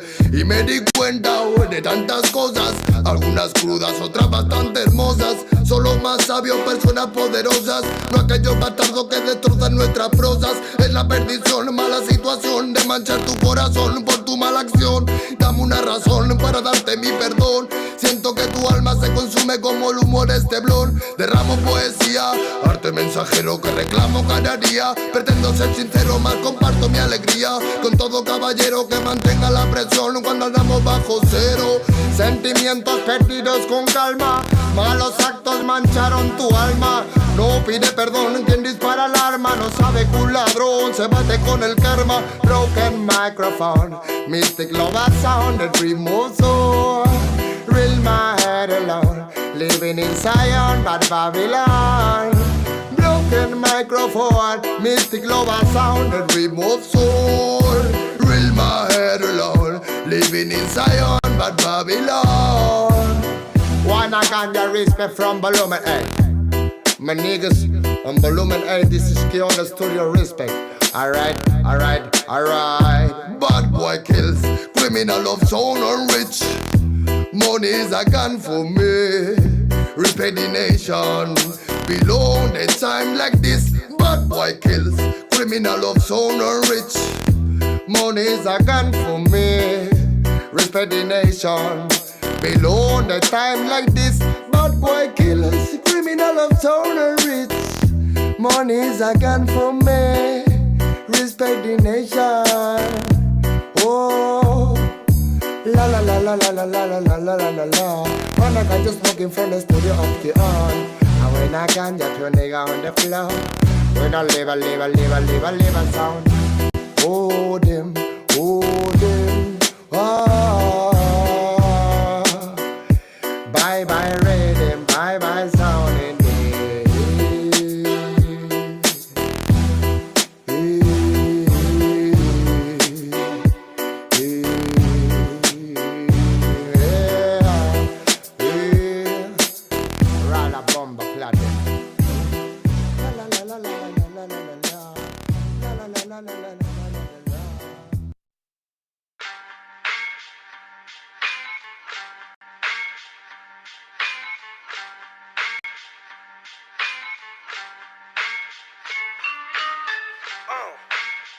En la Plaza de Reyes, Black 50, Soplón.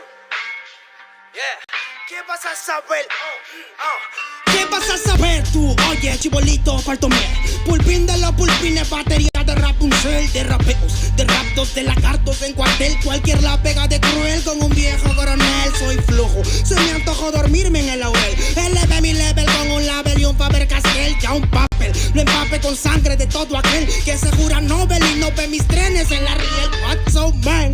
¿Por qué no sacan la tablet? Juro por mis aguas que no te hablo por las powers. Soy chinchado neto, búscame por pico sour y te voy a meter al centro loco como Beckenbauer. Escúchame atento mi bro, que estamos rompiéndole en pro. El negro de Plaza de Reyes como siempre rompe de este micrófono. Que quiere meterle como yo pero no puede meterle taco pro. Si te pensaba que solo era un gallo, déjame decirle que se equivocó. Real motherfucker feeling on the street. Es el Black Sheep, Black Sea Metal de Plaza de Kings. Motherfucker, Soplón.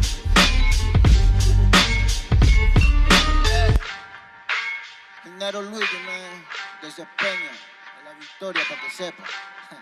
Incas Mo, it's money gang, gang, yeah.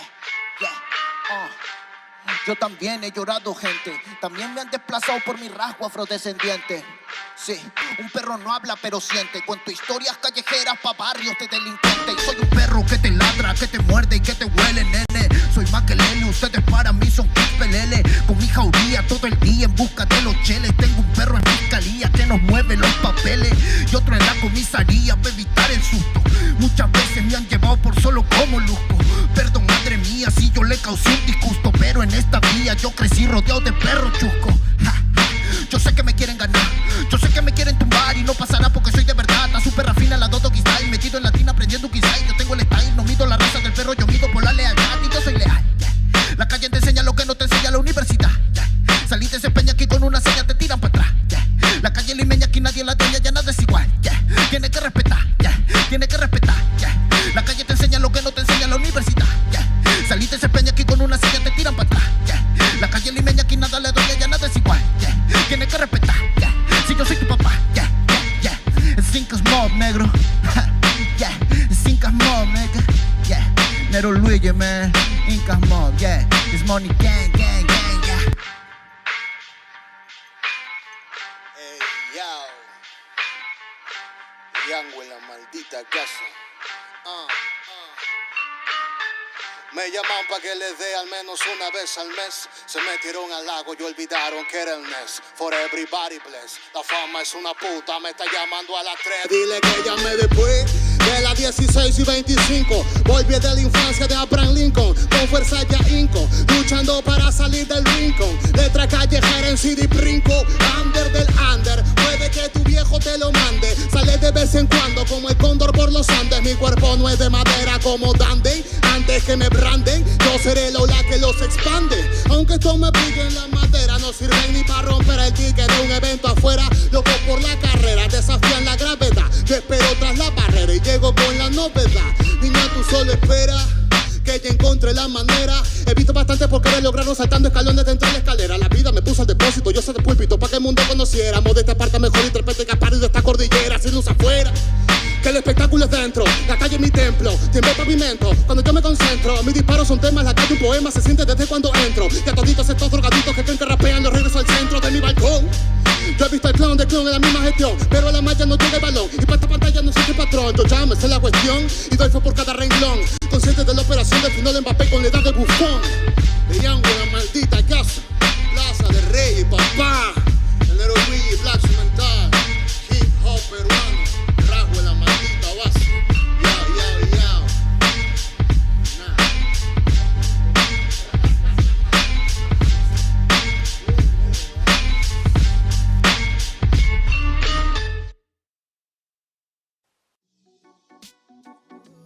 Se ve tan mal cuando miras a otro lado, los fantasmas del pasado no se detendrán hasta verte derrumbado. Peores lo hemos pasado. Andaba a golpes con la tristeza, me aportó riqueza, me otorgó sabiduría, pues se dibujaba en todas mis piezas. Yo con alegría le daba color después. La aguja sigue girando, tiempo parece burlar de mí. Dijo que sanaría esperando, pero creo que la espina aún sigue ahí. Con los dedos no voy palpando, cierro los puños, escapa de aquí.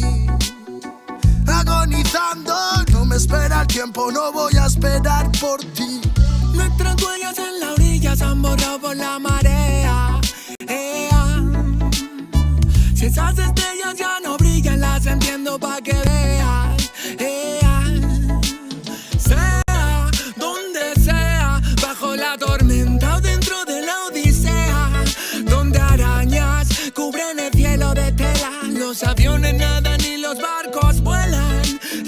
Aunque parezca que va bien, no sabes bien si va mal. Besos que pueden doler, ojos que pueden matar. Tengo mi alma en el almacén encerrada, mi corazón está en huelga, mis sentimientos en ámbar. Gente, Calamala dijo que estaría presente. Fallaron como nunca, se fueron para siempre. Millones de razones para vengarme, pero a veces duele más actuar indiferente. Como no quieren ver ahogados, tenemos branquias y cerrados los bronquios como la mente de un guardia. Yo soy la montaña y vine con la cordillera. Más cojones que tu ganga tiene una madre soltera. Tú cúbrete si suena mami, tú. A mi lado tengo soldados fumando de su palulú. Ni un conjuro de grimorio me lo salva del velorio. Pa' tener pila valorio, se matan vestidos de emporio. Yo no quiero una pistola, estoy soñando que la vida que quería me llega a tiempo. Desde que yo la vi sola, loco ando. Vino a verme cuando el sol se estaba poniendo y se dejó una pluma y se perdió en la bruma. Nunca se despidió de mí, ey. Nunca se despidió de mí, ey.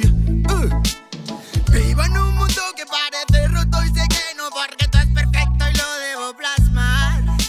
Me fumo un trocolor tras otro y lo veo todo otro color. Me siento libre porque vuelvo a conectar. Mi gente sufre y no lo puedo evitar, más que dándole consejos siempre desde la humildad. Es su camino hacia la fraternidad. Solo puedo que enseñarles a respetar y amar.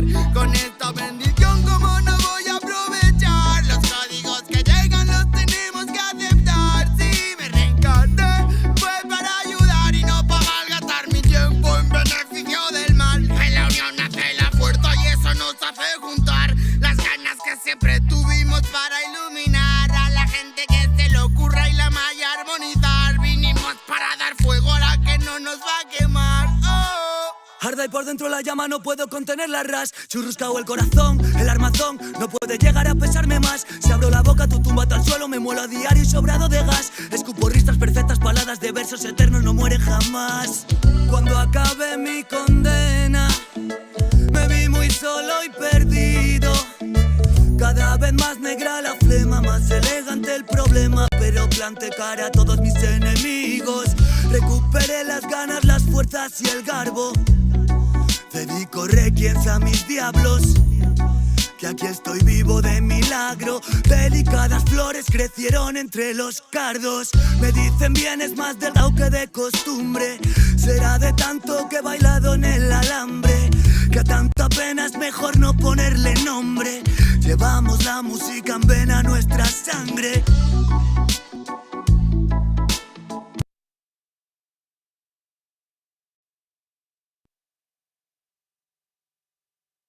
Hey fam, just to let you know, I have pre-recorded songs before I finish it. And in this pre-recorded ones, I wanted to show love to all our brothers and sisters all across the continent. So as you can see, we're getting a variety of music in Spanish, right? See what I'm saying? I showed some shit from down south in South America. You know, I'm gonna play some shit from, from Raza, but I wanna show some love to, Caribbeans too, bro. You know what I'm saying? We're all one people, brothers. You know what I'm saying? So don't misunderstand exactly what I do. Everything that I do has a purpose. Nothing that I do is out of order. You get what I'm saying? So I'm just showing love to every single one of you, my beloved, man. I'm glad and I'm so happy to be in this lifetime to fucking share this wonderful knowledge to my gente. Let's go. Good night. I got a couple songs, that's it.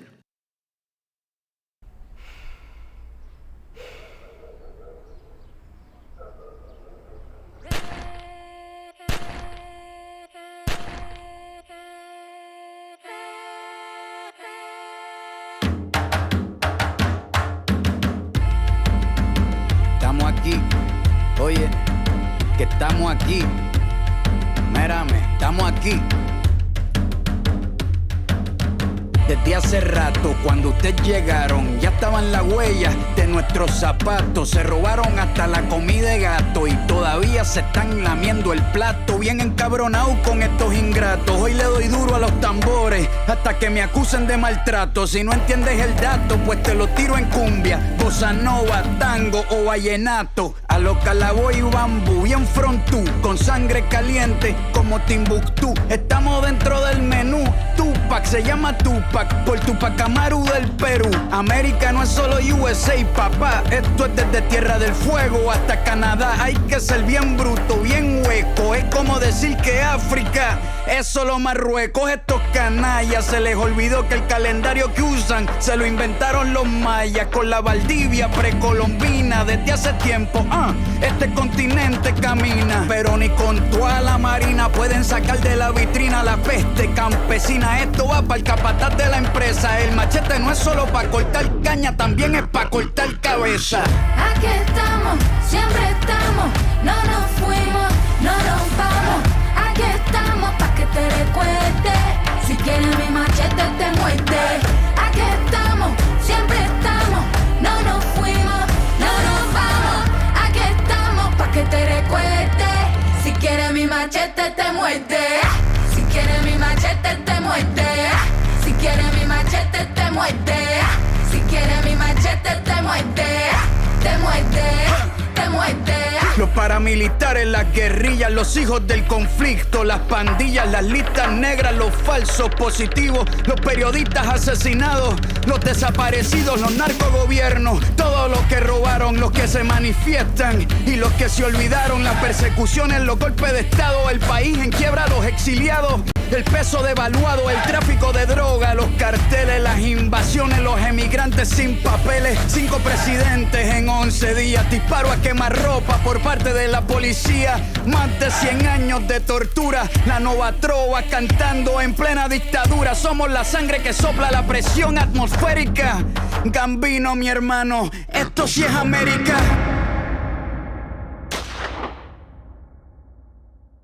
Aquí estamos, siempre estamos, no nos fuimos, no nos vamos. Aquí estamos pa' que te recuerde. Si quieres mi machete te muerde. Aquí estamos, siempre estamos, no nos fuimos, no nos vamos. Aquí estamos pa' que te recuerde. Si quieres mi machete te muerde. Si quieres mi machete te muerde. Si quieres mi machete te muerde. Si quieres mi machete te muerde. Te muerde, te muerde. Y va de nuevo mi Tony. Mexicano bandido, todo el barrio prendido. Siempre ando bien cuido, siempre poniendo ruido.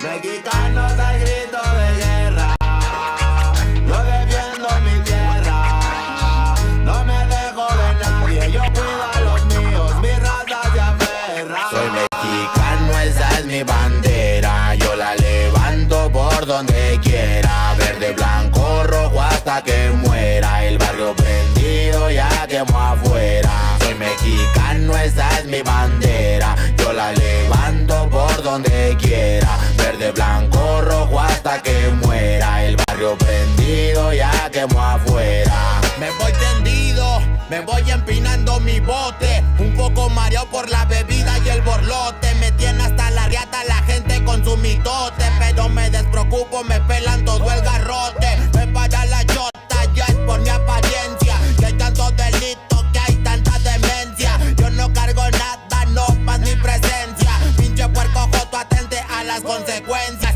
Si no topa el boy en breve nos para en la calle. No puede salir uno homie porque ya hay detalle. No quiere que conteste, quiere que yo solo calle. Quiere mi dinero pero que chinga su madre. A la dica este sistema nos quieren ver abajo, pero tumbar gente quien les dijo que es trabajo. Puro chingar al indio, váyanse mucho al carajo. Loco no me rajo, lo bueno porque se armó la alianza más pesada del país. Todo el mundo ya conoce las rimas de estos MCs. Pa' ponerme más feliz, unos baisas de hachís, mis paisas en el gabacho bien truchas con la polis. Loco en Guanajuato con los ojos bien tumbados, de coto con el quesada, rifando por todos lados. Atento si prendo un blunt en cabina cuando grabo. Represento Nuevo León junto a mi carnal el Davo. Cuando voy pa' Jalisco el pasado está olvidado. Con el perro de la C bien grifo, pedo y enfiestado. Chécate mi banderón unido como había soñado. Bien bajado ese balón, compa lefty bien bajado. Puro hip hop mexa hasta que amanezca. Pásenme un mezcal y que no se apague la yesca. Ya saben que aquí andamos pilas pa' lo que se ofrezca. Si escribo estas rimas es pa' que se enorgullezca. Verde marihuana, blanca cocaína, roja la sangre que escurre de una nueva herida. Yo salí de la ruina, nunca se me olvida. Con disciplina y respeto sigo en la movida. Bien high, la vida es un freestyle. Disfruta lo que hay, vivo entre el bien y el mal, carnal. Crazy life todo el día viendo live. Pinto tu barda con spray, lo que canto es real. Azules y rojas las sirenas que me persiguen. pa' la virgen salen todos cuando chifle. Mi barrio no lo pisen, que andamos todos grises. Maldito policía, no quiero que me revises. Prende la mota en Canala o en Hitter. Ando con mi flota y el dealer. Tenemos lo que se te ofrezca, tú nada más pide. Me dijo mi madre que de la envidia me cuide. Soy mexicano, esa es mi bandera. Yo la levanto por donde quiera. Verde, blanco, rojo hasta que muera. El barrio prendido ya quemó afuera. Soy mexicano, esa es mi bandera. Yo la levanto por donde quiera. Verde, blanco, rojo hasta que muera. El barrio prendido ya quemó afuera. Ya, ábranse cabrones, llegó el mexicano partiendo sin necesidad de palancas. Todos jugamos en la misma liga, yo soy titular, tú ves desde la banca. Disfruto cada cosa que me pasa, colaboro y mi carrera se levanta. El mismo cabrón que antes no tenía nada, se la pasa viajando y dice que canta. Por eso me caga enfermarme de la garganta. Pero aguanta, traigo mata natural y humo de planta. 2, 3 cabrones dando lata y yo haciendo más plata. De esto la vida se trata y pa' que sepas no es barata. MC da bolos desbarata con cada escalón que sube. Yo tuve la suerte de hacerme fama en YouTube. Hay 2, 3 raperos de antaño que me bajé de su nube. Los mandé pa' su casa y de premio hasta les pagué el Uber. Si alguien me tira es porque sabe bien que domino el negocio y quiere de mi parte. No quiero darlas de grande, pero si me tiras la neta me toca humillarte. Soy capitán, llevo el estandarte. Somos muy pocos los que hacemos arte. Este flow si es de Marte, tú dale like y comparte. México lindo y bandido, diario a Diosito le pido que me cuide a la familia si un día el cora ya no late.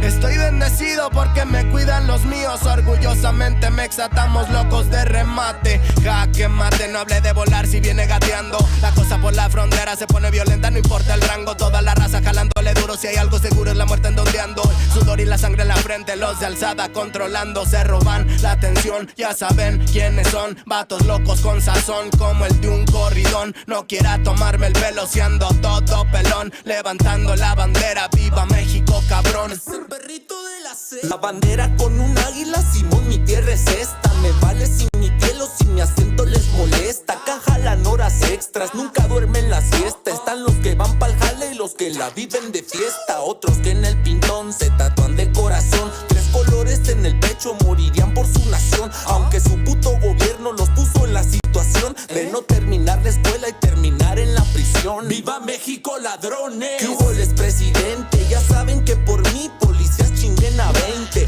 Y ahí están mis 20 pa' la cagua. Aguas, que es tierra caliente de Chiapas hasta Chihuahua. Wow, wow, wow, yipi yo, yipi yucas. Buenas, Montequín, Aguas, Tijuas y San Lucas. San Luis Potoyes, Mataulipas, La Puebluca.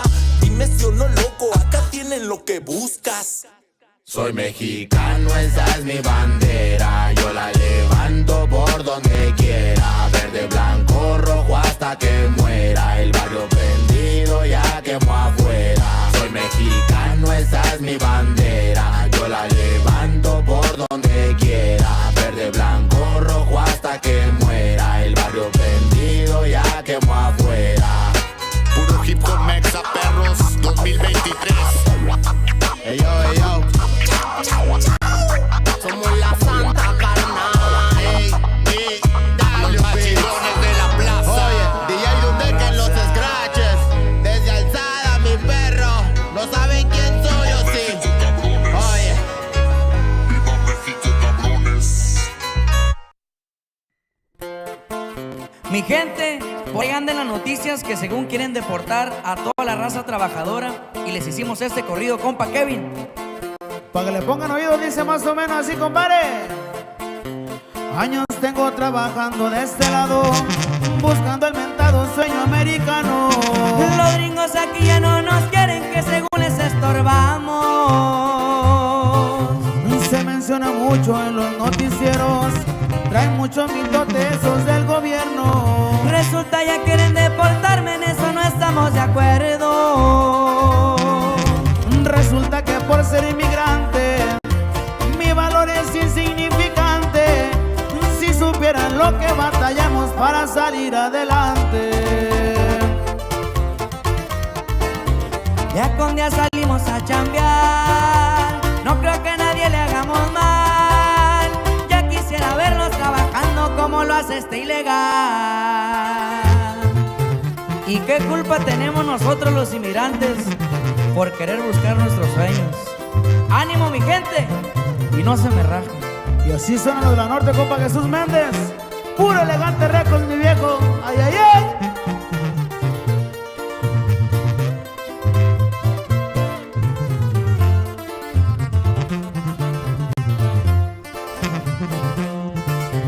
Unos días no duermo y otros como mal, pa' que a mi familia nada le pueda faltar. Se murió mi madre y a mi padre, espero volverlo a mirar. Canto por mi gente, no se vayan a agüitar, que Diosito es grande y de esta ley nos va a salvar. Nomás acuérdense de Florida, nos volvieron a ocupar. Resulta que por ser inmigrante, mi valor es insignificante. Si supieran lo que hemos sufrido para salir adelante. Día con día salimos a chambear, no creo que nadie le hagamos mal. Ya quisiera verlos trabajando como lo hace este ilegal.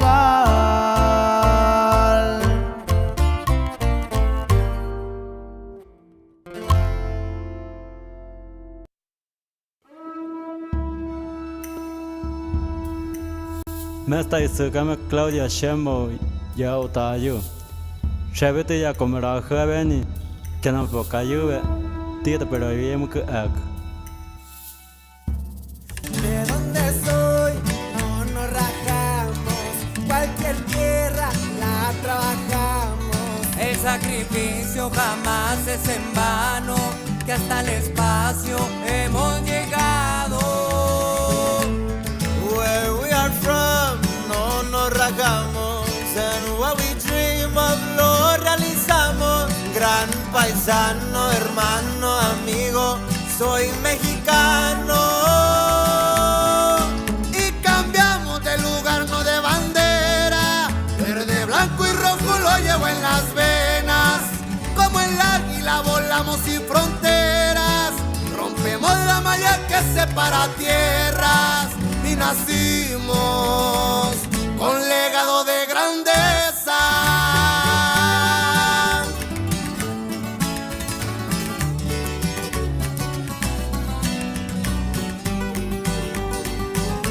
Extraño mi rancho, también mi familia, pueblo querido que no se me olvida. Aunque de este lado me trajo la vida, siempre paradela como Pancho Villa. Y cambiamos de lugar, no de bandera. Verde, blanco, rojo lo llevo en las venas. Como el águila volamos sin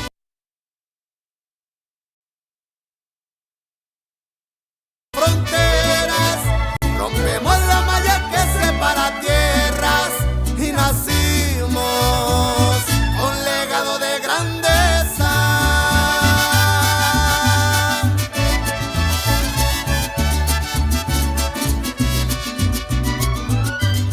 A nuestras mujeres y madres inmigrantes, un ejemplo de fuerza y valor. ¡Y que viva México!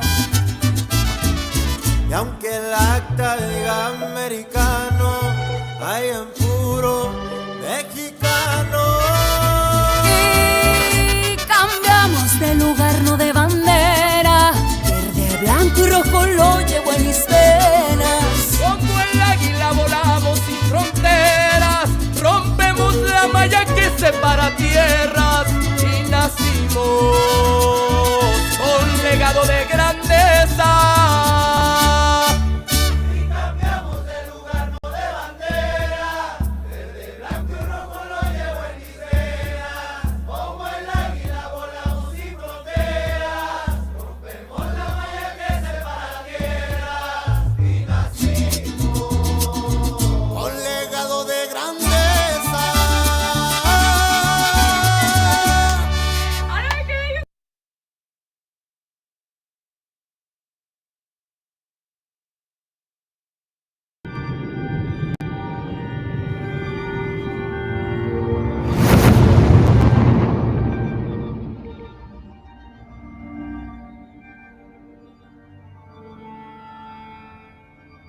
Ical, hijo, Abre los ojos.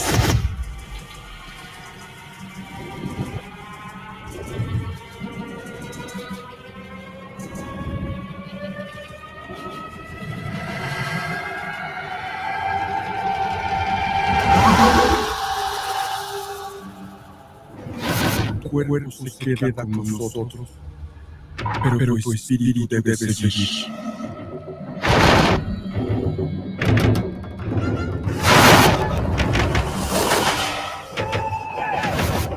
Busca la luz. Aléjate de las sombras.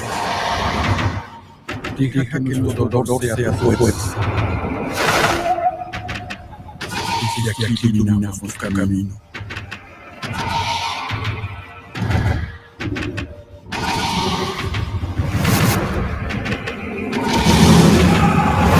Lucha con nosotros, a veces esta pena en la garganta. Yo soy tú eres yo.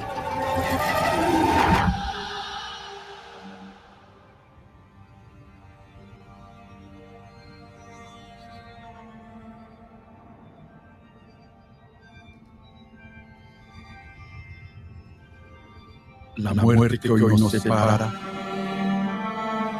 mañana volverá a unirnos. Eres libre, hijo.